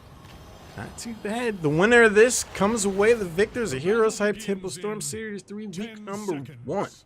On the left side, Kevin is playing Arthas. Evan Drinde is on Gul'dan Droplets. Once again playing Sonya. Oleg is on Lucio, and Toby rounded out, and those are the animals. And on the right in red for our last game of the evening is Team Numerics. We got Caesar Salad on Brightwing, Kwanzaa on the Rhaegar, Vin playing the Vala, Fast on Muradin, and Flyest Raven on Dahaka. Early action out of the gate, the root goes in, follow-up damage is there, low health bars already, Flyest Raven isolated for the moment, is able to wrap around a corner, faster with the flank and peel, gets his teammate out of there, but Dahaka, whew, almost got cooked. Yep, Flyest Raven, he's managing to back here, I'm not sure if he spends the burrow to the top side, but he doesn't know that, oh yeah, he does, okay, there's the pull, a little bit of damage onto Droplets, but nothing too substantial, so... Yeah, I mean, at that point, it's a 1v2. Dahaka would have to be on a wing and a prayer and everything else. There's the jump into the boop. Stormbolt is still going to land. However, Polymorph is going to be enough. Gul'dan waits to respawn. The boop was perfect, but Gul'dan was just out a little bit too far at that point, right? Like, there's not a whole lot he can do there. No mobility on that warrior, and that 4-man rotation was enough to secure the first kill of the game, going over to Team Numerics. So even though that early game trade wasn't favorable for them, they lost that. They lost one hero. Or sorry, they gained one hero pickup in that little skirmish. Meanwhile, top lane though. One tower will be taking down 3 members here. Flyest Raven's like, hey guys, I can deal with 1v2, but 1v3 is a little spicy for me, so I'm just gonna have to stand there and watch for a little bit. But the small wall was taken down bot. Evan Drinde is back to business. The other tower out of ammo and health up top. This wall could and probably will be cleaned here before all things are done. Macro pressure getting established early. Yeah, the animals love putting a support with this Sonya just to establish lane dominance. And, you know, the earlier they pick up these wells, it looked like Droplets was kind of focusing on that one, the earlier they get that long-term sustain on the shrine. So I liked a little bit of focus there. Weren't able to pick it up, but it's definitely what they're looking for later. And watch this rotation from Evan Drinde. Does he get caught up by the Muradin? There's the stun going in on Lucio. The follow-up trying to get in what he can, but the boot will be enough to secure the disengage for Lucio. Meanwhile, they don't get the takedown. They find themselves behind 16 defenders and rising already. Was it worth it? I don't know, because they gave up so much pressure on this shrine. And, you know, that wasn't what they were really... Oh, actually, at the same time, the burrow comes in, and there's the polymorph follow-up. Kevin in a lot of trouble, but it looks like he's going to make it out safely. How? I don't know how he managed to skate out of there. I thought that was a complete takedown on Arthas, but somehow Kevin's like, not so much. Both teams do have their level 4 talents now. The drag will miss from Flyest Raven. Stun goes in on the Droplet, spinning the wind. Sonya goes back in. There's the burrow for Dahaka to escape. This is a fever pitch bet. Yeah, the polymorph went out, and it's not available now for another few seconds. So Droplet's basically just having a heyday, lands the Q onto Flyest Raven, dealing a huge amount of damage. And meanwhile, Kevin is chunking out Muradin up here, having Battle of the Wet Noodles. Is this the ranged assassin that we were talking about? It could very well be, but the turnaround engagement will be enough for Kevin to just leave things alone. Meanwhile, animals are able to secure first Punisher of the game. With this wall already weakened, they could look to try to make something happen, but no one gets rooted. Oh, no, one person does get rooted, but they don't prestige. Yeah, and Droplets now immediately going to that top lane with Toby, looking to push this out, just continuing this pressure. The tongue lands, but no follow-up damage from the fort there. A little bit of sprays, little cheeky attitudes going on up top. And the Punisher actually just manages to pick up the middle wall and half of middle fort, so nothing too crazy if you're the side of Team Numerics. You're not in too much trouble yet. Yeah, I mean, still early on. I mean, the first Punisher isn't going to do too much. Level 7 is around the corner for both of these teams. There's a Stormbolt on the back of Kevin's face, but he's like, look, man, I'm not killing you, so you're not killing me. I'm just going to get back to soaking and living my life, if you don't mind. Thank you very much. But now he's got some backup. There's a Stunner looking to press the issue. Kevin's like, I thought we had an agreement. I wanted to leave. He was able to get out. Yeah, the Icebound Fortitude in that level 7 pickup was enough to just walk himself to safety, but you know that's going to be down for the next 35 seconds. Perhaps a window for Team Numerics to capitalize on now that level 7s are available for themselves. Pretty much just the W build, the multi-shot build from the Vala there, trying to get as many of those skeletal defenders as possible. Now the rotation onto Vin. who finds himself immediately at half health. The Demon Hunter doesn't want anything to do with all that. Brightwing is going to show up, drop the shield. The root will just miss from E-Kevin, but the slow gets involved. Flyest Raven burrows in, tries to make himself apparent. He is going to get chased down, though. Another poison spear raises the brow of Caesar Salad. Dropless does work on someone. Yeah, and it seems like these teams are just, they're pretty even when it comes to where they are on the map, but I would say that the animals are getting the trade advantage every single time. Meanwhile, 3 show up top. There's the polymorph onto the E of Droplets, but they literally don't have damage. Like, look at this. They cannot kill this Sonya. They don't have enough lockdown. I mean, there's nothing stopping Droplets from just walking to the left. Yeah, exactly. So he gets polymorph and he's like, all right, well, I'm just going to go then. That's fine. And the issue's just going to get worse, right? Like, it's not going to get easier for the side of Team Numeric. So it's a little bit sketchy when you're in that situation. Sonya already on top, picking up those defenders. Wasting no time. I mean, this is how the first Punisher was picked up from members of the animals. They got the early defender lead. And then by the time Team Numeric really stepped in and tried to throw their weight around, it was almost too little too late. Heroics will not be involved for this next team fight, I do believe. Defenders 17, 18, and rising. Kyle, this is going to be an Arcane Punisher. This is going to have an impact. It's going to be an Arcane Punisher with a level 10. This is when this game is going to seriously come online. You know, Flyest Raven looking to dig here. He wants that pick onto E-Kevin. There goes the Icebound Fortitude, but it's not going to be enough to keep him alive. Wears off, and Flyest Raven gets that pick. But that's 1 pick plus a wall. They give up the Arcane Punisher. But, you know, not having the Arthas is actually pretty substantial here. You trade the Arthas out, and you get the, for the Punisher, Arcane of the Arcane variety. All 5 members of Team Numeric are going to move in on this middle fort. They should be able to come away with this. Evan Drinde Gul'dan does damage, but I don't know if it's going to be enough for all that. But ultimately, I do believe it'll be a trade of forts as well. Yeah, and the animals see that hard commit of Team Numeric into the mid lane, and they walk past the fort with that Arcane Punisher, and they start doing damage onto the keep wall. That first tower already almost dead, and that bought enough time for E-Kevin's Arthas to come back alive, and as well as Gul'dan here pushing in, and they're going to be picking up this mid wall, or sorry, this top keep wall for sure. Yeah, the even trade concept definitely seems to be the Acme Dynamite kit blowing up in the faces of Team Numeric. It's like, hey, we can trade out forts. I didn't think we were going to trade out a wall as well, but a huge Horrify goes in. There's a stun afterwards. Faster, up front, the ancestral healing hits at the last possible moment.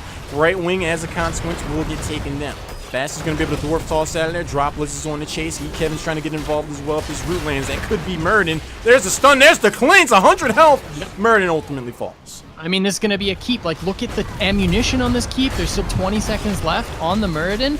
This Sonya is nigh unstoppable at this point. Flyest Raven walking up to try to grab a tongue on somebody, but the burrow is forced, and there's just literally nothing that Numerics could do. We talked about this in the draft. We're like, how are they going to kill this Sonya?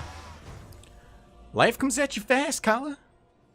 I live my life a quarter mile at a time, man. About a minute and a half ago, in the voice comms of Team Numeric, they were like, it's okay, guys. We'll get the kill on Arthas, and we'll get a fort for our trouble, too. Yay! Arcane Punisher gets snapped up.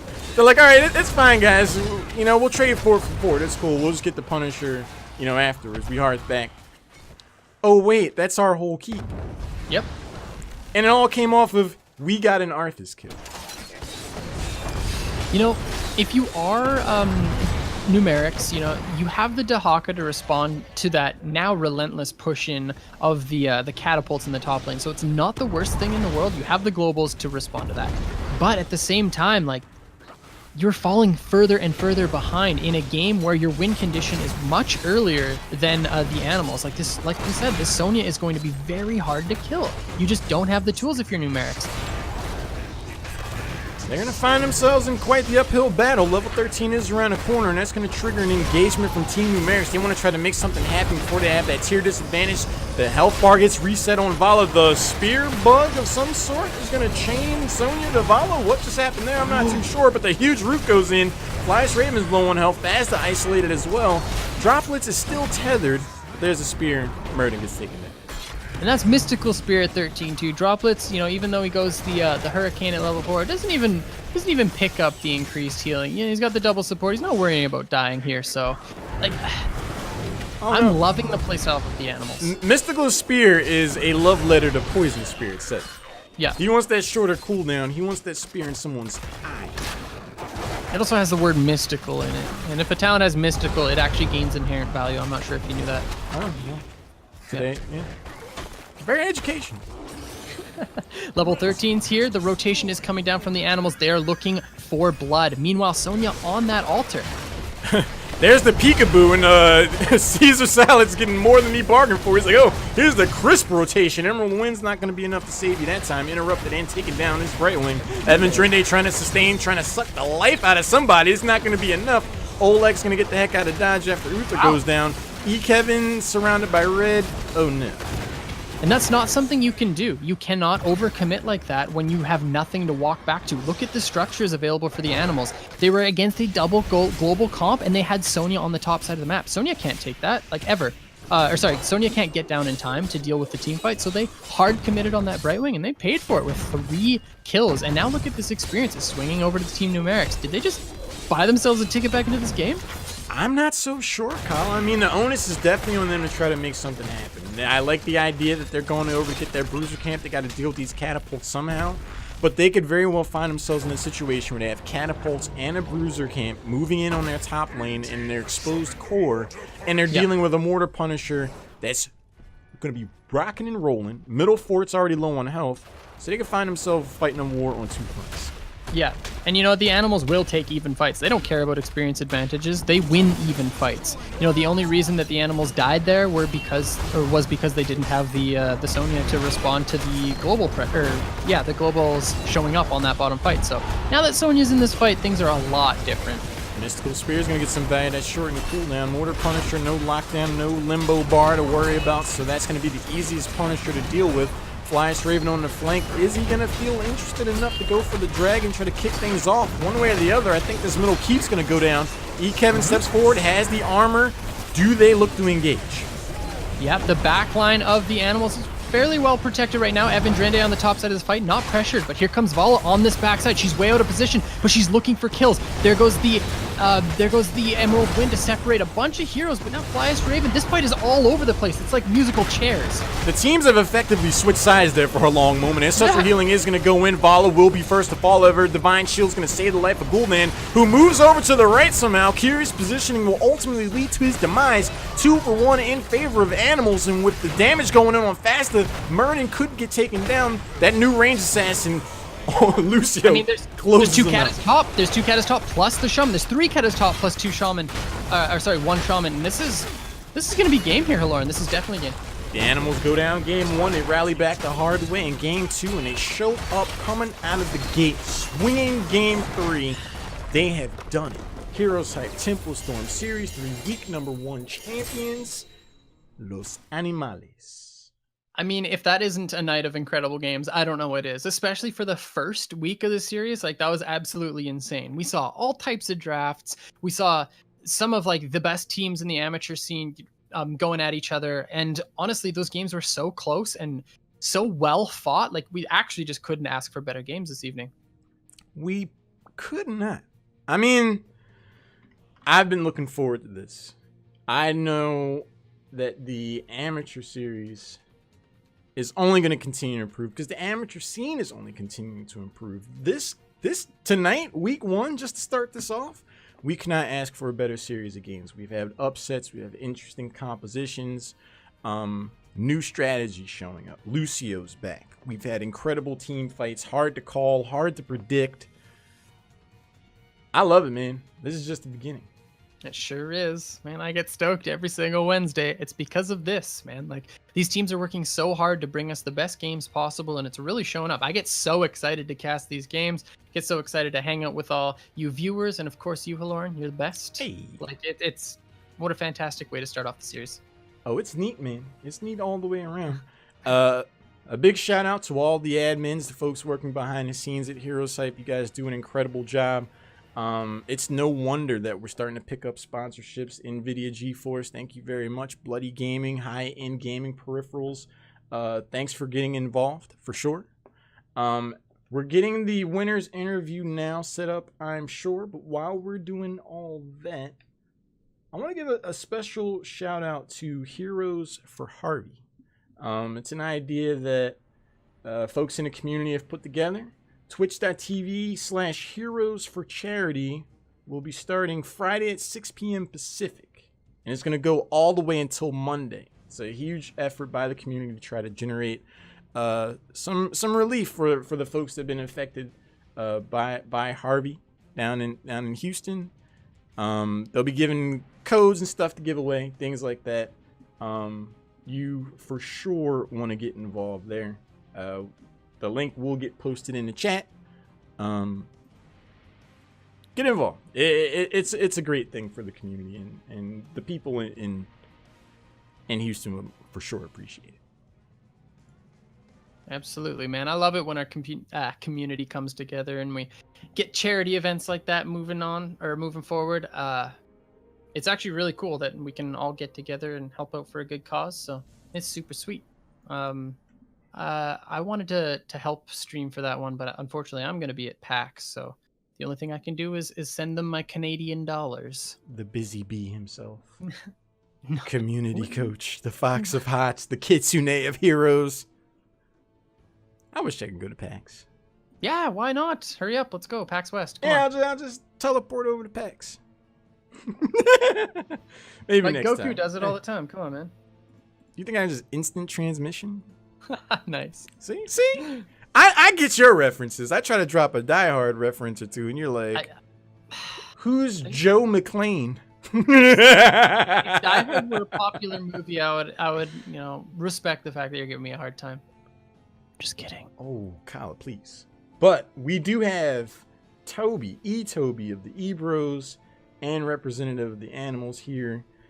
Toby, congratulations. HeroesHype Tempo Storm Series 3, week number 1. You come away the victors, man. How does that feel? It feels pretty good.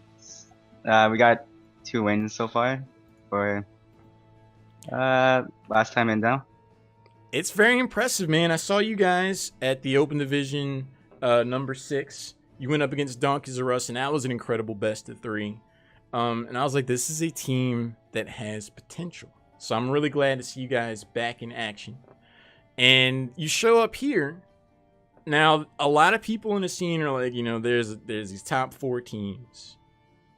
These names that we've seen in the earlier parts of the Open Division. But you guys are starting to come out of the woodworks and show up. Do you think you're starting to make some waves here?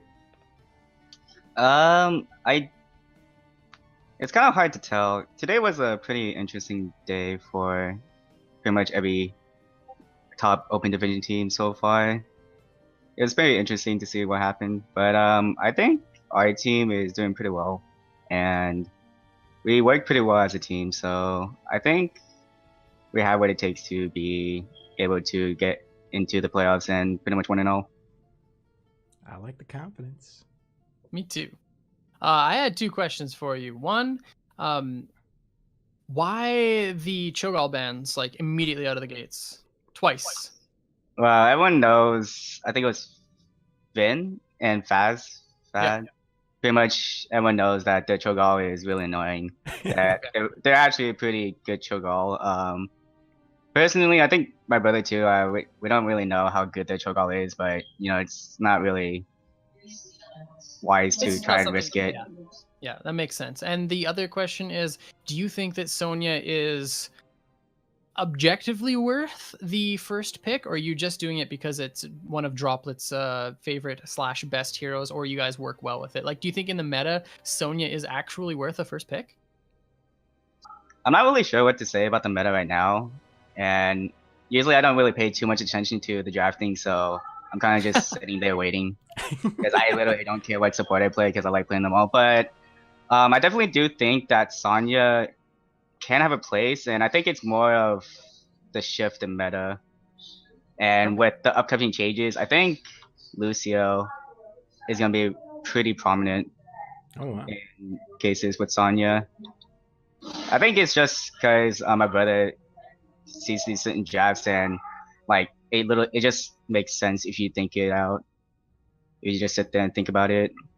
All right, appreciate it. Thanks. I got a question for you now. Some people, they've seen you show up in Heroes of the Dorm this year. You don't drop a game. You walk through their college tuition. Yeah. But you guys have actually been in the scene for quite a while. I remember way back in the Savage Gaming days. What would Yeah. how do you feel the overall amateur scene in Heroes Hype by extension has changed from then to now? Because from where I'm sitting watching these games, the skill level has gone up considerably. Yeah, it changed a lot. Like, it's actually pretty insane how much it's changed. Like, I remember back then, like, what was considered good and compared to now is just like nowhere even close. I don't know. Like, just looking at my own progress, I don't even know how, like, what I thought back then compared to now. I don't know. I don't know how to explain it. It's just I feel myself getting a lot better from then. I wish so badly that we could watch a team like your team go up against like 2015 Cloud9. I actually just wish we could see that, because I don't think that they would win. I'm not even joking. I think the skill of the scene has raised so much since then that we would actually see, I guess you would call it an upset, but teams like amateur teams competing in like the best in the world 2 years ago. I agree. Like, everyone's been learning off of each other, and you know, we've had a good year or two of just watching professional play of the HGC from a lot of different countries. So I'm pretty confident that even the NA top amateur teams would be able to have a good match against the teams 2 years ago. Yeah, I agree, man. Before we let you go, any shout outs you wanna give? Shout outs to everyone at Animals. Shout outs to Ether, best coach NA. Everyone should go check him out. Pretty swell guy. Well, again, Toby, congratulations. You got first place points this week. Can't wait to see you guys next Wednesday. Thanks. take care, it easy, man. Yeah, have a good night. The message that I would send to all the amateur teams is to continue to play your best. Apply so much pressure on these teams that are facing Crucible consequences that they don't want to go down there, because our scene is only continuing to improve. It's becoming more lethal, and by extension, it's becoming more exciting. I mean, this is just the beginning of HeroesHype Tempo Storm Series 3, and I believe the best is yet to come. I think you're absolutely right, man, and I just can't wait to see what the rest of the series has in store for us, and I can't wait to see how these teams affect the Open Division and eventually the Crucible and perhaps even the HGC. Absolutely. We're just getting started, but we will see you here next week. Thank you guys so much for hanging out. Again, a special thanks to all the folks working behind the scenes that make HeroesHype Tempo Storm the amazing series that it is. Special thanks to our good old-fashioned Argy for obviously making our lives easy. And Kala, always a pleasure, man. Where can they find you? I'm on Twitter at Curtis Lloyd NBD. I'll post it in Twitch chat and also my Twitch channel, which I would love for people to give me a follow, because I stream quite often and we got a really good community going over there. It's twitch.tv/Kala. Again, I'll be posting in the chat. So thank you guys all so much. I'm on Twitter at _Halorn, and I also stream twitch.tv/Halorn. Appreciate all follows. But if you haven't followed this channel, definitely do so. The best place here, in my opinion, for amateur action. But we'll see you Wednesday night next week, week 2. But for now, I'm Halorn, joined by the Fox of Hots, Kalamak. We're going to have a good night. You guys do the same. Take it easy. See you guys.